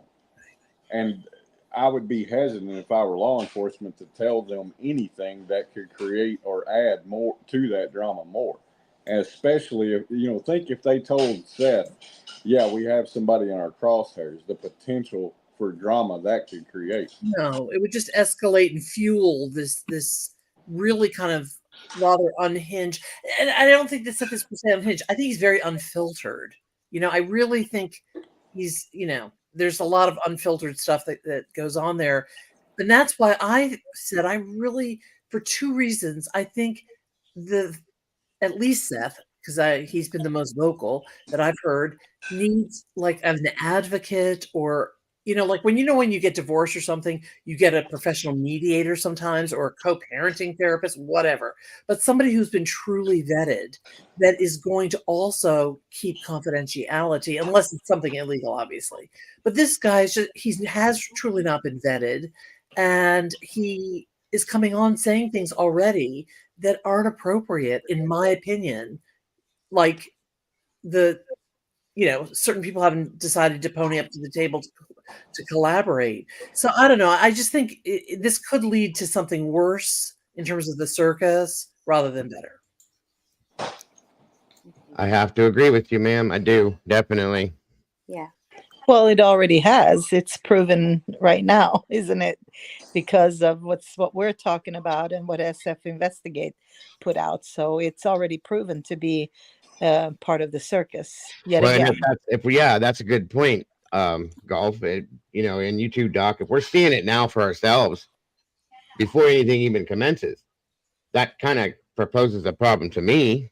You know what I mean? Before anything even goes into anything. So that's kind of interesting to me. Yeah. Well, that's about all I have. I have really nothing to offer in terms of ideas about this case. There is a piece of me that feels like, so what is this other than going on the media tour? What? And I agree with you, Dago. I don't think doing yet another canvassing, except in properties or houses that have refused until now. Sure. What is he offering to help Sebastian? I think that's a personal feeling of mine personally because Sorry. It's okay. I feel very strongly that he's with somebody. Okay. So in turn, going out and searching, although I do have to agree with Clue, if he's gotten outside of that perimeter, the initial perimeter, and he's walked about that's fine. I get that. Okay.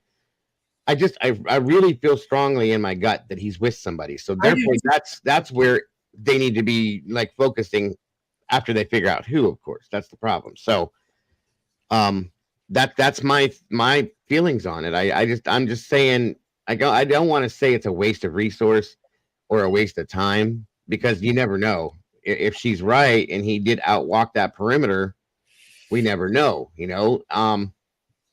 I just don't feel like that's it. I really, truly in my gut feel like, and I get sometimes feelings on these things, that he is with somebody safe and sound. Like, for instance, with Quentin Simon's case, I told Clue this the other night.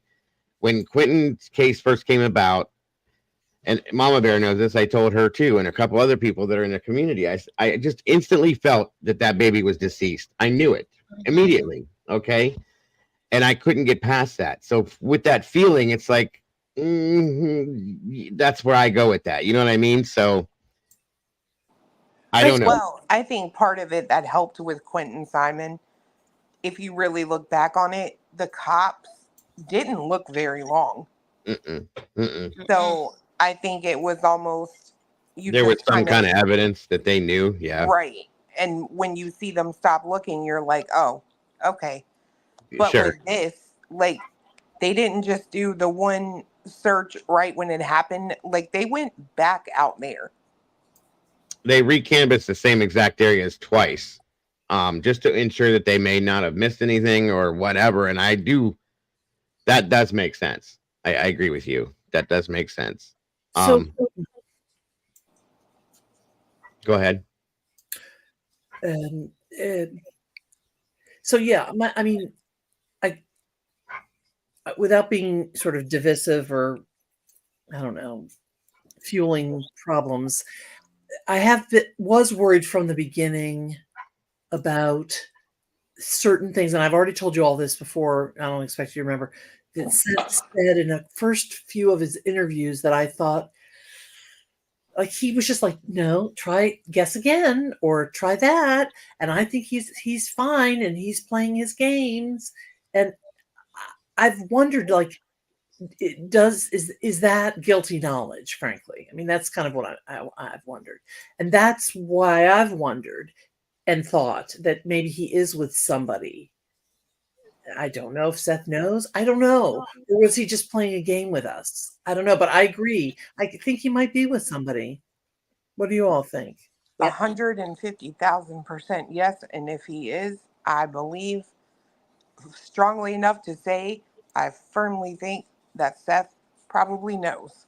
Yeah, I'm going to get crucified for this, but I mean, because I'm not Miss fan of Chris per se, but that doesn't mean he's a bad person. I'm just his style is not my style. But I feel that it's the Seth. I just don't feel good about Seth. I just don't. I think he if he's with somebody, I do think it's likely Seth side or knows somebody. I think a lot of people are on that same boat with you now. And I don't know why per se. I don't know if it's just the actions that we've seen, the verbiage that's been put out there, like you said, the strange reaction to things and different conversations maybe. But I think a lot of people are in that same boat with you, honestly. And I think sometimes when people hold their tongue, I think often actually, when people hold their tongue, it's because they are being judicious and wise. So just because we've had silence from Katie, let's say, doesn't mean that that's nefarious. It may mean that she's being wise just to sit it out. Well, she's doing in some senses what they've told her to do. Okay. Exactly. Yeah. They're following the law enforcement said, do this, and do this. Don't do this. And they're doing what they were told to do. Not everybody has abided by that. So, I don't find any fault in what she's done so far. I don't. No, I really don't either, So anyway, I don't know, man. It's just very sad because playing games. Oh, I wanted to see what that just said. So, you're 50-50. Somebody you just had one up like 2 seconds ago, right before that playing game. Yes. That's it, Roberto Belt. Yes. See, that's what I felt. That there was a coyness. There was a kind of little game. This is what I felt. Well, that was the first thing that when we watched some of those interviews, Clue was like, why are you doing this? What's that all about? You know what I mean? Yep. I think it's interesting as a social experiment, and unfortunately on this boy's life, we're doing that is seeing how polarizing opposites people can have views on who's responsible, who's not. Carolyn, what I don't understand. I've seen this, and I'm not putting you on the spot, Carolyn, or being rude, okay? But I've seen a lot of people say this. What does that mean? Whether Seth was at work or not, what does that mean? Nothing. It has no bearing on anything. And whether he could have been staying at Seth's house that weekend, and the same thing could have happened. It doesn't matter. If somebody's doing something nefarious, they're doing something nefarious.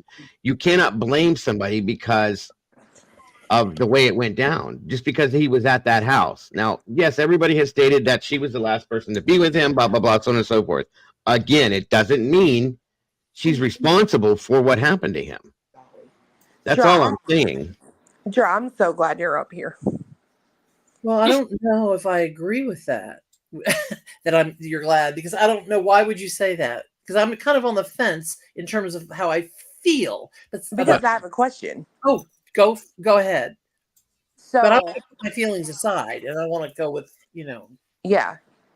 So if the interview that you're speaking of, right, where he was being so coy and you're not asking the right questions and all that and all of that. And remember at the end, he was like, I'm praying for an Easter miracle, right? Mm-hmm. Oh, yeah. Oddly enough, his parents came back from Texas for Easter. Oh, interesting. Which could mean that, well, I'm not going to put that out there right now. At least not until there's something else to lead to that. But I know where she's at with that. I'll just say that. Gina, I mean, I agree with Gina. The thing is that's why I said I want to set my feelings aside. Right. You're talking about Katie. I think that she's had some unusual behaviors with her affect and whatnot, but we don't know how somebody would. Each person, I think, is very, very different. I can tell you guys that in conversation,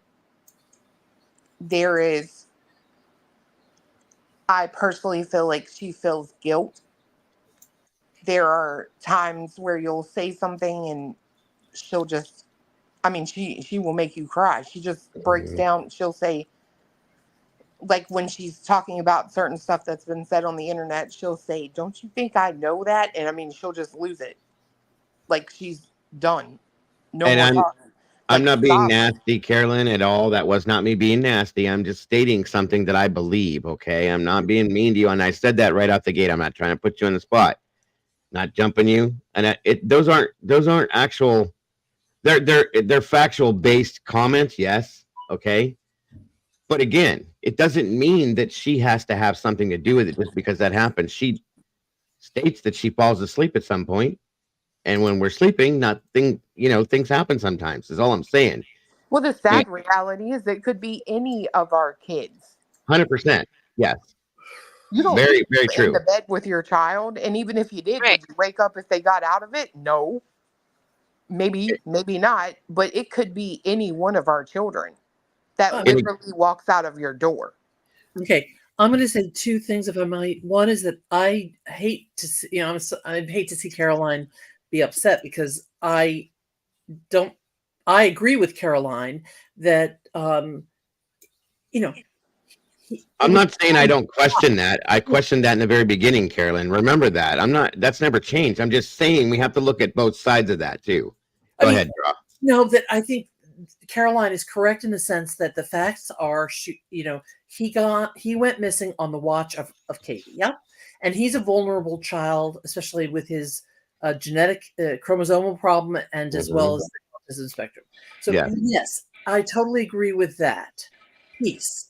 But I feel like by now, law enforcement they've gotten back. It's been more than 6 weeks. They've gotten back all that forensic data. I think that they would have an idea if she were to have done something. I could be totally wrong.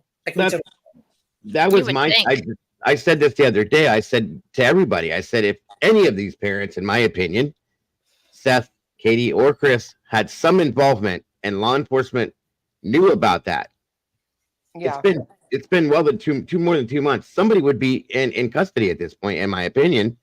They would not allow. This is a child that's missing. Okay, unless law enforcement knows that child is safe and sound somewhere, I can't imagine that they would allow these people to stay free and not bring this to light. That's all. The only reason why I disagree with some of that. Okay, because of that. Now,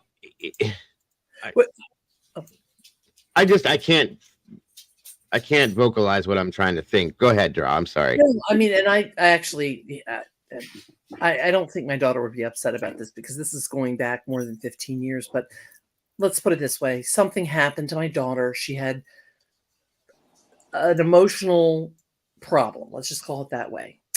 And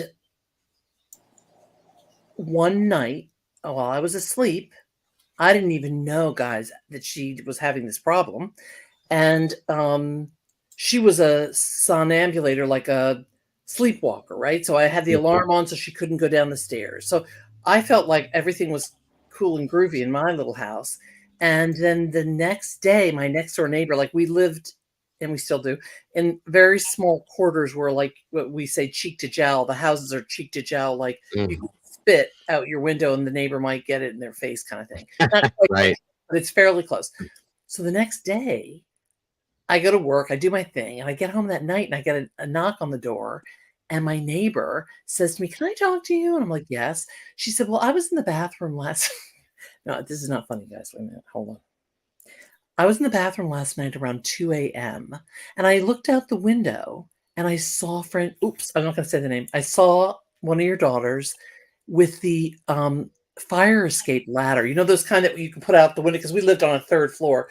Right. Right down to cement. So if there were a fire, you could, you got. So apparently she took her fire escape ladder, put it out the window, was going, I mean, I just can't still believe, I really have blocked this from my mind, was going out the window with her emotional support dog, who's literally in the house. That was one that was barking, who was at the time very small, maybe 15 pounds. And my kid was probably, I'm not kidding, about 45 pounds, very little. And she was going down the freaking ladder and the dog was in the window. She was doing this to get the dog out. my kid could have fucking died. And I said to the woman, what happened? What happened? She said, I opened the window carefully and I said to her, I called her name and I said, could you stop? Stop, don't take the dog out. What are you doing? And she Mm-hmm. said, I'm having an emergency. My daughter really had gotten very depressed. Let's put that. I think she was a little, we'll just say, not in her right mind at that time. And Right. she got a little, apparently got paranoid and thought something bad was going to happen. So she went out, what's my point? My fucking point, excuse me for saying this, is I could have lost my daughter on the fucking cement 3 flights down Right. out the window while I was freaking sleeping. And I mean, it took me a long time, and I don't even know if I've forgiven myself. But then I'm like, was it my fault? I mean, she was getting the care she needed. The doctor thought she was fine, blah, blah, blah, blah. But look how quickly my kid could have died, and it would have been on my watch. So I'm telling Caroline this, and I've never really told anybody. And here I'm telling you strangers this. It's in the whole world, the whole internet. But I don't feel that I'm a bad parent. I feel that I've done my best. I love my children. Thank God they're healthy and they're safe. Now anyway, but I realize there for the grace of God go I, that my child could have been lost, whether it's through a tumble down 3 flights from her bedroom window while I was asleep, or the Sebastian is gone. So anybody want to bail me out of my testimony here? You're doing fine, in my opinion. No, like deep, man. And I sort of feel like I have divulged something, but I'm willing to do it to try to give an example of something. I just know it's a good example because, like I said, we have to look at it from both sides of things. Okay, we can't just. Mind the monsters. There's a lot of people that have looked at this as nothing more than Chris and Katie Proudfoot are absolutely responsible for this. He was with Katie. There's nothing else to say about it. There's nothing else to look at with it. Period. I can't go with that because of, like I said, if that was the case, I guarantee you the first person that was looked at by law enforcement was Katie Proudfoot. Period. She's the only person that was with him at that time. So they were guaranteed to be the first one. She was never arrested. There was nothing ever said. There was nothing ever put out. They allowed her to leave the area. In fact, I'm pretty sure that they told her she probably should leave the area because of what was going on. These are just my opinions, but I can't imagine how, if she is responsible for anything, that she has been allowed to walk around like she has without any kind of repercussion. In a way, I can and I can't, because to be fair, there's no evidence of a crime. Should they find him and That's different, yeah. that there was a crime, even if they arrested her, they can't hold her for 72 hours. Right. Yeah. Right. I get that too. I can't. I don't know. It just doesn't process for me. Holly Ramsey, I just went to chat for the first time. Holly said, I think he may have been slipping out in the night long before. Yeah, it's possible. Also, how do I freaking know? My kid could have been putting the ladder out the window. That was just the one time. Yes, you're right. Yep. I mean, it happens. My adult kids told on themselves about 5 years ago, and they all used to do it when we were sleeping. Oh, heck yeah. And is it Robert Bell? I feel like it was he, but it could have been Brian. It was one of the two guys. Oh no, Robert, you devil, said Brian. So apparently Roberto Bell used to sneak out of his window too. I used to sneak out of my window. I would go out my window. I would get on the roof of the dining room. I would jump down, and then I would walk back in through the front door. I used to do that literally 3 times a week when I was in high school. But now, I tried it. Oh. Go ahead. No, I'll say one last thing. I just want to. I like to give both sides of the fence their. Sure. Okay. And Caroline, I do agree, because I did say in another show, I gave it like a 50-minute diatribe about autism, and I mean, in that, and I agree, Caroline, it is not very, very common for children on the spectrum to do what Clue and what Roberto, and you're about to give your testimony, climbing out and sneaking out. That is not usually the way of somebody on the spectrum, whether they're high functioning, low functioning, whatever. It's unusual. If they elope, quote unquote, it's usually when they're having a meltdown, and they elope and they're within 50 feet, 100 feet of the house. So I agree with Caroline. I want to honor that point of view as well. Is Katie seeking any type of help? I don't know. Mental, therapeutic, whatever. I don't know. I didn't know if you guys. I mean, I know I you have can't no say idea. anything, I mean, I hope she is. I hope she is in some senses, because that's a lot to deal with. And everything else that's come out, which is why I was so angry the other day. That's the number one thing she's dealing with: the loss of her child at this moment. She has no idea where he is, what happened to him, and then everything comes out about her past marriages, and then everything comes out about her family history. That's a lot of stuff for one person to deal with by themselves. Okay, whether you have support from your spouse or not, it's still an internal thing that she has to deal with on her own. So I hope she is getting some kind of therapy or something, to help her get through these days and all that, because it's a lot.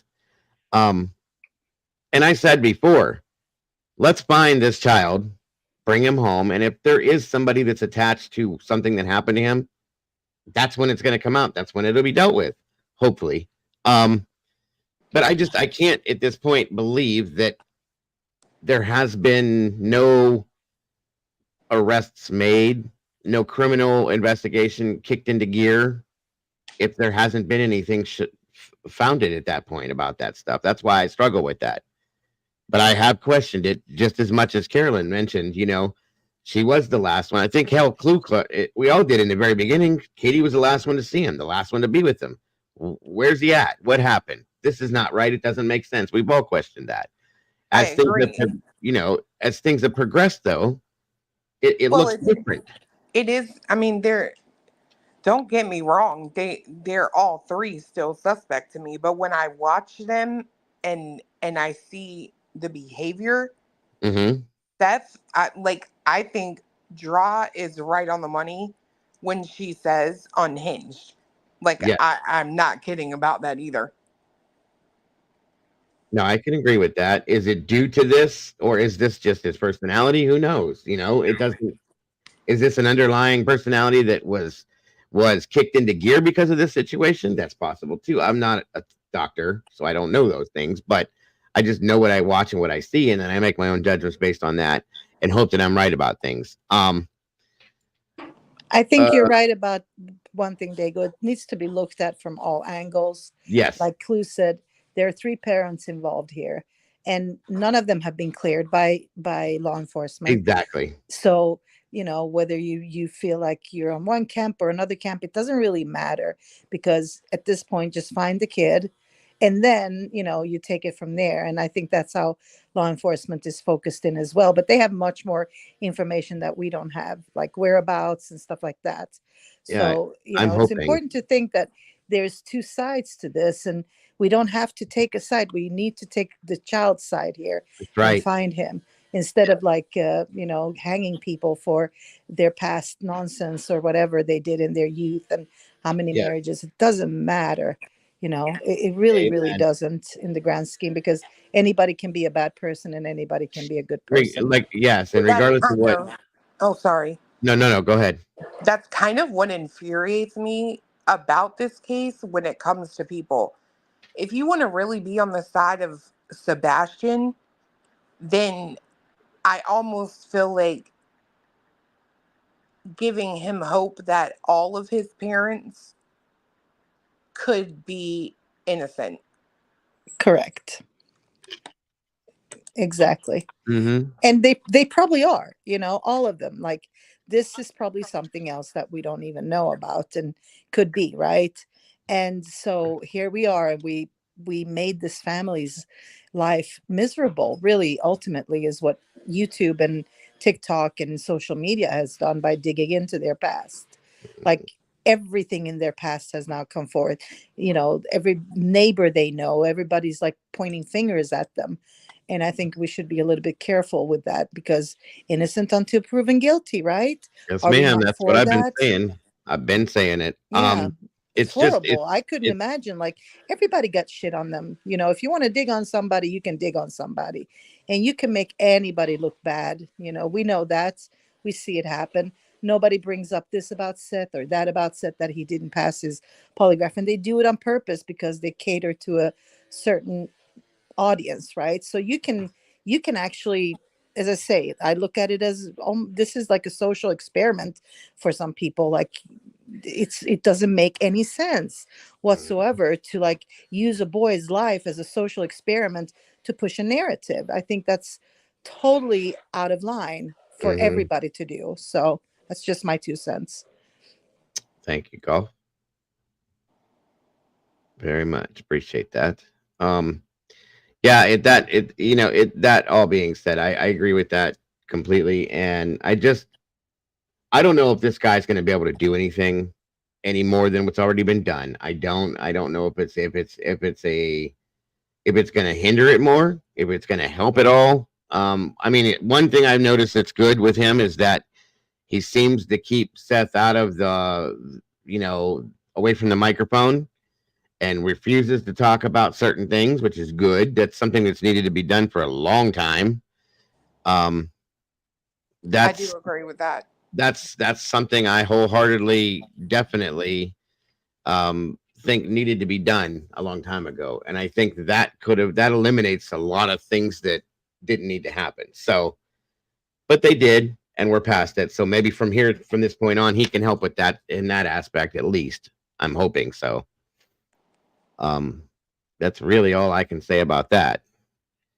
And that's pretty much, what it is he's doing damage control in some senses, and he's trying to keep it at that level now. So we'll see. But for who, Doug?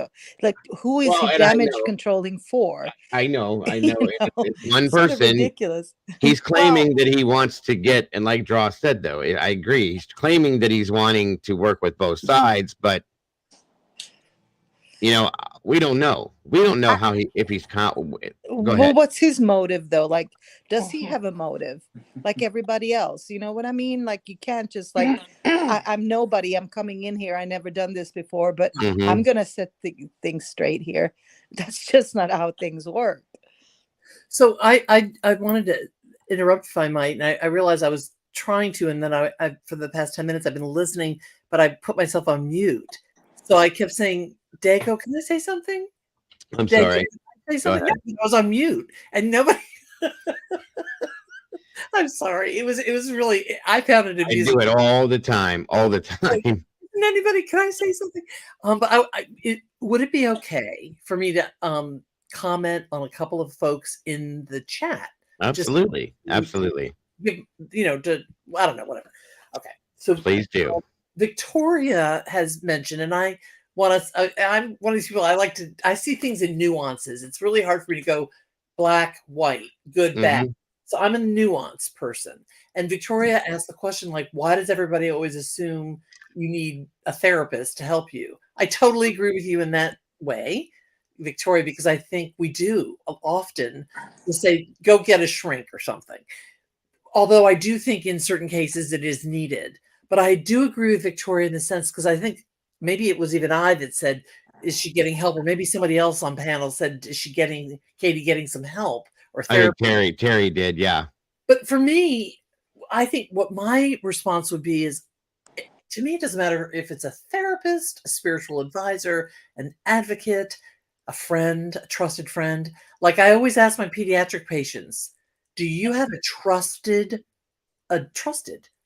adult in your life whom you can speak with if you have a problem? And I think it goes the same way. I don't think we all have to all be shipped off to a shrink, although I am a psychiatrist and I do psychotherapy, and I have been counseling myself, and it's been helpful. But I'd say the best help that I've received in my life has not been from a therapist, a shrink, or this or that. I'd say it's been from friends, a family member, a spiritual advisor. So I'm with Victoria on that. So I just wanted to comment on that. I took little notes. I have two more people I wanted to comment on.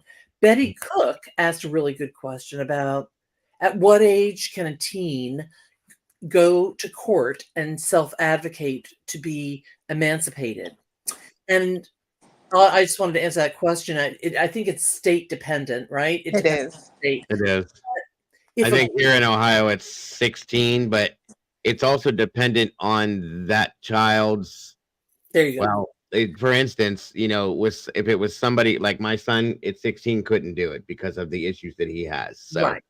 So yes, now most girls, that become pregnant, even if they're 14 or 15, by law they are quote unquote emancipated from their parents. But even though they're emancipated legally, does not necessarily, obviously they can't very often live on their own or whatever. Mhm. So it depends on whether somebody's given birth, frankly. But then to answer the more common question is, even in cases of divorce, a child around, depending on the state, around age 13 to 16, depending on the state, they can ask the family court, I only want to be with this parent, or I only want to be with that parent. But Mhm. full emancipation, I agree with you. I think it's 16, depending on the state, but it depends on like the developmental cognition of the child. Yes. Whether they have a developmental delay or whatever.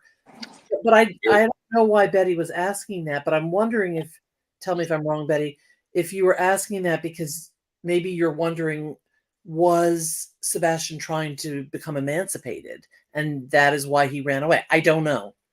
That's why, but that's a question. Go ahead. No, the last one, and then I'll hush.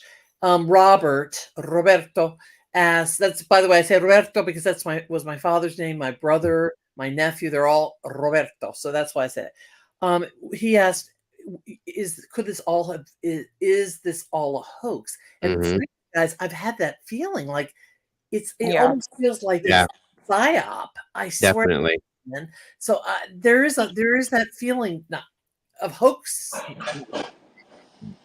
There have been some aspects of this that do, in my opinion, latch on to the possibility of hoaxing with this. I agree with that. I do.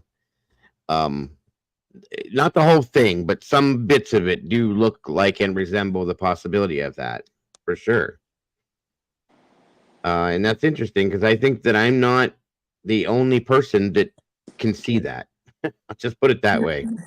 I think it's either like a hoax or very orchestrated on purpose.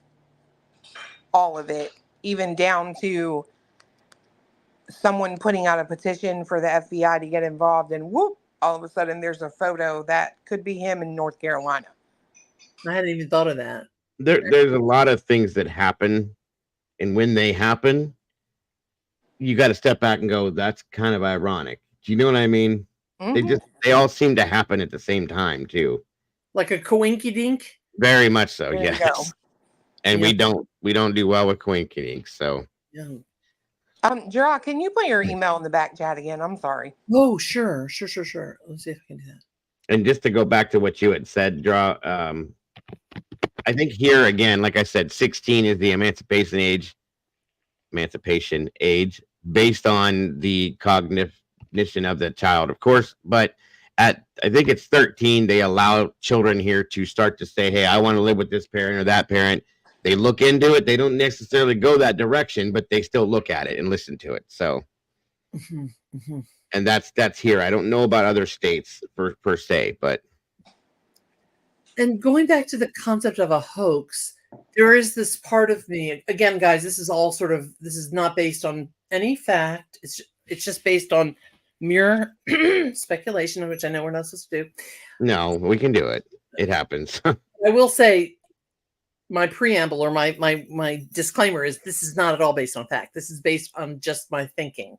Right. That if this is a hoax, I think that whoever did the hoax or whoever planned this little whatever this is, I don't think they thought it was going to blow up in their face like this and become like international. You see? And then how do you backpedal from that? How do you recover from that? I think we talked about that before. I do believe, Clue, if I'm not wrong, about that. We have. Yeah, that if it is a hoax, and there's different variations or reasons why, it could be revenge, it could be one person doesn't want the child with somebody else, or vice versa. But if it is, I don't think anybody expected this to happen the way it has, just as much as with any of the other cases like Idaho and everything else, that nobody has expected social media to be as super involved as they have been with these cases. And that's where this has become issues for a lot of people, because I'm sure these things have been pulled off before social media existed. Nobody's ever looked at it because nobody sees it like it is. We know that the mainstream media coverage on this was not a whole lot, but it sure as hell was out here. I know for a fact that Clue and I were all over this from the very second it happened, and stuck to it and have been with it from day one. Way more than any mainstream media has put it out there. So if that was the case and we wouldn't have done this, how many people wouldn't have known about it? You know what I mean? So yeah, I think that's a big thing too. Well, and that's why it gives me pause that the first two places that this dude Tony wants to go is, what did he say, to, like, I don't remember, Crime TV or who knows what there were two. Oh, Nancy Grace. Nancy Grace, yeah. Another, like, law and crime, I don't remember, but like those two, the ones he named, really don't take very deep dives. It's sort of, they take a quick dive and then they go on to the next story. I'm waiting for this gentleman to say the next place they're going to go is to the Dr. Phil show. Well, I'm sure that's coming we've already too. talked about that. Yeah.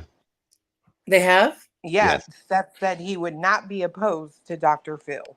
And Nancy's already had both sides of the camp with this on her show. Right. So what good's it going to do to go back to her? You know what I mean? Well, maybe we could get the results of his polygraph. Well, there's that too. That's possible. Well, sorry, who said they wanted to go on Dr. Phil? I missed that. It was Seth. Somebody had said something. He was like, I wouldn't be opposed to Dr. Phil. Oh, right. Okay. Yep.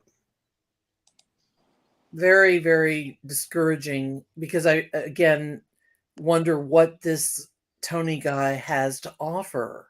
And the only thing that you guys have come up with so far for me, Dago, and I think St. Cletus and Clue said this, about maybe trying to get into those properties and homes of folks locally that refused entrance. Right? But I don't really think that he's offering any. I mean, he didn't even offer that up. I don't think you all offered it up, right? Yeah, no, he hasn't said anything about that. I think he's presenting himself as a, and I think he even says this at some point, a mediator in the situation, right? He's a sales guy, so he's charismatic, is what he's going to try to use. But there's a part in here that shows a little bit of a chink in his armor. Yeah, it shows where his weakness lies. That gives me concern as well. Yep. And again, Cletus, the other piece of that chink in his armor is that he really hasn't been truly vetted. Right. So. Yeah. Good points. Very good points. Speaking of which, I should let this finish up real quick, and at the end we can finish up with. There's hardly anything left to it. Any other questions or comments with it? I appreciate. You may want to stand up this time. I wasn't sleeping. I just had my eyes closed. I was listening. I got a picture of you. I have a picture of you, and I can prove with evidence you were sleeping. If I was sleeping, how would I know what you guys were laughing at? Because I'm always up to something when I'm on panel. You're fired, whatever. Well, right. Anyway, I wasn't sleeping, or I wouldn't have known what you guys were talking about. Honest to God, I just like when I'm listening like that, and it's like going on. I sit there with my eyes closed, absorbing what's being said. I don't. Excuse me, you were drooling on yourself. Thank you. I don't have any drool. You're not helping me draw. Anyway. Dude, I put you on full screen. Oh, yeah, you were big. And laying on your side. I was sitting like this. Open. You were either licking something off your desk or you were eyes asleep. closed, mouth shut, about to fall out your damn chair. Listen, if I was asleep, I promise I would be snoring. I snore my brains out constantly. So no. Well, you were muted. It was cute, Yep. Diego. Don't worry. We Whatever. all laughed. Moving forward, let's watch the rest of these. Thank you. This is much different than Corpus Christi. I mean, this is an area here where you've got hundreds of thousands of acres of wooded land and private property. And, you know, we could have 10 equa searches in here and it would still take forever to search. So there's a big need for that. And as you know, maybe you don't know this, but I live in the area. Like Sebastian's house, like Providence is like 12 minutes away from my house. So it's very, very close. And one thing that has been kind of problematic in this area, just so people can know, is that there are property owners out there that are refusing to let them on and search, even though they're a missing child. Hey, Justin, do me a favor here. Yeah. Do you want to respond to this Charlie VR guy? I'll say guy because I don't want to call him what I'd normally call him. I'm not sure. I don't know if I see it. 913. Why are you using Caleb Harris's name to get in with these missing children's families? You don't know any. You don't know. Yeah. Get it up. Hold on. It's he said 913. I got to go way back. How much money are you? I mean, is this guy not even paying attention? I mean, you addressed all this. Well, sometimes, and for those of people who are coming in a little bit late, they might come in seeing it live, not realizing that they could back up and see all of this. I'm still trying to find the comment, but if you want to address it, I mean, please, by all means. So first off, I'm not using Caleb Harris's name to get in with the family. The family came to me. I didn't come to the family. Second off, I don't know anymore. Then yeah, that's it right there. There you go. Of course, I don't know any more than law enforcement does. I'm not coming on as a PI, and I've made exactly $0 from either family. So, you know, I mean, either you're on board to help find Sebastian or you're not, and stuff like that doesn't do any good to anybody. It certainly doesn't do any good to Sebastian. I don't know what Charlie's doing to help the case, but I'd be interested to find out. This is probably the bulk of what he does. Yeah, exactly. There was another thing that I saw a second ago. Let's I can't find it, but you know, it goes pretty quickly. Here's what I'll say. Somebody's asked, like, you're not getting paid for it, you know, explain this, explain that. So what I'll say is this: we just at the beginning, and I would encourage you, if you're coming in late, to rewind this live back to the beginning and start watching it, because we talk about the money aspect at the very, very front. What I can tell you from this, starting with Caleb Harris, is that he helped set up the GoFundMe and was the first donor to the GoFundMe. He spends his own time, money, effort, resources to go, because he doesn't live in Texas where Caleb's missing, and he doesn't live in Tennessee where Sebastian is missing. It's okay to say you live in Oklahoma, right? You said at the beginning. So you live in Oklahoma. And he has to fly to these places, and he does that out of his own pocket as well. So that's what I can tell you that I am aware of. And I can also tell you that, you know, he didn't come looking just, you know, to work on this case. Seth asked him to work on it. Seth felt he needed a spokesperson. I don't know why. I didn't speak to Seth about this. This was his decision. So I don't know what, but I would imagine the fact that, without putting words in his mouth, that he is mentally and physically exhausted. It's been 2.5 months that his kid has been missing. He's done, I don't even know how many interviews. I'd say probably hundreds at this point of interviews. And so anyways, so the whole purpose of him coming in there is basically to help clean it up, make it look a little bit better. And I think that we can talk about his interview last night. You know, he was sitting there, you know, nice shirt on, much more composed than he typically is. And that's not a bad thing. And people got mad about that. So the way I see it is, you know, a lot of people who do these things, they, you know, Chris Dingman is a good example for Riley Strain. He doesn't get paid either. The families ask, and what are you going to do? Tell somebody who's missing their kid? No. They asked him, and he did it. And there's a lot of work and effort that goes into this kind of stuff. As creators, there's a lot of work and effort that goes into it. But as a spokesperson, you are so much deeper into the weeds. And so just, you know, please be aware of that. But let's just say this: even if he did get paid to do it, the family did pay him, which they're not, it's still a lot of work away from his family, you know, his job, his, you know, hobbies, things that he likes to do. You know, it's his time. So that's what I'll say about that. Anything you want to add, or is that good? Oh, I think that's all right. So let me ask you this. Speaking of that last comment, how are you balancing your life, work, these two very high profile cases with your family, your kids, all of that stuff? How are you managing?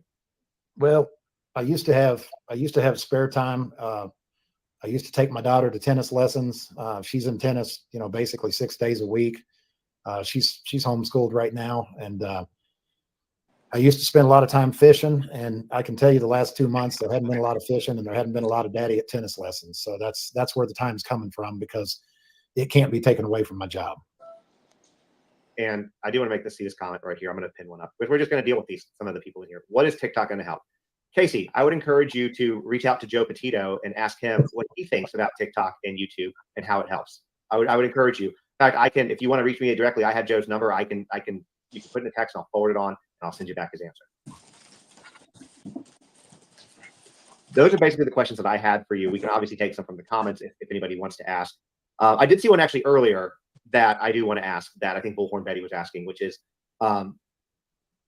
at this point, we've all been made aware of, I'll call it alleged abuse that went on in the household. According, there are things that neighbors have said, things that Chris and Katie and Seth have said. Do you know if there's anything happening or movement with that? I don't have about any of that. I've heard rumblings, but the only thing I'd say is that if you have a neighbor that's credible and a neighbor knows that a kid's missing, why on earth would a neighbor wait 60 days to disclose anything serious about Sebastian? I mean, I'm not saying it's BS, but I would be leaning towards it's BS, because no normal person would wait 60 days to come forward with something like that. And I heard the whole power washer comment, and again, I'm not going to get involved in spreading rumors, because that's what people do about me, and I don't really care for it. I know that the parents don't care for it. Step parents don't care for it. I heard this, this power washer thing. And I mean, let's face it, anybody that's ever used a real power washer, if you did something other than spray the kid with the mist, which is what I do to my wife and my kids when they come outside when I'm power washing, Sebastian would have been in the hospital. So, I'm not really interested in all that noise, because to me at this point, it's just noise. That's fair. Other than that, I mean, again, we'll see whatever other questions people have. We want to be cognizant of Tony's time. I know that you've been on TikTok quite a bit today, and you can follow him on Find Caleb Harris. He's been going live. He's helping with both of these cases. But what other questions do you have? We're gonna wait to see.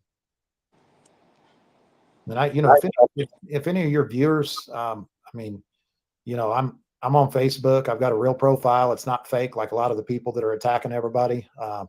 If anybody wants to message me, if somebody feels like they really want to talk to me or find out what I'm about, tell them to message me. I mean, I'll call them on Facebook audio, and we can have a conversation. I mean, if they're up to no good, I can't do much with them. But if they really do think I've got bad intentions or I'm making money or whatever, I mean, we can have a conversation about it. I don't run from anybody, and quite frankly, if you're not helping with the case, then I'm not too concerned about what your opinion is anyway. I mean, I'm focused on these two kids. So let's lead into this, because this is a good question. Speaking of that, there are 2,000 people in here. There's gonna be more people that watch it later. What can people do to help? Obviously, they can hand out flyers for both of these kids. They can share them on their social media, get out there. But what else can people do to help? So I think I just got a text. So this is the first thing you guys can do, is you can go join the Facebook group that is actually supported by Seth Rogers. And the name of that group is Find Sebastian Rogers. It's got 1.8 thousand members in it in one day. You're going to be able to go on that page. You're going to be able to download flyers. I mean, right now, the best thing you can do is not be part of the problem, be part of the solution, pass flyers out, talk about the case in a positive way, pray, let law enforcement do their job. In a situation like this, somebody says, stop the drama and BS, that will help immensely. I mean, amen to that. That's spot on. But if you want to get actively involved, there's nobody telling anybody they can't go to Hendersonville, Tennessee and start searching. I mean, if you got a week, you want to donate some of your time, make sure you got permission to search where you're searching, but there's nothing wrong with going and getting in the woods or the weeds. And, if you'll reach out to the administrators of that Facebook page, they can tell you what they'd like to see searched. Flyer distribution is incredible. Now, isn't that something that Ellie said they don't want you to do? I'm going to sit over here and be quiet. Or am I wrong? Because that's my understanding is that's the one thing they don't want people doing. So that's just an Well, observation. they said they can't stop people from searching, but the But they problem recommend. is they could not knowingly mess with a crime scene. Right. They recommend against it if you're not with one of these licensed, not licensed Right. groups, but trained groups. Right. That's what I thought. So again, that's what. Okay. Anyway. I mean, it's absolutely incredible. So, you know, if you want to do that, if you live anywhere in the Tennessee area or North Carolina area, you know, spend a day, handing out flyers. I mean, that'd be fantastic. What about financially? What can they do? I mean, you know, I know there was a GoFundMe account created early, and you know, we're not really using that or anything. I mean, I think that they're working on setting up, you know, like a non-for-profit organization for all things related to Sebastian, but we're not there yet. I mean, right now we're not asking for money. Right now, we're asking for people to stop the drama, stop attacking people, get on the ground and help search, pass flyers out. I mean, we're not. This is not a money grab by the family or by me or by anybody else. I mean, again, Seth does not have one person today on his team that is getting paid. Not just me, but nobody's getting paid. Everybody's volunteer. So, and if you've got time to volunteer and you live in that area, you know, reach out to us on the Facebook page. And if you want to spend some real time, I mean, we can put you to work doing something positive, I'm sure. So basically at this point, no money is needed, I guess, for both of those cases. So what we can do is we can stay tuned and let people know if and when y'all get to that point. So have you somebody asked a good question. I'll throw this one out here, which is, and I'll take it a little bit further. They asked if you've been to Tennessee. And I'm sure you have at some point in your life been to Tennessee, but in regard to this case, have you been to Tennessee? And if not, when do you, I know you're planning on coming here. So when if you want to share, are you planning on coming? I'll be there for on the 19th. So for those of you who were asking earlier too, when the next vigil was, it's going to be May 19th. And is that going to be at Long Hollow Church? I'd have to verify that. I know it's at a church. I think that's accurate, but I'll verify that. But I will be there from let's say the evening of the 18th through the 20th. Okay, well, we'll definitely have to get together then while you're here. Absolutely.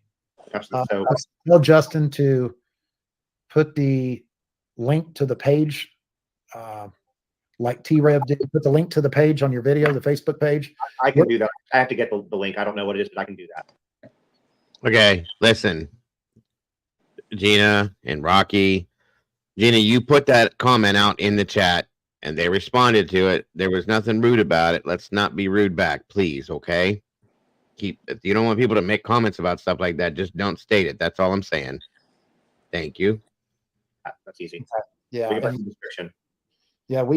What we're trying to do is we're trying to follow kind of the model that we used in Caleb's case, where we grow a local page. And if we need volunteers, or if we've got 50 volunteers and we need somebody to feed them, or we need a drone, or we need a boat, we've got people locally there that are supporting Sebastian that will volunteer things, not money, but things or time or something like that. And that, you know, we're trying to create a group designed specifically for that. No drama, no bashing anybody, you know, simply supporting Sebastian and trying to create, you know, support in that community.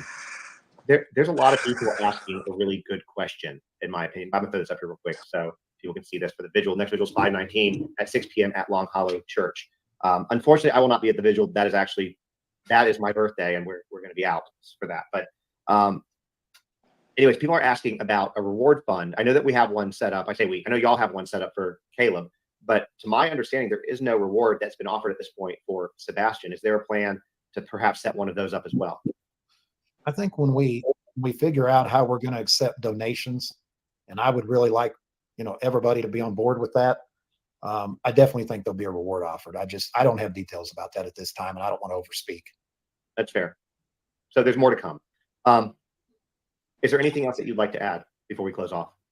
No, I don't think so. I mean, I appreciate you giving me the opportunity to come on, and, you know, I say put out these fires. I mean, people that are going to be attacking and angry are still going to do their thing because they got to have something to talk about. But, you know, those of you that listen tonight that are here for the right reasons, you know, God bless you. We appreciate you. Do you think with going forward that we should possibly set something up as a weekly for updates? Is that something you'd be open to? Potentially. Yeah. I'm always open to that. I mean, if you if you've got the time, I mean, what I'm trying to do is I'm trying to create 3 or 4 people like that, you included, Justin, where, you know, I can set a schedule and I know, you know, Tuesday night at 8 o'clock Central, I need to be, you know, here. I mean, we're trying to create something like that. So the short answer is yes. And just so you're aware too, and we can talk about this offline, we can also always record earlier Yeah, and absolutely. then I mean, still we're, stream it live and be in the comments later in the, you know, when we stream it in the evening. So evening, just, evening always works better for me because it allows me to have some family time earlier. yeah, I get that. So whatever you want, we can discuss that offline. So I appreciate your audience though. There's been a few trolls, but there's been a lot of kind words to Sebastian in the case and what we're trying to do. So for those of you that are here for the right reasons, again, we appreciate you. well, I appreciate you coming on. I know you've had a long day, and you know, I appreciate you. I'm just going to say, I'm glad that there are people out there. You know, I'm glad that you're out there speaking for the Harrises. I'm glad that you're out there speaking for Sebastian. And you know, let's just do what we can to keep these boys in mind. You know, keep Sebastian and Caleb at the forefront of all of this. That's who it's about. And you know, that's all the focus needs to be on at this point, in my opinion. I agree. Totally agree. All right, everyone. Well, you guys have a good night. I will probably see y'all back live in about an hour on a different show talking about Micah Miller. But until then, y'all have a good night. Thanks, buddy. Okay. Well, I'll be honest with you guys, and I don't have any problem saying this. I'm not fond of this guy at all. There's something about him that I don't trust. Hello, Draw. I have to say goodbye. I'm sorry. Oh, no, it's okay. left you a message. Thank you so much to everybody and to the community. I love this place. And we always love having you up here. We always love hearing what you have to say, and it's always an honor and a joy to have you here. So thank you. 100%. Thank you, guys. Bye, see Draw. you. Bye, guys. Bye. See you soon. I won't, Molly. So I may have fallen asleep. I guess I didn't realize I did. Okay. I thought I just closed. I close my eyes all the time when I'm listening to interviews. I sure as hell look like I was sleeping in that picture. So thank you, Molly, for being an asshat and taking a picture and sending it to me.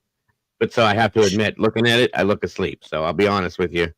It's one of them points where I guess I didn't realize I did. So it is what it is. And I'm the narcoleptic one. I heard everything that everybody was saying and the lapping, so I didn't feel like I was asleep. So be it. I sure as hell look knocked out though. Whatever. Anyway, at least I can admit it when I realize it. Point is, I'm not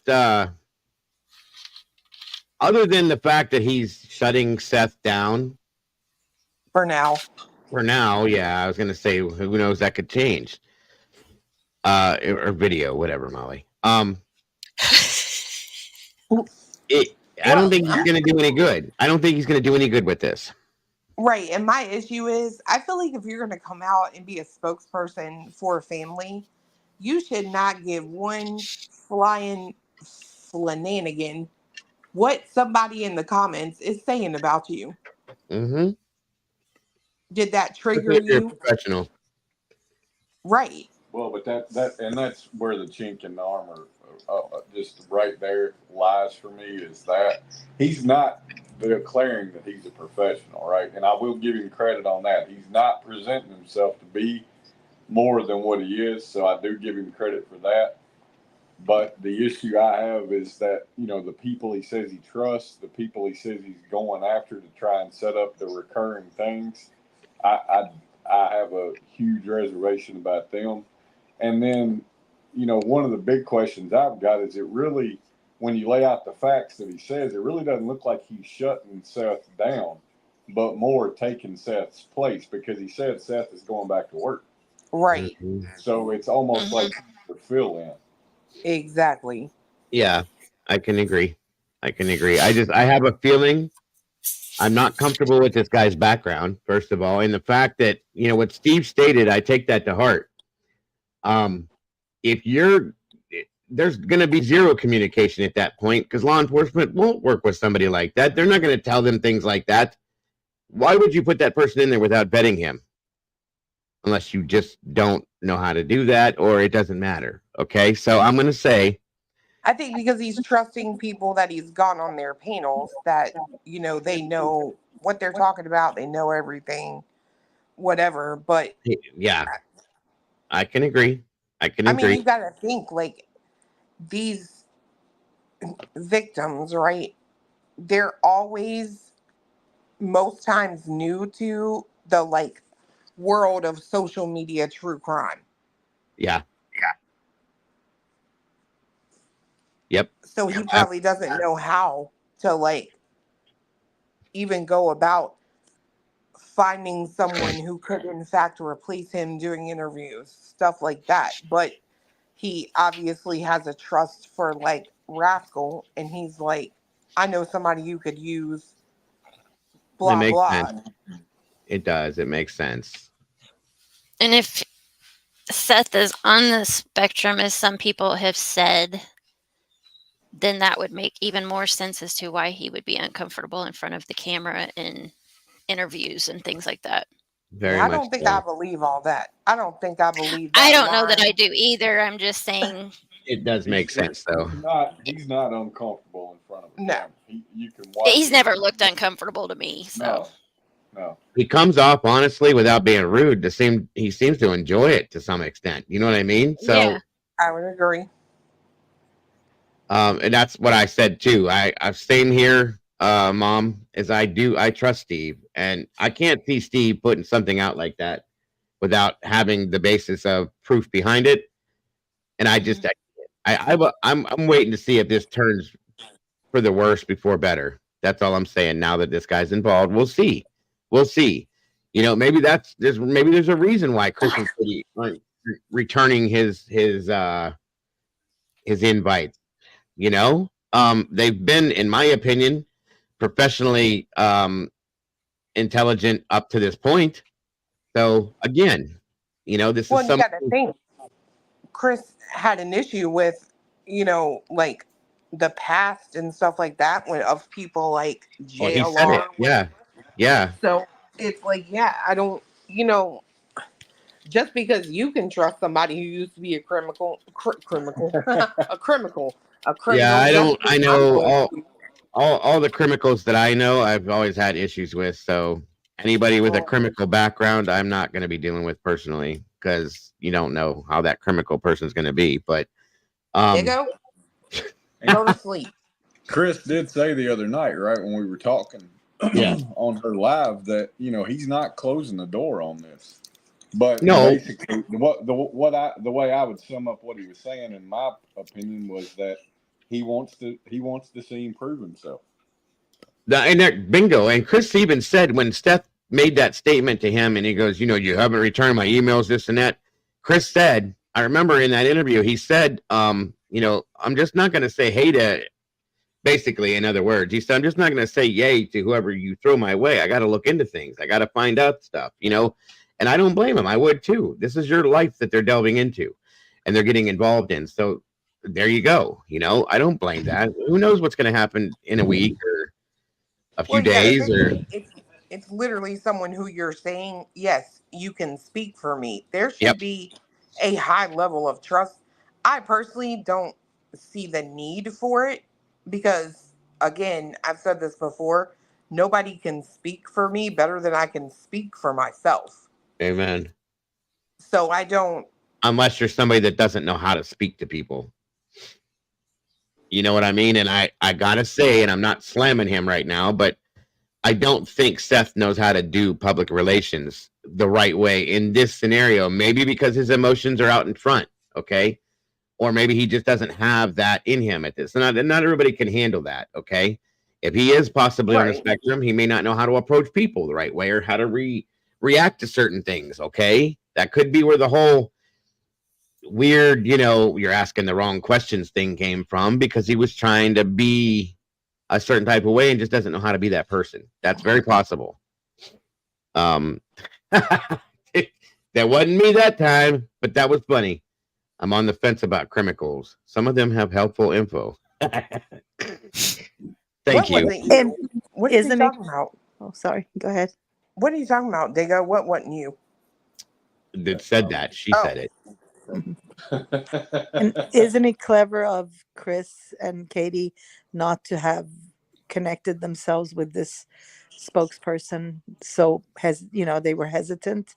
I think they did the right thing because it comes out, takes a few days. Just sit back, watch it happen, and they will show itself. And I think they did the right thing. Yeah, that's what I'd be the same way. Wait to see what happens. See what this plays out with. What happens with it. 100%. I got to agree with you. And like I said, thus far they've been very professionally intelligent with this, for lack of better termage. I can't say that I blame them, especially considering everything they've been through. You guys, we've seen this 100%. So I'm just not gonna. It also tells me another thing is that they probably listen to law enforcement because they might have asked, like, should we trust this guy or whatever? That's just my hunch, just my feeling. And they have been listening to law enforcement, as I Yeah. stated earlier. And Chris stated that himself. They've told us basically without saying it word for word, but this is what they've told us to do, and this is what we're doing. So, it is what it is. And I just don't understand the whole point in going back on Nancy Grace when they've both been there already. I was sideways, Robert. You're right. I was probably sleeping. I'll be honest with you. I'm not gonna lie about it at this point after seeing that video. I can't. I just didn't think I was. I literally closed my eyes for just a minute and I was listening and I hear you guys talking and laughing and then she sends me that and I'm like, damn, I was fucking sleeping. You must hear better out of your right ear than your left because it was facing up. Well, I thought I was like this. The video I got, I was all the way down. So, Nancy does want to follow up. But see, that's the thing. If she wants a follow up, why hasn't she posted anything, Carolyn? That's what I don't understand. You know what I mean? I agree with you that she should, but why hasn't she done that herself? Why hasn't she put forth something like that? That's a little weird to me. Because it takes time to come up with the story now. Well, and plus, I personally feel, because I don't like Nancy the way she does things. Excuse me. I feel like that this is going to put Nancy in a bad light, and that's not good for her ratings, and that's not going to make her look right. And I think that's why she's avoided it. Honestly, I don't blame her. That's me. Well, and I mean, look at it this way too, right? It would be now she's got somebody to talk to that doesn't immediately look suspicious, right? And he's going to deflect. That's his job. So he's going to try and keep things neutral. Well, and how do you think that's going to go over, Cletus? Because we know how she likes to go at people, and we saw this guy when people tried to talk about like the Proudfoot family. How I don't think he's going to let her go that way. So we'll see, but I don't know. I'm curious if that happens, but I don't know. I agree with Draw. Like, there doesn't need to be a whole media tour for this. Like, get on the point of finding this child. End of story. Like, we've done flyers. We've talked about it day after day after day after day. We've put out as much information as we can on this. You're not going to do any more than what any of us have done by doing that, truthfully. Okay? There needs to be something else done at this point, and I don't think he's the guy to do it. That's just my opinion. I think time will tell if he's got. I'm not a fan of him in this situation right now, but I'm still keeping my mind open to just because of the fact that he at least is not claiming he's a professional and he's not standing here presenting himself as to be God Almighty in this situation. So I'm going to give him a little bit of leniency just to see how he does. Does that make sense? Because I'm not really expecting him to be perfect, but I do expect real quick for him to wake up to some of the things he's saying that are red flags for me, like the people he's trying to center around. I couldn't disagree more with him on that, but we'll see what he does. Well, it's just for me, I think it was Goff who asked, what's his motive? Good point. What is he? Because I don't care what anyone says. Anything that you do in life, you have to have a motive for if you're going to be any good at it. So what's the motive? Exactly. And is it just to get Coffindoffer on you? I mean, he's name dropping all those names, like he's making friends in the community, right? Right. Is he trying? Is he trying to build some form of a rapport? Is he trying to get a name for himself? I mean, those That's what I all think. make sense. I think that last one, make a name for himself. So this could be a new sort of business for him, and eventually his services may not be free. Damn you, Clue. What? And Mom, I can't stand you guys. I really can't stand you guys. What did I do? You know, What did I do? Well, I know what I did. you're the one that did this to begin with. Who? All of you asshats. It's all me. Look. Yeah, you're the one who fell asleep. They go.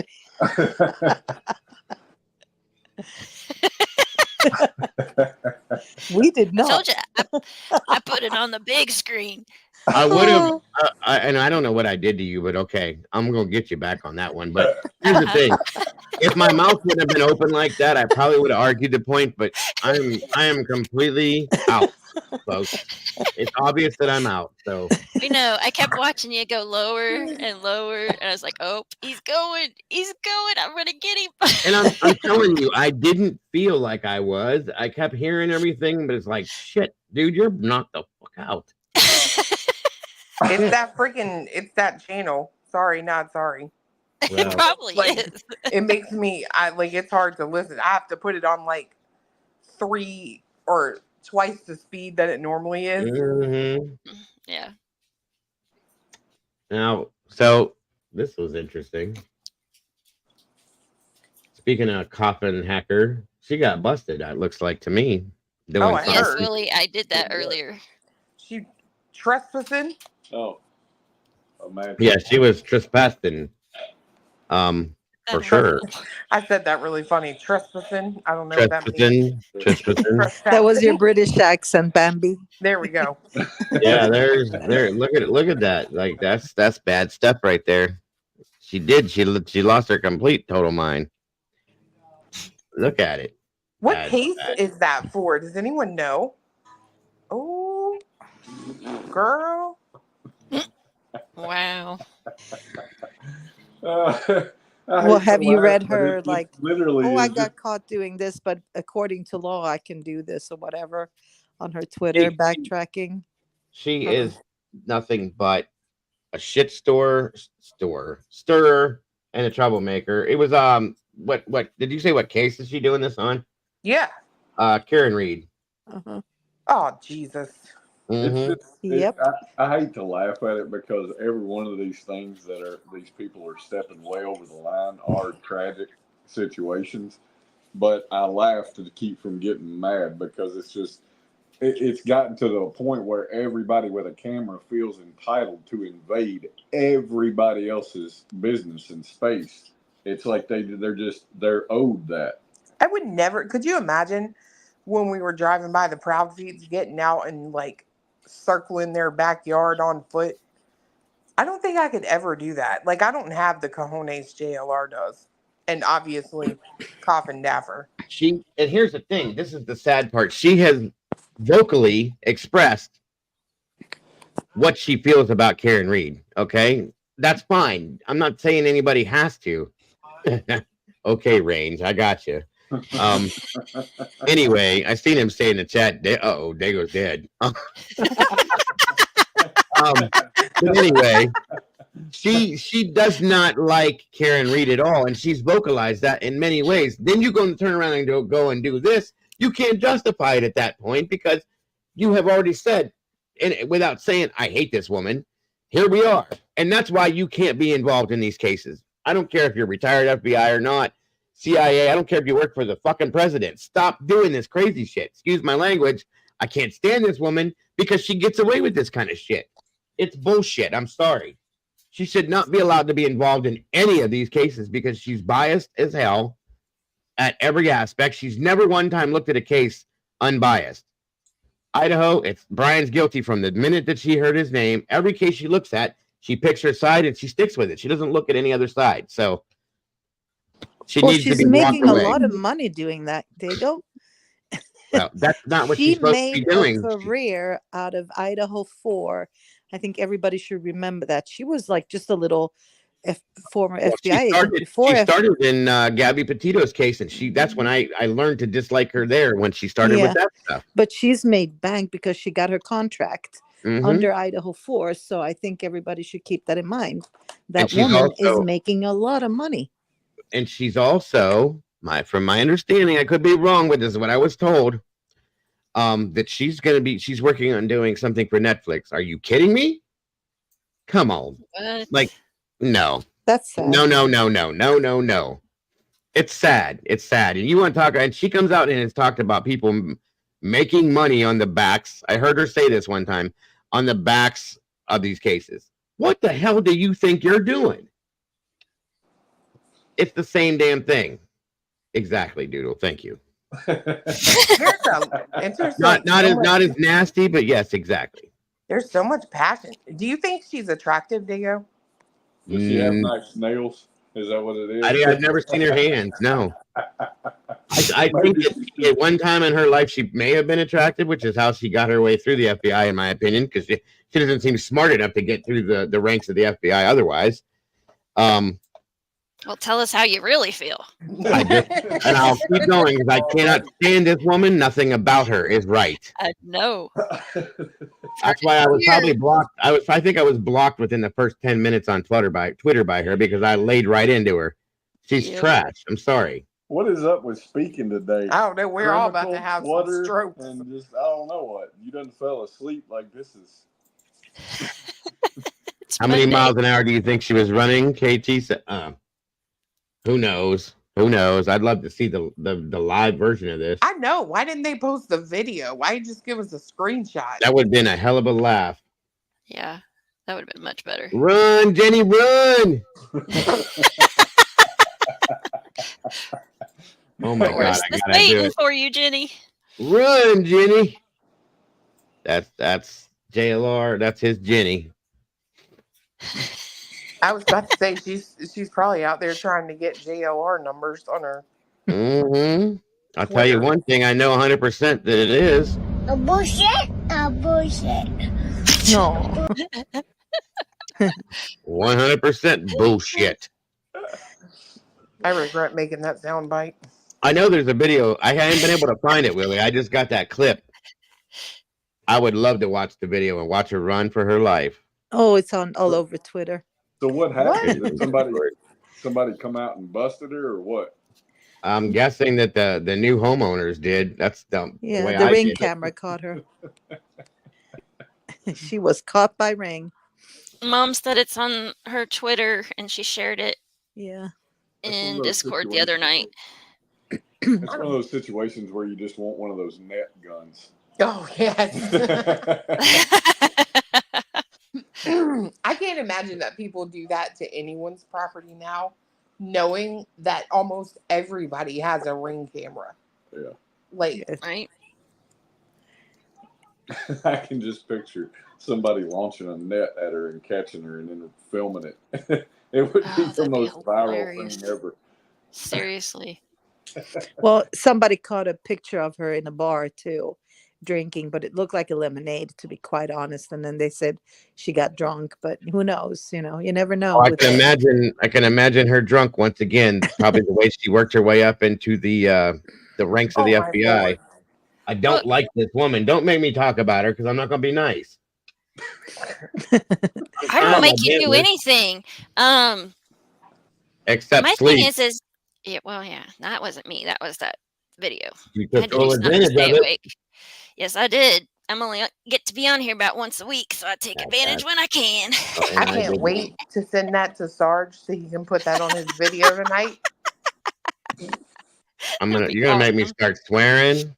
True crime is hard work. All right, folks, here we go. Thank you, Salty. Let's see what it is. Let's see what it do. Long day at the office. That Oh. be captured. Right?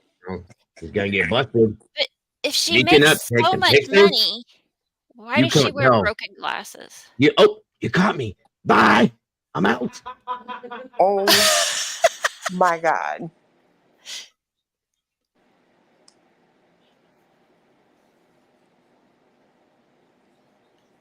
Say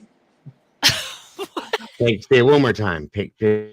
Nobody knows who I am. Nobody knows I'm Jennifer Cockenhacker. Dear God, what is the weather like there? Why is she dressed like an Eskimo? Right? Why did she run out to the end of the driveway and just stop? Like, oh, they don't know. Yeah. Like, I'm still standing in your driveway, but they don't know. I don't understand what she's taking a picture of, though. I don't either. Yeah. I would have loved to have been on camera and been there like, hey, what are you doing? And watch her like jump out of her skin. Unless that's what they did. I bet she probably farted. She got scared or something. You know what I mean? Or sneak around the back of that blue car, and as she comes back, go boo. Mm-hmm. Thank you, Salty, for the video. So what? The new homeowners posted that or put it out there? Yeah. Yeah, somebody in the chat said they are not happy. She didn't even look like Willie said it was the crime scene. This woman worked for the FBI, right? Okay. She didn't even look at the house to see if there's a camera there. That's what I was going to say. She's not looking at nothing. She don't care. She just walks right up. She probably don't care. That's what I'm saying. If I were the FBI, I would forbid her from claiming that she ever worked for them. Oh, she's taking pictures of the yard, the vantage point. Gotcha, Salty. Oh, okay. Willie says that this was the neighbor's house. She was taking photos of the scene from the neighbors. Got you. So it wasn't even the house. So she was at the neighbor's house. And God, what a dingbat. And you're wearing somebody's rug. That's pretty much, yeah, that's the way to sum that up. It looks like a damn rug. She's a special agent. Amen to that, KT. It's a poncho. Is it still cold up there? Or is she just trying to like disguise herself? Like, well, the people walking down the road, or the person, that wasn't her that was walking down the road after the fact, was it? Yeah. That was her? Because it didn't look like her. Watch. She's gonna go down there. And then you can see her through the car window, make her right. Oh, that is her. I'm sorry. You're such an idiot. Where did she park at? Oh, maybe she did notice the camera. I bet she took that thing off. She maybe. might have. Because it doesn't look the same to me. Yeah, she's carrying it in her hand. Carolyn says she's a Texan and she's Puerto Rican. Inspector Gadget, you got to have, that's her cape, right? Well, that's what vampires do. They wear capes. So, you know. But if she makes so much money, why can't she afford a pair of glasses? Or why couldn't she send somebody out to do her dirty work, like a PI or something? That too. That's pretty unprofessional there. Because I accidentally clicked on something the other day and it was hers. And she's like, okay, let me put on my broken glasses. I'm like, what? Right. I'm like, are you serious? Those are her bat wings. That's right, Pebbles. Bat wings. It's such a pain in the butt to go to the eye doctor. I can't hate her on that. I've had the same pair of glasses for like 15 years or more. They're broke. The lens falls out, and I'm like, I don't want to go to the dang eye doctor. Don't even get me started, rangefinder, because I wouldn't put it past her just to give herself a case to work. Pretty sad. I don't like her, if you can't tell. Just saying. Really? I'm telling you, it took that one. That when she did something, I can't even remember what it was, in Gabby Petito's case, and I was like, you dumb piece of, I was so mad. But anyway. Yeah, I don't remember either. And then she got involved in Kylie Rodney's case, and she came out and showed her stupidity even more. And then the icing on the cake for her to top it off, where I finally said, I'm done with this crazy woman, is she made that statement in the Delphi case and said that the sticks just kind of fell that way and landed the way they did. That was it. And you were here with me. I was like, I'm done with this. This woman is insane. Please walk away. That's the one I remember. The sticks just fell that way. I was that like, was it. Oh, what? She won't come anywhere near me, Butterfly. She don't like me neither. I can tell you right now. Yeah, the Delphi case, that reaction from me was so, I was like, are you that stupid? You're that stupid. Yeah, I those mean, when, sticks just kind of, it's very plausible that those sticks just fell that way. when did I you was talk like, to her? what did you just say? What did you say, Clue? When did you talk to Coffin Dapper? On Twitter. You attacked her on Twitter? You ain't lying. Sure as hell did. I went at her about Gabby. She let that one go. And then she blocked me, and I went in under another name. Oh my God. And I said something to her, and then she blocked me. I think she figured out who I was because I went back at her about the same thing. She really pissed me off about the Gabby thing because I think it was along the lines. She made a statement that kind of defended Brian, and I was like, oh, you dumb bitch, I'm done. That was it. And then the whole Delphi thing just really burnt me. That burnt me bad. Tell that to Holder and Westfall, right? Oh, she probably knows them too. Salty. I don't like her, folks. I don't know how she survived in the FBI to be able to retire. I don't get it. It was Well, like a forced thing. I do. You're probably right. Yeah, that's where all the deets are on Twitter. I backed away from Twitter after a while because it got pretty dark for me. So I need to go back to it. I've been streaming on Twitter though. Maybe you'll see that. Oh no, I'm blocked. That's right. Sorry. I wondered that, Brian, is if she actually was fired or if she was forced to resign for something because she's so stupid.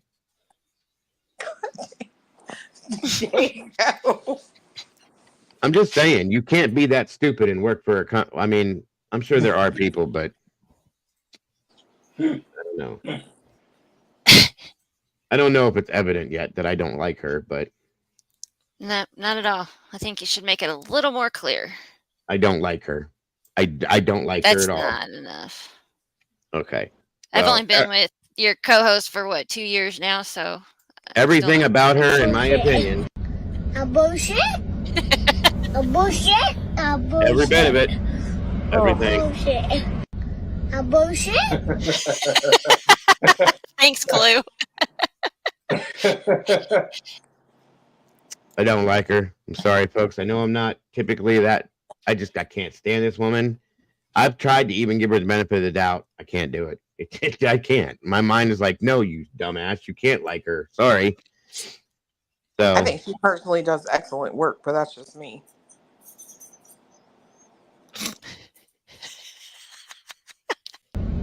A bullshit? A bullshit? A bullshit? A bullshit? A bullshit? A bullshit? 100%. Good work. Excellent work. Are you high? Norma, that would have been funny to see. No. You're just fucking with me. That's all you're doing. I get it. Hey, I don't look at anything she does. So. That's what I do. See? Look, Pebbles is like, Clue, no. No, I don't. Oh, gee, I can't imagine why you'd be banned from Twitter, Molly. You probably have a life ban. She does. Oh, she thought when it went to X that she'd get a free pass. Yeah, she's banned for life. They said she's out. Bye. Elon came in and said, "Oh no, she can't come back. But we can bring Trump back, but leave Molly out." Yeah. You do toys. Do you know Beanie Baby person? I do.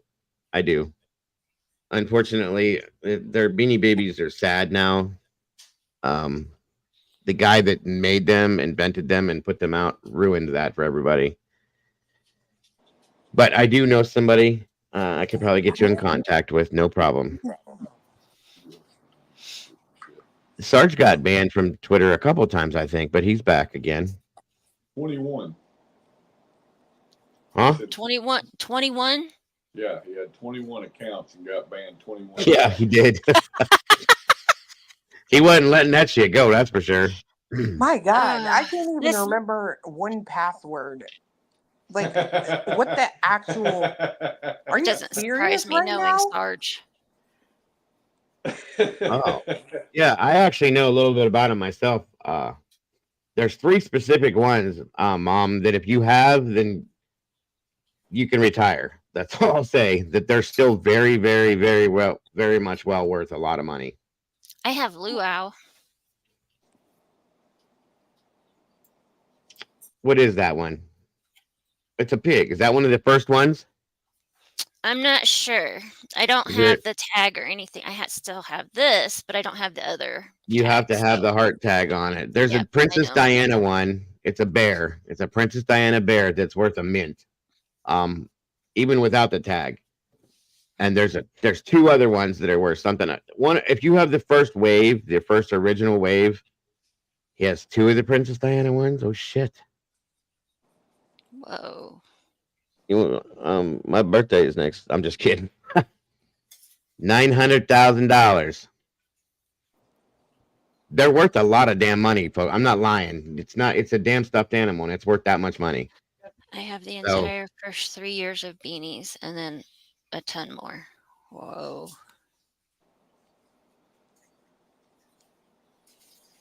What are they talking about? Beanie Babies. What Beanie is that? Babies. Look on a screen. See my monitor? Oh, hold on. Oh, yeah. Beanie That Babies. little pink. I had that little pink pig. Yeah. Oh, no. His my name bad. is Luau. He's one of their mistakes. Because why would you name a pig Luau? Well, here's the thing. I mean, you cook a 'Cause pig at a luau. When he was making those, okay, he was with a woman. He was married to a woman who had children that they didn't belong to him, and he was allowing the children to name the Beanie Babies. Okay, and then he started cheating on her, and when he started cheating on her, it detached him from the relationship he had with the kids, and he stopped letting the kids name the Beanie Babies, and they went downhill. So, Ty Wallace, yeah, there's a whole documentary on him. I just watched it not too long ago. It's actually it's a movie actually. It's pretty good. So, welcome Betty Cook, by the way, new meatball with us. I think my oldest has a couple. I don't If you remember. got the original wave, the first 2 waves, I think those are worth money. The Princess Diana bears are worth a lot, guys. I think that's the one that she's been hunting for. Every time we go to Goodwill, she ransacks the stuffed animals to find Beanie Babies and to find the rare ones. Sherry, what did you just send me? What the hell?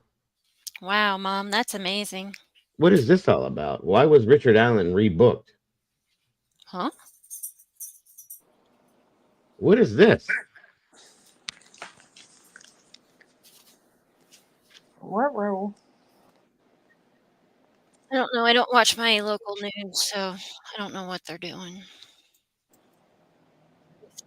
Booking date 5/6/24. That's today, right? Yep. Mm. Let me see if there's anything on our local news. Salty, if you're in here, I'm completely lost on this. Was he transferred or something? Did they change? That's what I'm saying. Did they transfer him to another facility?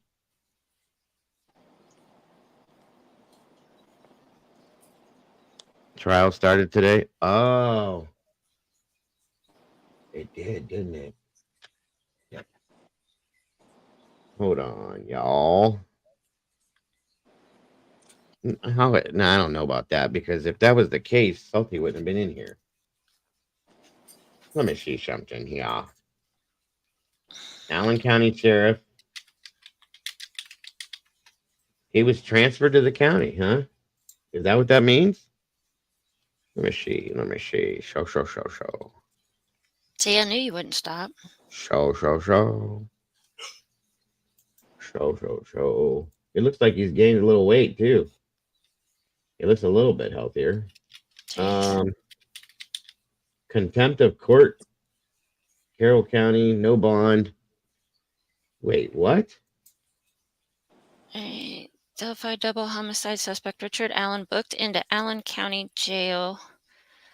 Has a pretrial hearing Tuesday morning at the Allen County Courthouse and is booked in the local jail until then. All right, so what is it? Oh, she said, hold on. She's about to go look. It's He's a like, pre-trial hearing tomorrow morning, so that's why he's booked in the local jail. yeah, but would they really book him in rather than just transferring him in there? It's Indiana, probably. Yeah, I didn't think the trial started today because today's only the 6th, right? Tuesday's hearing is in Fort Wayne because Special Judge Fran Gohl is presiding over the case. Jury selection is to begin May 13th in Allen County. The trial will then be held at the Carroll County Courthouse, and it's scheduled to last through the end of May. The hearing, which we won't be able to watch any of. No, we banned it.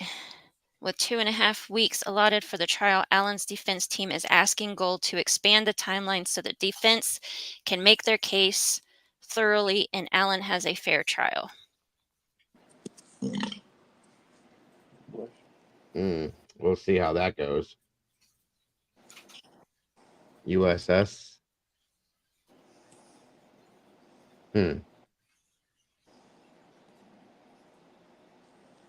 Interesting. Thank you, Sherry. Yeah, he looks like he's gained a little bit of weight, unless it's just the beard. But statute. I don't understand the contempt of court thing. That's weird. Yeah, he definitely looks like fuller, at least in his face. Yeah. Yeah. Okay. Sherry said she sent you a DM, Mama Bear. Okay. I'm gonna see if I can cover somehow, maybe via Twitter, maybe. Wait, Coffindopper's fighting for Richard Allen? No way. Oh, see, you said all those mean things for nothing. No, I didn't. I still mean him. I still mean him. Hold on, let me see. Yeah, Rocky, you can jump up here real quick. We're gonna shut down here in a few minutes, but yeah, you can jump up here. You want to check your mic and the mic sounds right. Manum. I had to put it back in your head. There's the link, Rocky. Do, do, do, do, do. Do, do, do, do. It ain't never left my head. That's the thing, Cletus. Clue, we're gonna start our own streams or something. Jeez. Here. He sings that song every day. Yeah, I know. Like, whoa.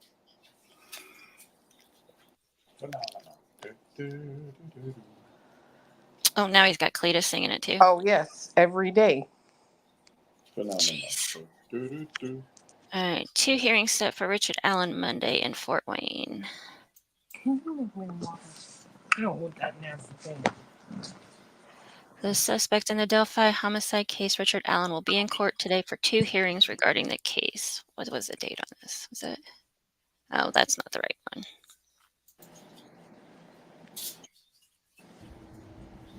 Hi guys, can you hear me or no?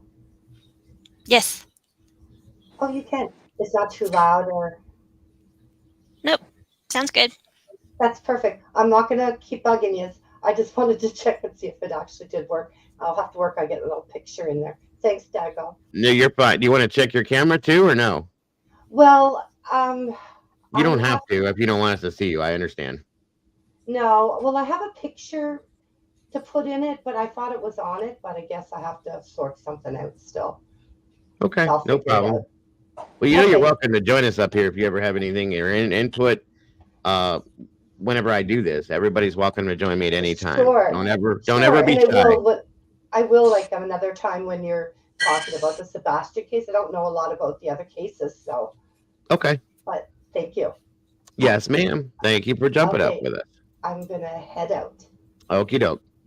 when I figure it out. Well, that's another thing too. Is Bob? There we You go. need me to help you down? Here, hold on. There you go. If Bob's which I know Bob's gonna cover it, he'll be there. That we can probably follow up with his stuff that he's gonna put out, and that's how we'll probably be able to get our info on it. 100%. I'm curious to see how this one's going to go, you guys, because I don't see how it could go any way other than he wasn't involved. He didn't do this, so we'll see.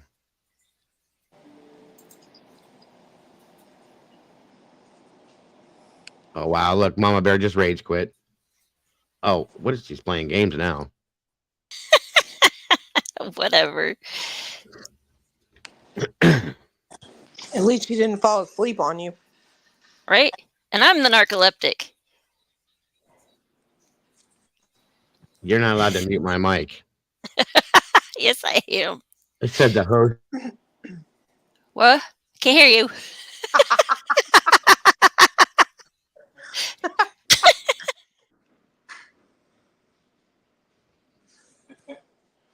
He misses me.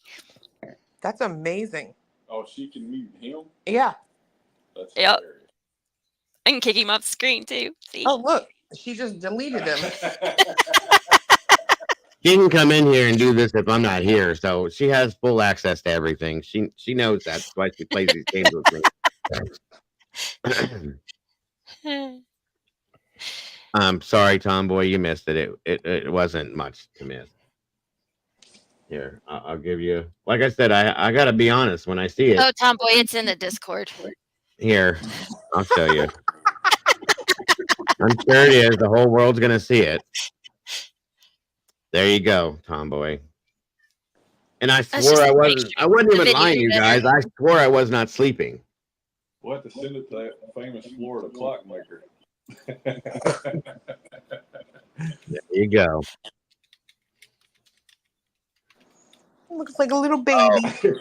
He does. He looks so young. Well, first of all, just so everybody knows, I don't sleep very well. Everybody, I think most of you guys know that. I don't sleep very much. So when here's the thing, I can't even sit down. You can ask my wife, and she'll gladly tell you. I can't sit down like on the couch to watch a full movie or a TV show or something. Literally, as soon as I sit and get comfortable, boink, I'm out. Because I don't sleep. I don't sleep through the night. Not to be mean, but it's so much funnier in here with Mama Bear. Well, fine then, Leslie. Guess what, Bear? It's your show. Bye, folks. Now rage quits. He's grumpy after a nap, ain't he? Right? You'd think it'd be the other way around. Yes. They work wonders for Sarge. I don't get it.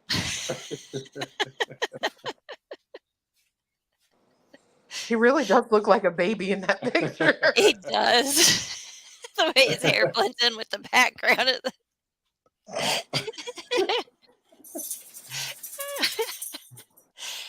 Oh, no, it's not AI. You'll have to rewatch the live and you'll see it. I blow it up real big. He's sleeping. Is he done pouting yet? That was great. Yes, he does.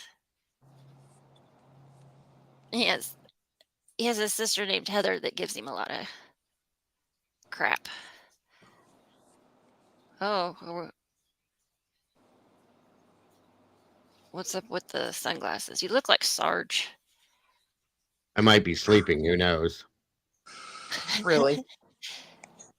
Huh. Well, we interrupted his nap because we were all cracking up.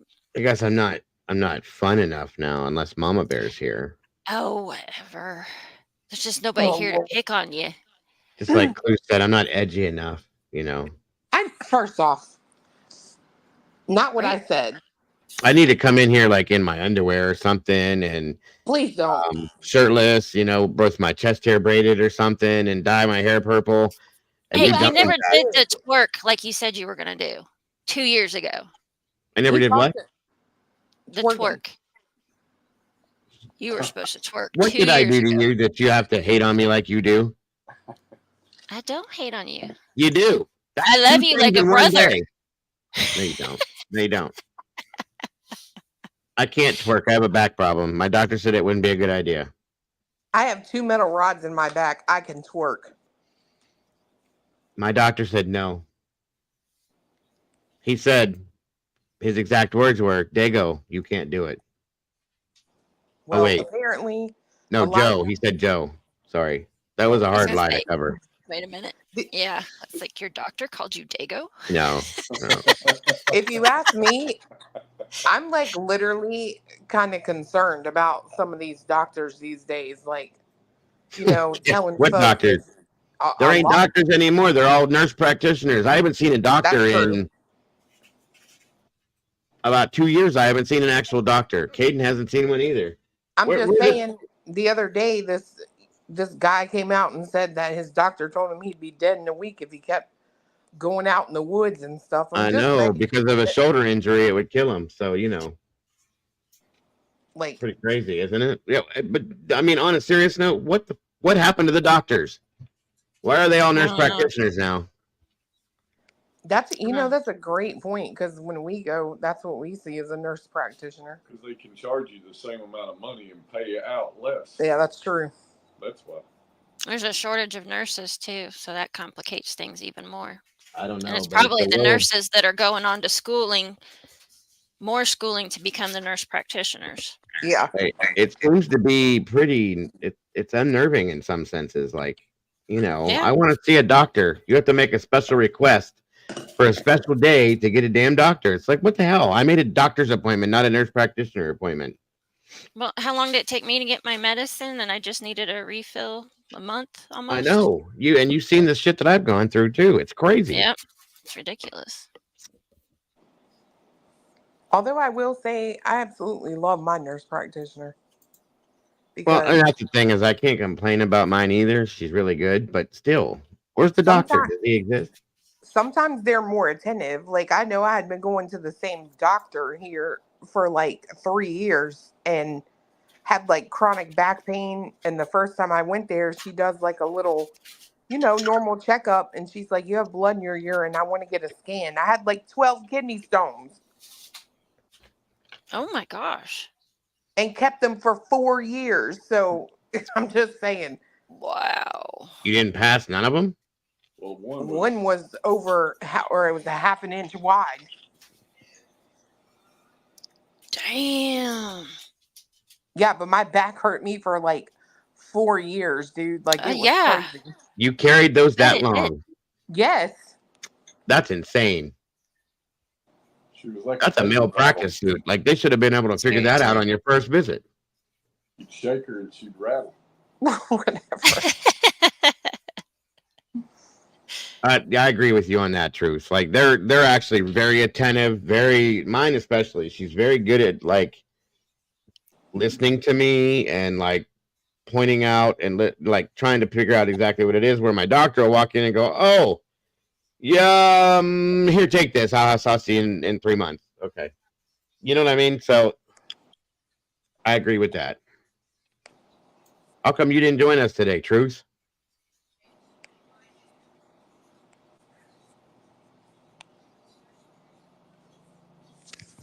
But I love PCP too. What the hell, Brian? Okay. He loves his nurse practitioner, but he loves his PCP. Yeah, Primary well. care physician. Not the other PCP. I know what he meant, but that sure as hell isn't what it looked like. Just clarifying. Got you, Brian. We get it. Have fun with that, buddy.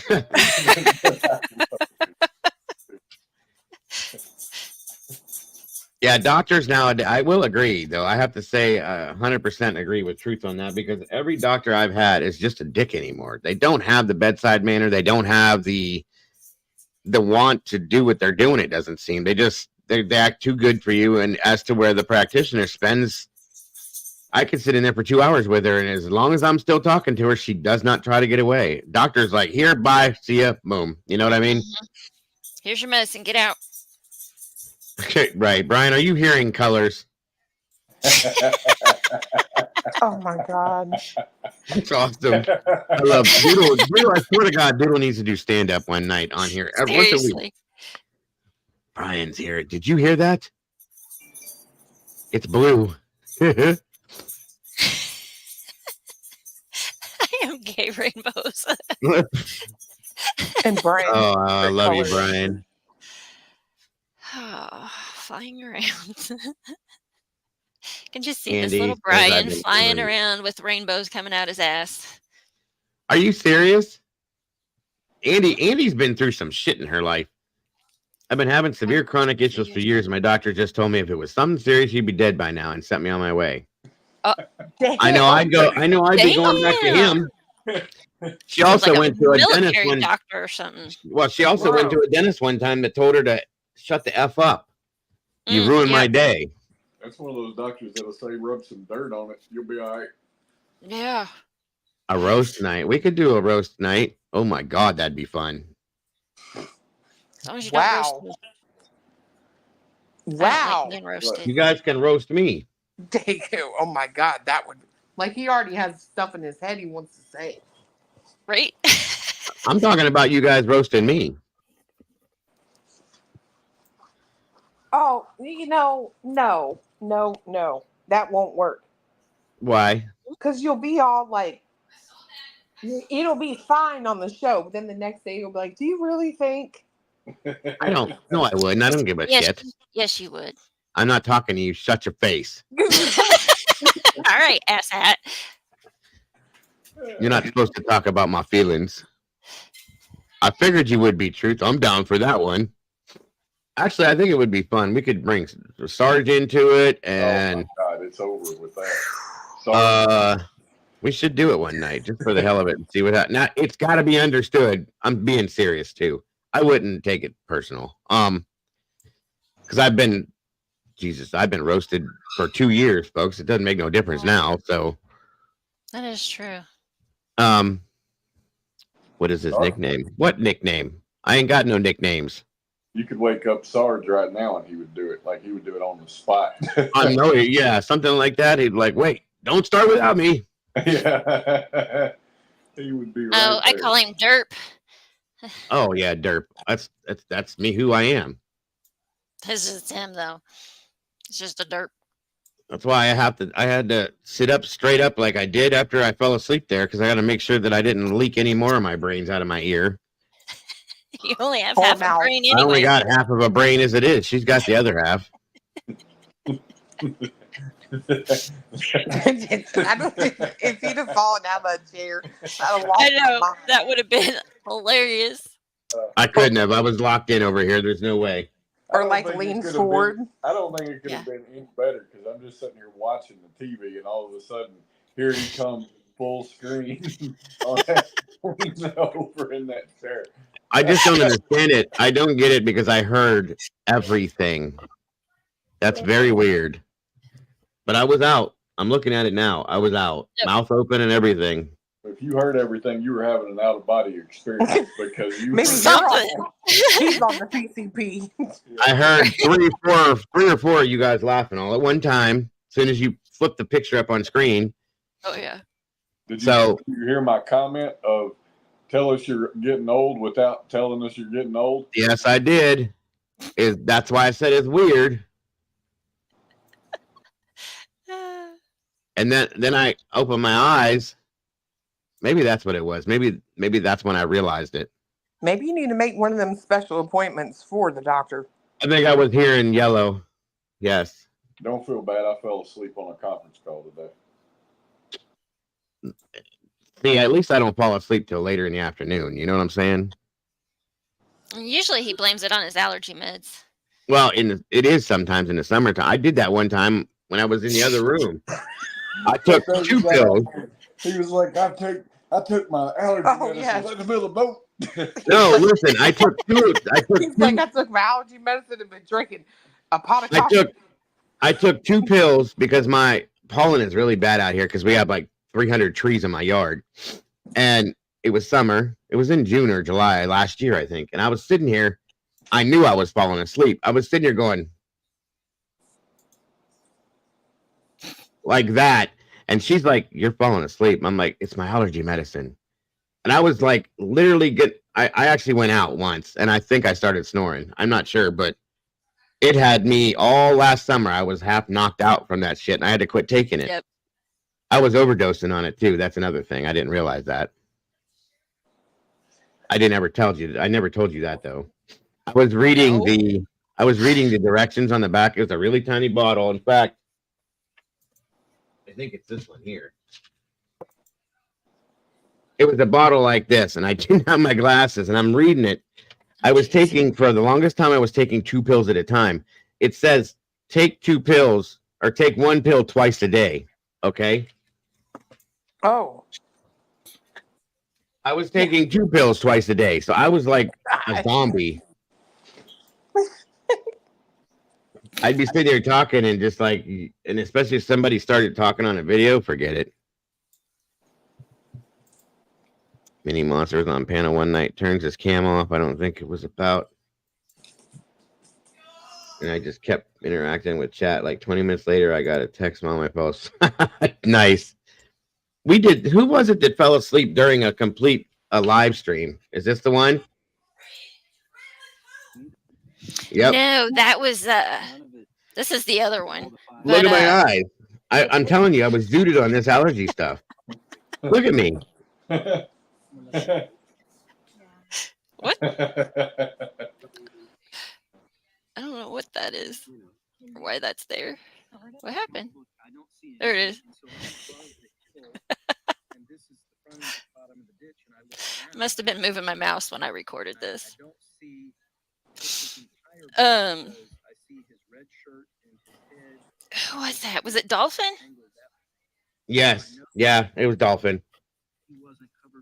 Oh, I look very focused, don't I? There it goes.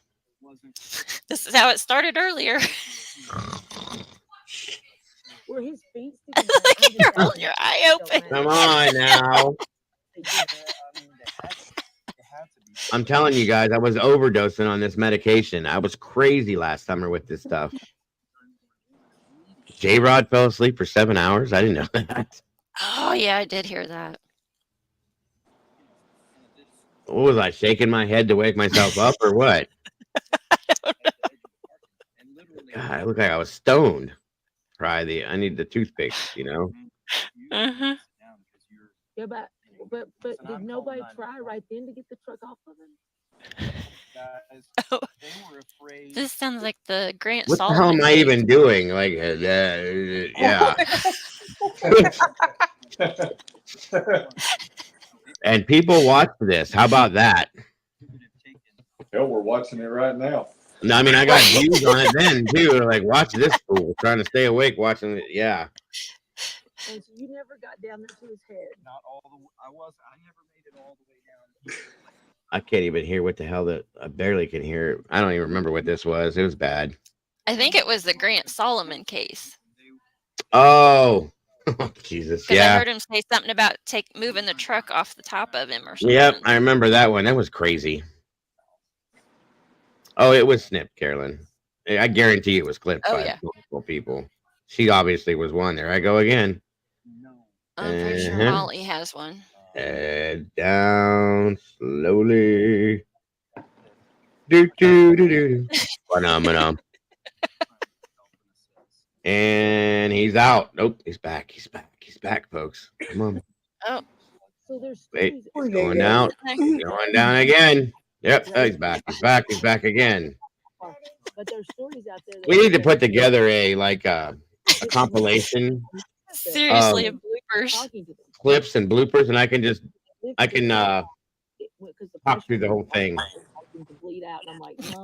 I don't know. I'm just sitting here like, I want to know what kind of medicine that was. It was Zyrtec. It was Zyrtec, over-the-counter Zyrtec. That's all it was. But Zyrtec knocks you out like that? When you take double a dose of it twice a day, yes. By the end of the night, I was falling asleep. Like I'd be sitting there talking and just like, you know what I mean? It was that bad, but it worked. It kept me clear. I could breathe. You know, I bet you good. I could smell the first layer of paint that was painted over 6 times on the wall. You're very much welcome, Leslie Ability. Mm-hmm. Glad I could get you a laugh today. I quit taking that stuff. I started taking something else that my doctor gave me. I read the label too. That's the difference. So I don't do that very much now. You know what else does that, Jack? It ain't. Yeah, Jack Daniels would do that. I ain't drank a drop of alcohol in 5 years though, so that ain't it. Kels remembers that day. Mhm. It was over the counter Zyrtec. You definitely don't take 2 pills at one time, is all I'm telling you. After, I mean, I don't know. Maybe it reacts with different people different ways, but it did that to me. So Yeah, my husband's really sensitive to stuff, so I can't take Benadryl either. That's the pink stuff, right? It is. yeah. No, you guys want to see something funny? Maybe I'll do it one day just for the hell of it.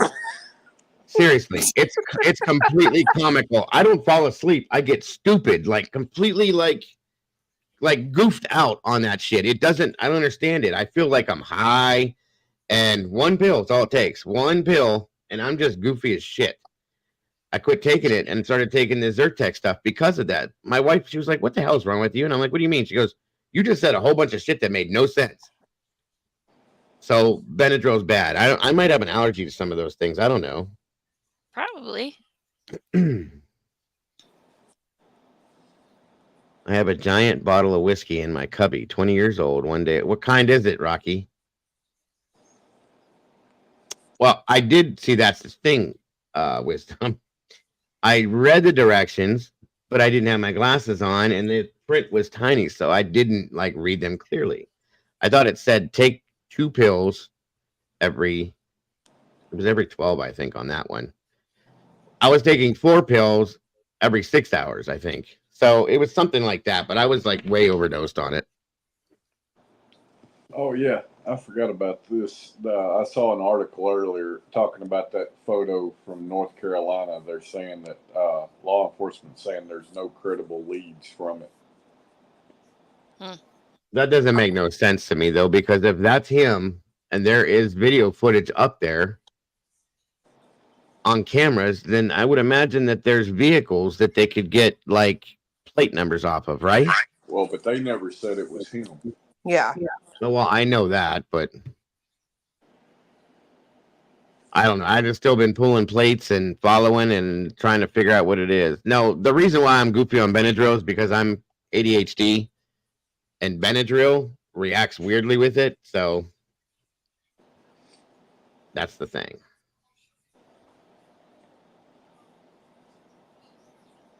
Maybe that's why my husband has sensitivity to some of those things too. That's Maybe it's what I his was told by the ADHD. doctor. If you're ADHD or like spectrum, any of that kind of stuff, that you can have like weird like reactions to it. Oh my God, tomorrow's my anniversary, you guys. Oh, cool. Happy anniversary. I've been with this awesome, amazing, beautiful, wonderful person for going on 18 years. We've been married, I should say. We've been together for... How's she not gone gray yet? Because he slept through half of it. Y'all are wrong for that. He knows I love him and Brandy. Oh, why do you think you're blocked? We saw you. I said hi to you a little bit ago. Sarge just saw the picture of him sleeping. That's awesome. I'll never hear the end of that now. No, because and I won't say which one of your mods posted it on TikTok, but somebody did. Oh, I wonder who that would be. Thank you, Brandy. That's hilarious. Brandy, these people, these are my moderators that supposedly love me so much, and look what they're doing to me. Well, they are kind of helping you because you should eventually learn to stop falling asleep on stream. I don't do it on a regular basis. And I have narcolepsy. Sleeping. I woke up at 5:30 this morning. I fell asleep at 2:30 this morning, which is why I'm tired. I need more coffee, by the way. Miss Sherry didn't mess with me with it yet. I'm sure that may be coming, but Brandy, Molly, the bear. Cassie made a good point. You make it too easy sometimes. Stop talking. I was at a bluegrass camp one time, and there were a lot of famous musicians that were teaching classes, right? And the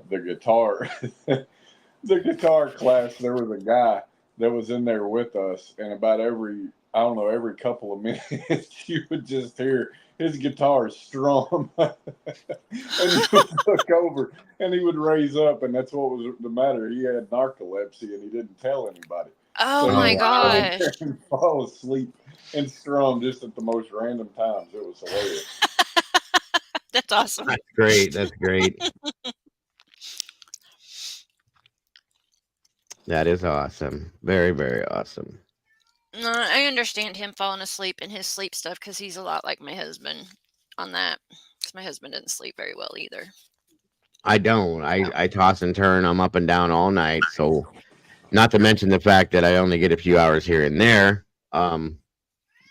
So then when I'm up, I'm doing all this kind of stuff. Then I have a tendency to get super tired. Coffee don't work for me like you think it does, you guys. It does perk me a little bit. Obviously. Yeah, it does perk me up in the mornings a little bit when I first wake up, but it doesn't do it. It relaxes me.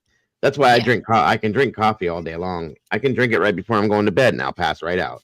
Now, that one time you had, was it 12 or 13 cups of coffee? That was different. Yes. You were off your rocker, dude. Yeah, when we did, Oh my gosh. we did an all day thing, I think it was, and I had been drinking coffee from like 6 a.m. and it was like, Was that the Koberger thing? yes, it was. Kyle? Yeah, it was like 7 or 8 o'clock at night, and I had like 13 or 14 cups, and I was just like, let's go, everybody. I was like, oh my gosh. I couldn't shut myself up. It was bad. Thank you, guys. Yeah, but yes, with your ADHD, the caffeine in the coffee calms you down, actually. It does. It versus- absolutely relaxes me. I drink it all day, literally. That's And why- I was jittery too. I remember that. It was too much, way too much. That's why the medicine that I take during the daytime for my narcolepsy is actually ADHD medicine Hmm because I it can does only the opposite. imagine what I'd be like if I got put on ADHD medication. I'm really curious as to what I'd be like. You might actually sleep. Well, no, I also need I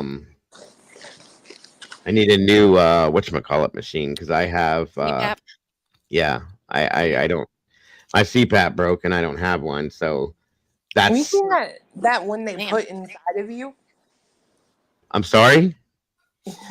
What are you putting inside of me? No, it's a CPAP that goes inside of you, and when you're ready to sleep, you hold your phone up to your chest, and it opens your airway. What? I've not I heard that. never heard of that. Yeah, so you don't have to sleep with the mask and stuff. It's literally internal. That would be pretty Wow. awesome. That because I That's the can't. only way my husband would be able to use it because he tried and it was on 5 seconds and he's like, nope, Well, nope. I used it.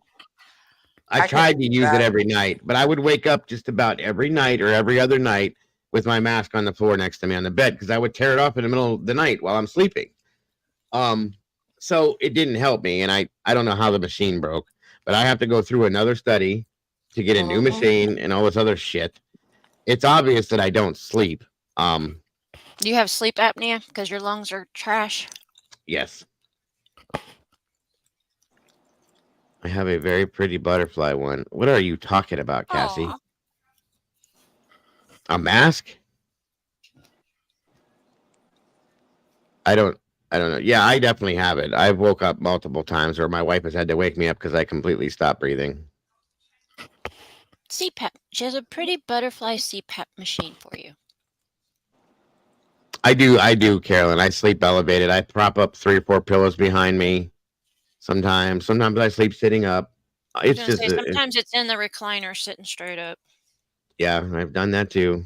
I've fallen asleep in this chair before. We've We seen. saw.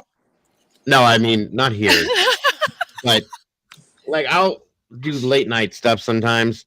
Sometimes I've been talking to Clue in Discord or something, and everybody goes to bed, and I'm watching something, and like 4 o'clock in the morning, I'll wake up with my head on the desk, like shit, I forgot to go to bed. You know,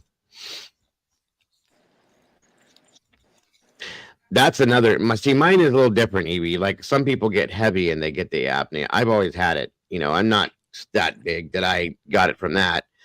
I have, first off, I have two things. I have one where my lungs are trashed from the smoke inhalation. When I was a fireman, I got it twice. Bad. And then my uvula, which I need to have removed, I guess, is too long. It hangs down to like here. So that's the problem there too. I gag on it in my sleep. Leslie, who just went live? I almost choked on my water. There goes, she just went live. Who did? They can cut that thing out. Yeah, Yeah. They can. I just haven't had it done yet. Coffin doctor did. Our mod Zelda's had it done. Don't put your finger back there. Do I have one? I can't see it over your tongue. Yeah, you got It's one. still there? Yeah. Yeah, it's definitely too long. And then there's all kinds of precautions you have to take when they take it out because That's why I haven't done it yet. It's without that, food can go into your esophagus and then into your lungs, and then you get you can choke and drown and all sorts of things. yeah. A couple of weeks ago, I was eating a sandwich. Oh my gosh.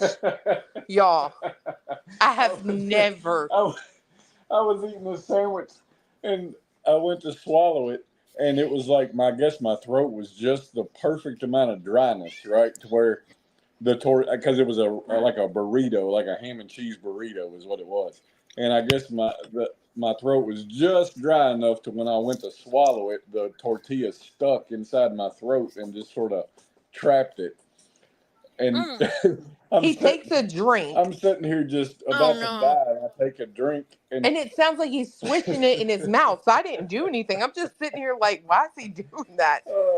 And all of a sudden he pops up out the chair and throws up all over the floor. Oh my gosh. I Those was water like, made "Were you it swell. choking?" Yes, she's like, oh, my bad, you were choking. Okay. The noise, it just sounded like you know when you swish your drink, it's like yeah. He didn't panic or anything. I'm like, okay. Well, oh my whatever. goodness.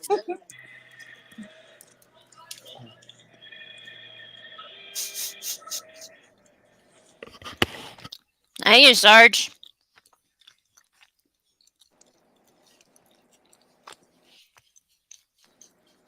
Oh, see, Sarge is here. He could come up here and roast Dago right now. Right.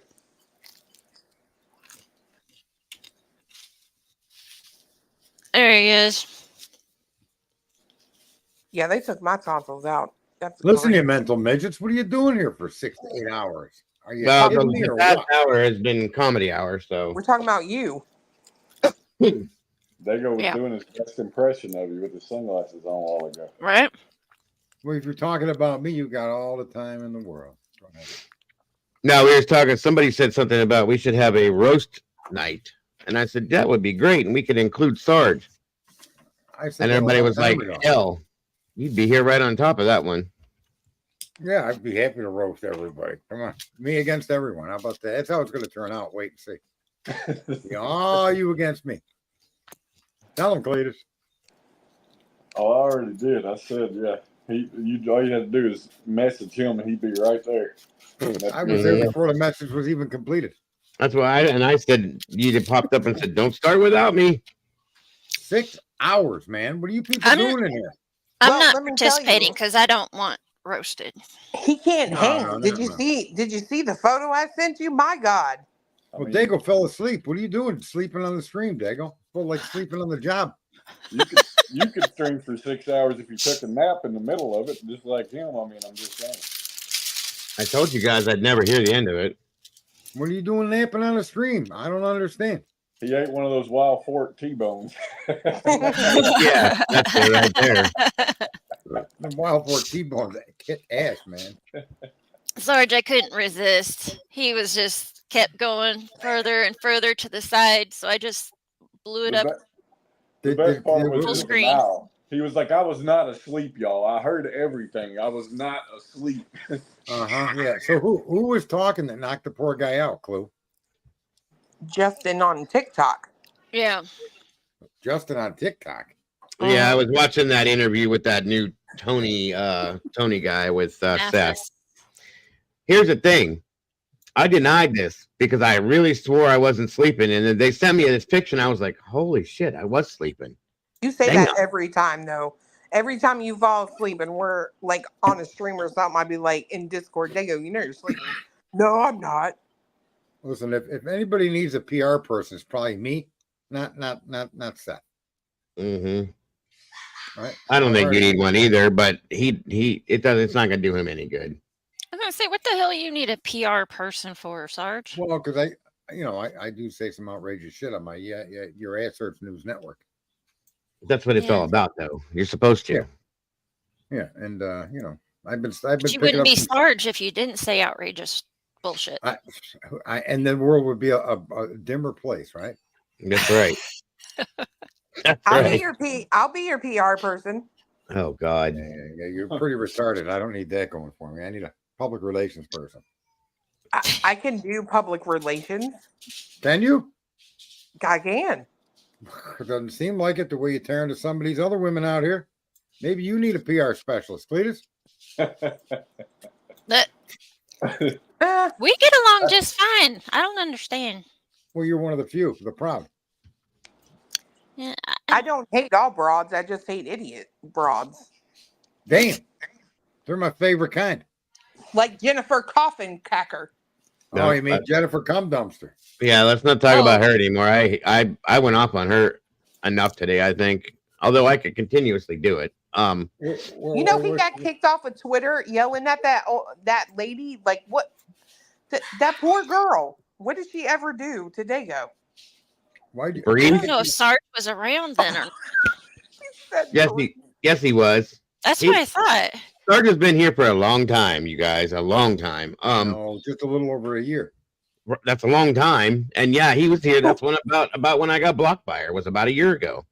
Cum Dumpster blocked me when I called it to her right in her topic. She goes, "You don't have to be rude." I says, "Well, I can't help. Your name is Cum Dumpster. It is what it is." Oh, so she blocked me. Well, that's better than what I called her cock and grabber, but whatever. Well, oh, can you show Sarge the video? Yeah, hold on.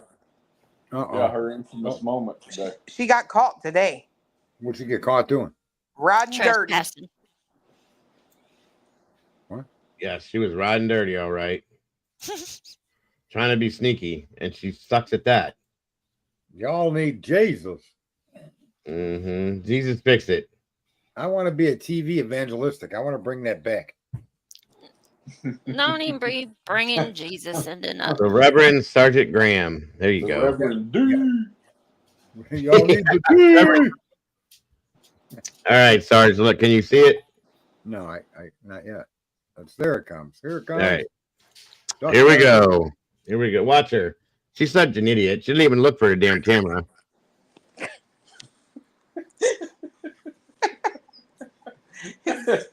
Look, she just said that's stupid. Look at her. Let's take a picture over here. Not that there's a camera. Oh, I better run. They might have saw me. Wearing somebody's rug. That legit looks like a rug. Whose house is she at? She's at the neighbors to where the Karen Reed situation went down. Let me get over here. Oh, watch her cape. She's trying to fly, Doodle said. Yeah, that's her evil cape. And the homeowner for the person that she was caught on their camera is pissed off now. She's taking social media lessons from JLR. Right? She didn't hide behind that bush very well. So she's taking those pictures. What is she going to do? Frame up some story she could submit to the court? Probably. She's a nasty whore. What are you going to do, man? What the best thing would have been is that she's running out here and got to the sidewalk as the fall as she's running. That would have been the best thing. I wouldn't touch her with Clue's dick. Oh my God. which FYI is non-existent, okay? She's a nasty person. She's a very nasty person. I have to clarify this because I was called a transgender on my stream the other day. So I do not have one of those, okay? You were called a what? Oh, yeah. You know, Dolly's little minions and they're upset because I said something about PJ. Hey, did they Said you were transgender? That's pretty ignorant, but okay. Who's PJ? Penis You know, it's a Chopper, long who's that? story. I think it's Dolly's girlfriend. Oh, come on, Dolly ain't got no girlfriend. Thank God. Yeah, she does have issues, Sherry. That's an That mouse understatement. the mouse that Chris covered in shit and sniffed all day has got a girlfriend more likely than that one. So that's the video there with her getting. I'm sure that's going to make thousands Well, and thousands of views. I just am curious. What was her point? What's going on here? I don't know. And where did she go after she got out past those cars? It's like she disappeared. No, she goes down. Well, watch. Hold on. I didn't see it either. They had to show it to me because I couldn't tell the difference. I Like thought the it woman looked just like goes somebody poof. different. She goes out. What she do? Remove her mask and then walk like she was Look, never she there? runs down to the end of the car, and if you look down towards the road, you'll see somebody running down the sidewalk. Let's see here. All right. Well, there she is. There she goes. She may have had the shit. She may have had the shit. Oh, okay. So it's the same person. There she goes. She looked like she's trying to Man, like she- break all into her somebody's training house. from look at all of the training from the FBI is in full effect right here. This woman is so aware of the right thing to do. There you go. That's what happens when you get trained by the FBI. You end up running between two vehicles on a camera. Probably Mhm. got a sign under it. You're under surveillance, and she probably couldn't read English. Yeah, and then she said she got the picture from her source. She's practicing forensic photography. I'm sorry, Right. what? She said she got the picture from her source. Somebody said that in chat. Yeah, that's her Well, source. I mean, She'll probably say it's not her. Doodle's right. She probably got it from her attorney. Everybody can tell with all Well, that. anybody that does anything in the criminal element, even if you're doing it for the good guys, knows that when you do something effed up like that, you walk away like you belong there. Anybody never- that looks at you this never can run tell. away. Yeah, right. But you can tell it's her by looking at her Peg Bundy hairdo. Well, look at that schnauzer. She got the schnauzer of a wazzer. Yes. I absolutely do not like this woman. See that? Well, I have to make an appointment with her to see if I can earn additional fucking training. Unreal. I'm surprised the FBI allows her to throw those 3 letters in front of her name when she talks to people. Well, they can't take it away from her. She was obviously, look at the skill the FBI has instilled upon her.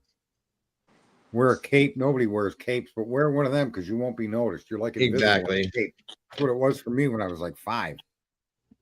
I'd put a cape on, part of a bed sheet, and run around. Here's the thing. Like if she wasn't doing something wrong, why didn't she just go knock on the door and ask if she could take pictures and let them know who she was? Jennifer Coffendorfer kills. that's true. They probably wouldn't have told her no. Right. All she had to say was, "Hey, I'm such and such. This is what my title was. I'm looking into this case. Can I take some pictures?" So it tells me that she was doing something wrong, or she wouldn't have done it like this. Well, I'm so grateful that she didn't and actually did this because that's hilarious. Oh yeah, this made my day. She is an elderly snapper, ain't she, Cletus? I gotta go. Snapper. All right, folks, I gotta end it here. My wife That's needs it. I me. just got here. I know. I said to come up here for a second before I jump off, but I've been going for It's- 6.5 hours. It's his anniversary. He's got to go spend time with the wifey. Oh, happy anniversary. Poor wife. Well, I that's mean, definitely tomorrow, but thank you. Yeah, she wants to watch movies and stuff, so that's what we're gonna do. no, But thank you very much. I wouldn't let her watch this one. No, she don't like her either. So Well, do your best to stay awake, Dago. I mean, I'll be fine. I'll be fine. At least Eat show her some the meatballs. video of you sleeping. She'll be proud of me. No, Did you she have don't it? like this woman at all. Did you have a T-bone today? What caused the I gotta go to sleep right now moment? The fact that I stayed up till 2:30 and got up at 5:30. so did I. Well, I'm 49 years old. You're not. Oh no, you're right. I'm not. At least not yet. You got another year to go. So 49. I was like, oh, 49. I got quite a few years. 4-0. till We're gonna have a 49. Bambi party pretty soon. Yep. oh yeah, Bambi in Pebbles. the He's now wild. admitting it. It's We like a just had to decade. show him the proof. Oh, I admitted it as soon as I saw the video, Pebbles. I just didn't think I was. I literally did not think I fell asleep because I had my eyes closed, and I do that all the time until I saw that I was laid out completely on the desk. He was just resting his eyes, folks. That's not real sleep. That's what I said. What happens when you get older, man? It's like sneezing and shitting your pants at the same time. These things just come upon us, and we have no idea what to expect until after it's over. And then you're standing there and you're like, for women, it's sneezing and pissing your pants if you've had kids. So, Well, see, what? I gotta be honest that I have not had that experience yet, Sarge. Who was panicking? She's like, "What? That's true. What she's telling you is true." But there is that added issue that could strike you out of nowhere. That snarting is just a terrible thing. And let me just say that when I get a chance to have a conversation with a creator, that's right on top of the list about what was that. yes, ma'am, Cassie. Wait a second. If you've had a baby, yes, you can do that. Yeah. Oh, at some point, yeah, your bladder is gonna be, body functions and organs give out after a while. Is that like having a baby every way, or is there like a certain way you had to have that baby? I had my kids vaginally, but I did have a single, and then I had twins right behind it. So And those weren't those done C-section? no. You did all that naturally? Damn. Yep. So, Clue, you got a lot to look forward to. You ain't seen nothing yet. Yeah, your Cassie bladder, even said, "I've had 2 kids, and my bladder is weak," and she had a even C-section. even if you don't have kids, as you get older, your bladder has a tendency to drop and go It's a downward. muscle. Yeah, prolapse. Yep, there you go. It's a muscle. It weakens just like everything else. But That's yeah. why you got to do those Kegels, man. I do those all the time. I'm good. I'm not gonna pee. Kegels. Although Willie made me laugh so hard I peed one time. Oh, see, it's already happening then. That's an indication it's on its way. Yep. It's on its way. You won't get a notification like you do with Amazon either. It'll just show up. Yeah, it'll just show up one day. There's no waiting for it or looking and getting a notification on your phone or nothing. It's just there. Yeah. Hell, I ain't had no kids, and if I hold it too long, I about piss myself sometimes too. So it's just getting older. Or if you fall asleep in your chair. Mm-hmm. I don't mind Sure. laughing and laughing, but I swear, taking a sneeze and making a poop, that's a problem. Especially the way you described that, Sarge. That was a blowout. That wasn't just a poop. That was horrible. It was the worst moment of my known life. I'd have rather taken a beating from the old stepmother again. What I don't understand is, was that like a high pressure sneeze or something? Dude, I don't know what it was, but your nose and ass should have nothing to do with each other under any circumstance. Not with this I can agree with that one. Yeah, that must be a guy thing because I can sneeze and pee a little, but It might have had not something that. to do with what you ate that day, maybe too. Yeah, you have a Something few to do too with what many. I ate. I think it now. I'm think it's afraid what every you time I drink. go. Listen, as you get older, you become more and more afraid of your private parts. I promise you that. You're not going to know what the fuck is coming next, and all of a sudden, boom! You're like, really? I just thought I was going to fart, or I just thought I was going to sneeze, and your pants are. It's And terrible. you got to go take a shower right after you sneeze, right? Yeah. Well, yeah. You got to go sit down to sneeze and stand to piss. It's incredible. The shit shower and shave becomes a lot simpler. You see him come running past. Where are you going? I'm to the bathroom. Move. Why? I got to sneeze. Okay. It's just, listen, talk about sneezing. So I'm at a buddy's shop and I'm fucking around and pretending to sneeze. I put a little bit of water in the bottom of my coffee cup, right? Maybe like, I don't know, 2 fingers worth. Yeah. And I sneezed behind him and pelt him in the back of the head with that water. Oh God. Like, what the fuck did you puke on me? That's hilarious. He's fucking rubbing the back of his fucking head. He's shaking his hand. He's like, what the fuck was that? I said, I sneezed. He goes, there's no way that was a sneeze. I go, sorry. I'm soaking wet. That's hilarious. Oh That's a good prank to do. Love it. Yeah. All right. Well, okay. I'll let you close your stream. I said enough Yes, stupid thank shit you for last jumping night. up here real quick. I appreciate you. We will do that roasting thing here relatively soon, folks. That sounds like a fun idea. How many people are going to be up here getting roasted? Better not just be me. Oh, I'm gonna do it. I said you can roast I'll me. be Anybody. here, maybe. We Maybe can't you roast. be a referee. I Yeah, guess. we can't roast Mama Bear, but you guys can all roast me. I'm good with it. I'll get roasted. We'll take turns doing it to each other. That's how that'll work. All right, I'm off the next 2 Saturdays. Bless you, Clue. Jesus Christ. That was not, what the hell? That was not me. Oh my God. What the hell is wrong with you, Clue? He tried to blame me for belching one time. I was like, You did belch. That was Sarge. That wasn't me. That was you. You You're sounded such a like that. liar. That's why I Okay. thought it was you. Okay, that he's lying. Am I Cletus? Yep. Am I lying? It wasn't her. But has she sounded like that before? Oh yeah. Oh yeah. Okay, thank you. See? No, I don't do that. I've done it myself, so it happens, you know. That sounded I healthy. burp when though, I'm, Sarge. when You I'm, must when say I'm something under good. underpass. I let out the loudest burp I can, and it echoes, and everybody in the car is like, "What was that?" Nice. Birds get flushed out of the beams on the bridge above you. It's awesome. That's awesome. That's awesome. Dago. Yes, ma'am. Where is this video on Twitter? What do you mean? The Jen video? The one we're watching right now? Yeah, the cop and dopper. Salty sent it to me. Excuse me. I'll tell you what, if I didn't have to talk out of this send it over to microphone, you if you want it, Clue. Do you want it? Where'd she go? She's I gone. don't know. She does. Oh, she probably did it on purpose. Oh. That's what she does. She just hangs up. She does it all the time. She thinks she's They funny. learned that from me, and now that they're trying to steal it. I do it to her every now and again, like he I just know, did. Clue. Yes. It's a perfect name for him, isn't it? Shut up, Clue. Anyway, all right, everybody, and everybody that was on panel today, thank you for joining us. I appreciate you guys very much. It was great to have you back, Mama Bear. Even if it's only once a month, it is what it is. Very much appreciate it. It was fun. Yep, the end of the it was show was fun. fun. Yes, very much so. Everybody in chat, I hope you had a enjoyable time today.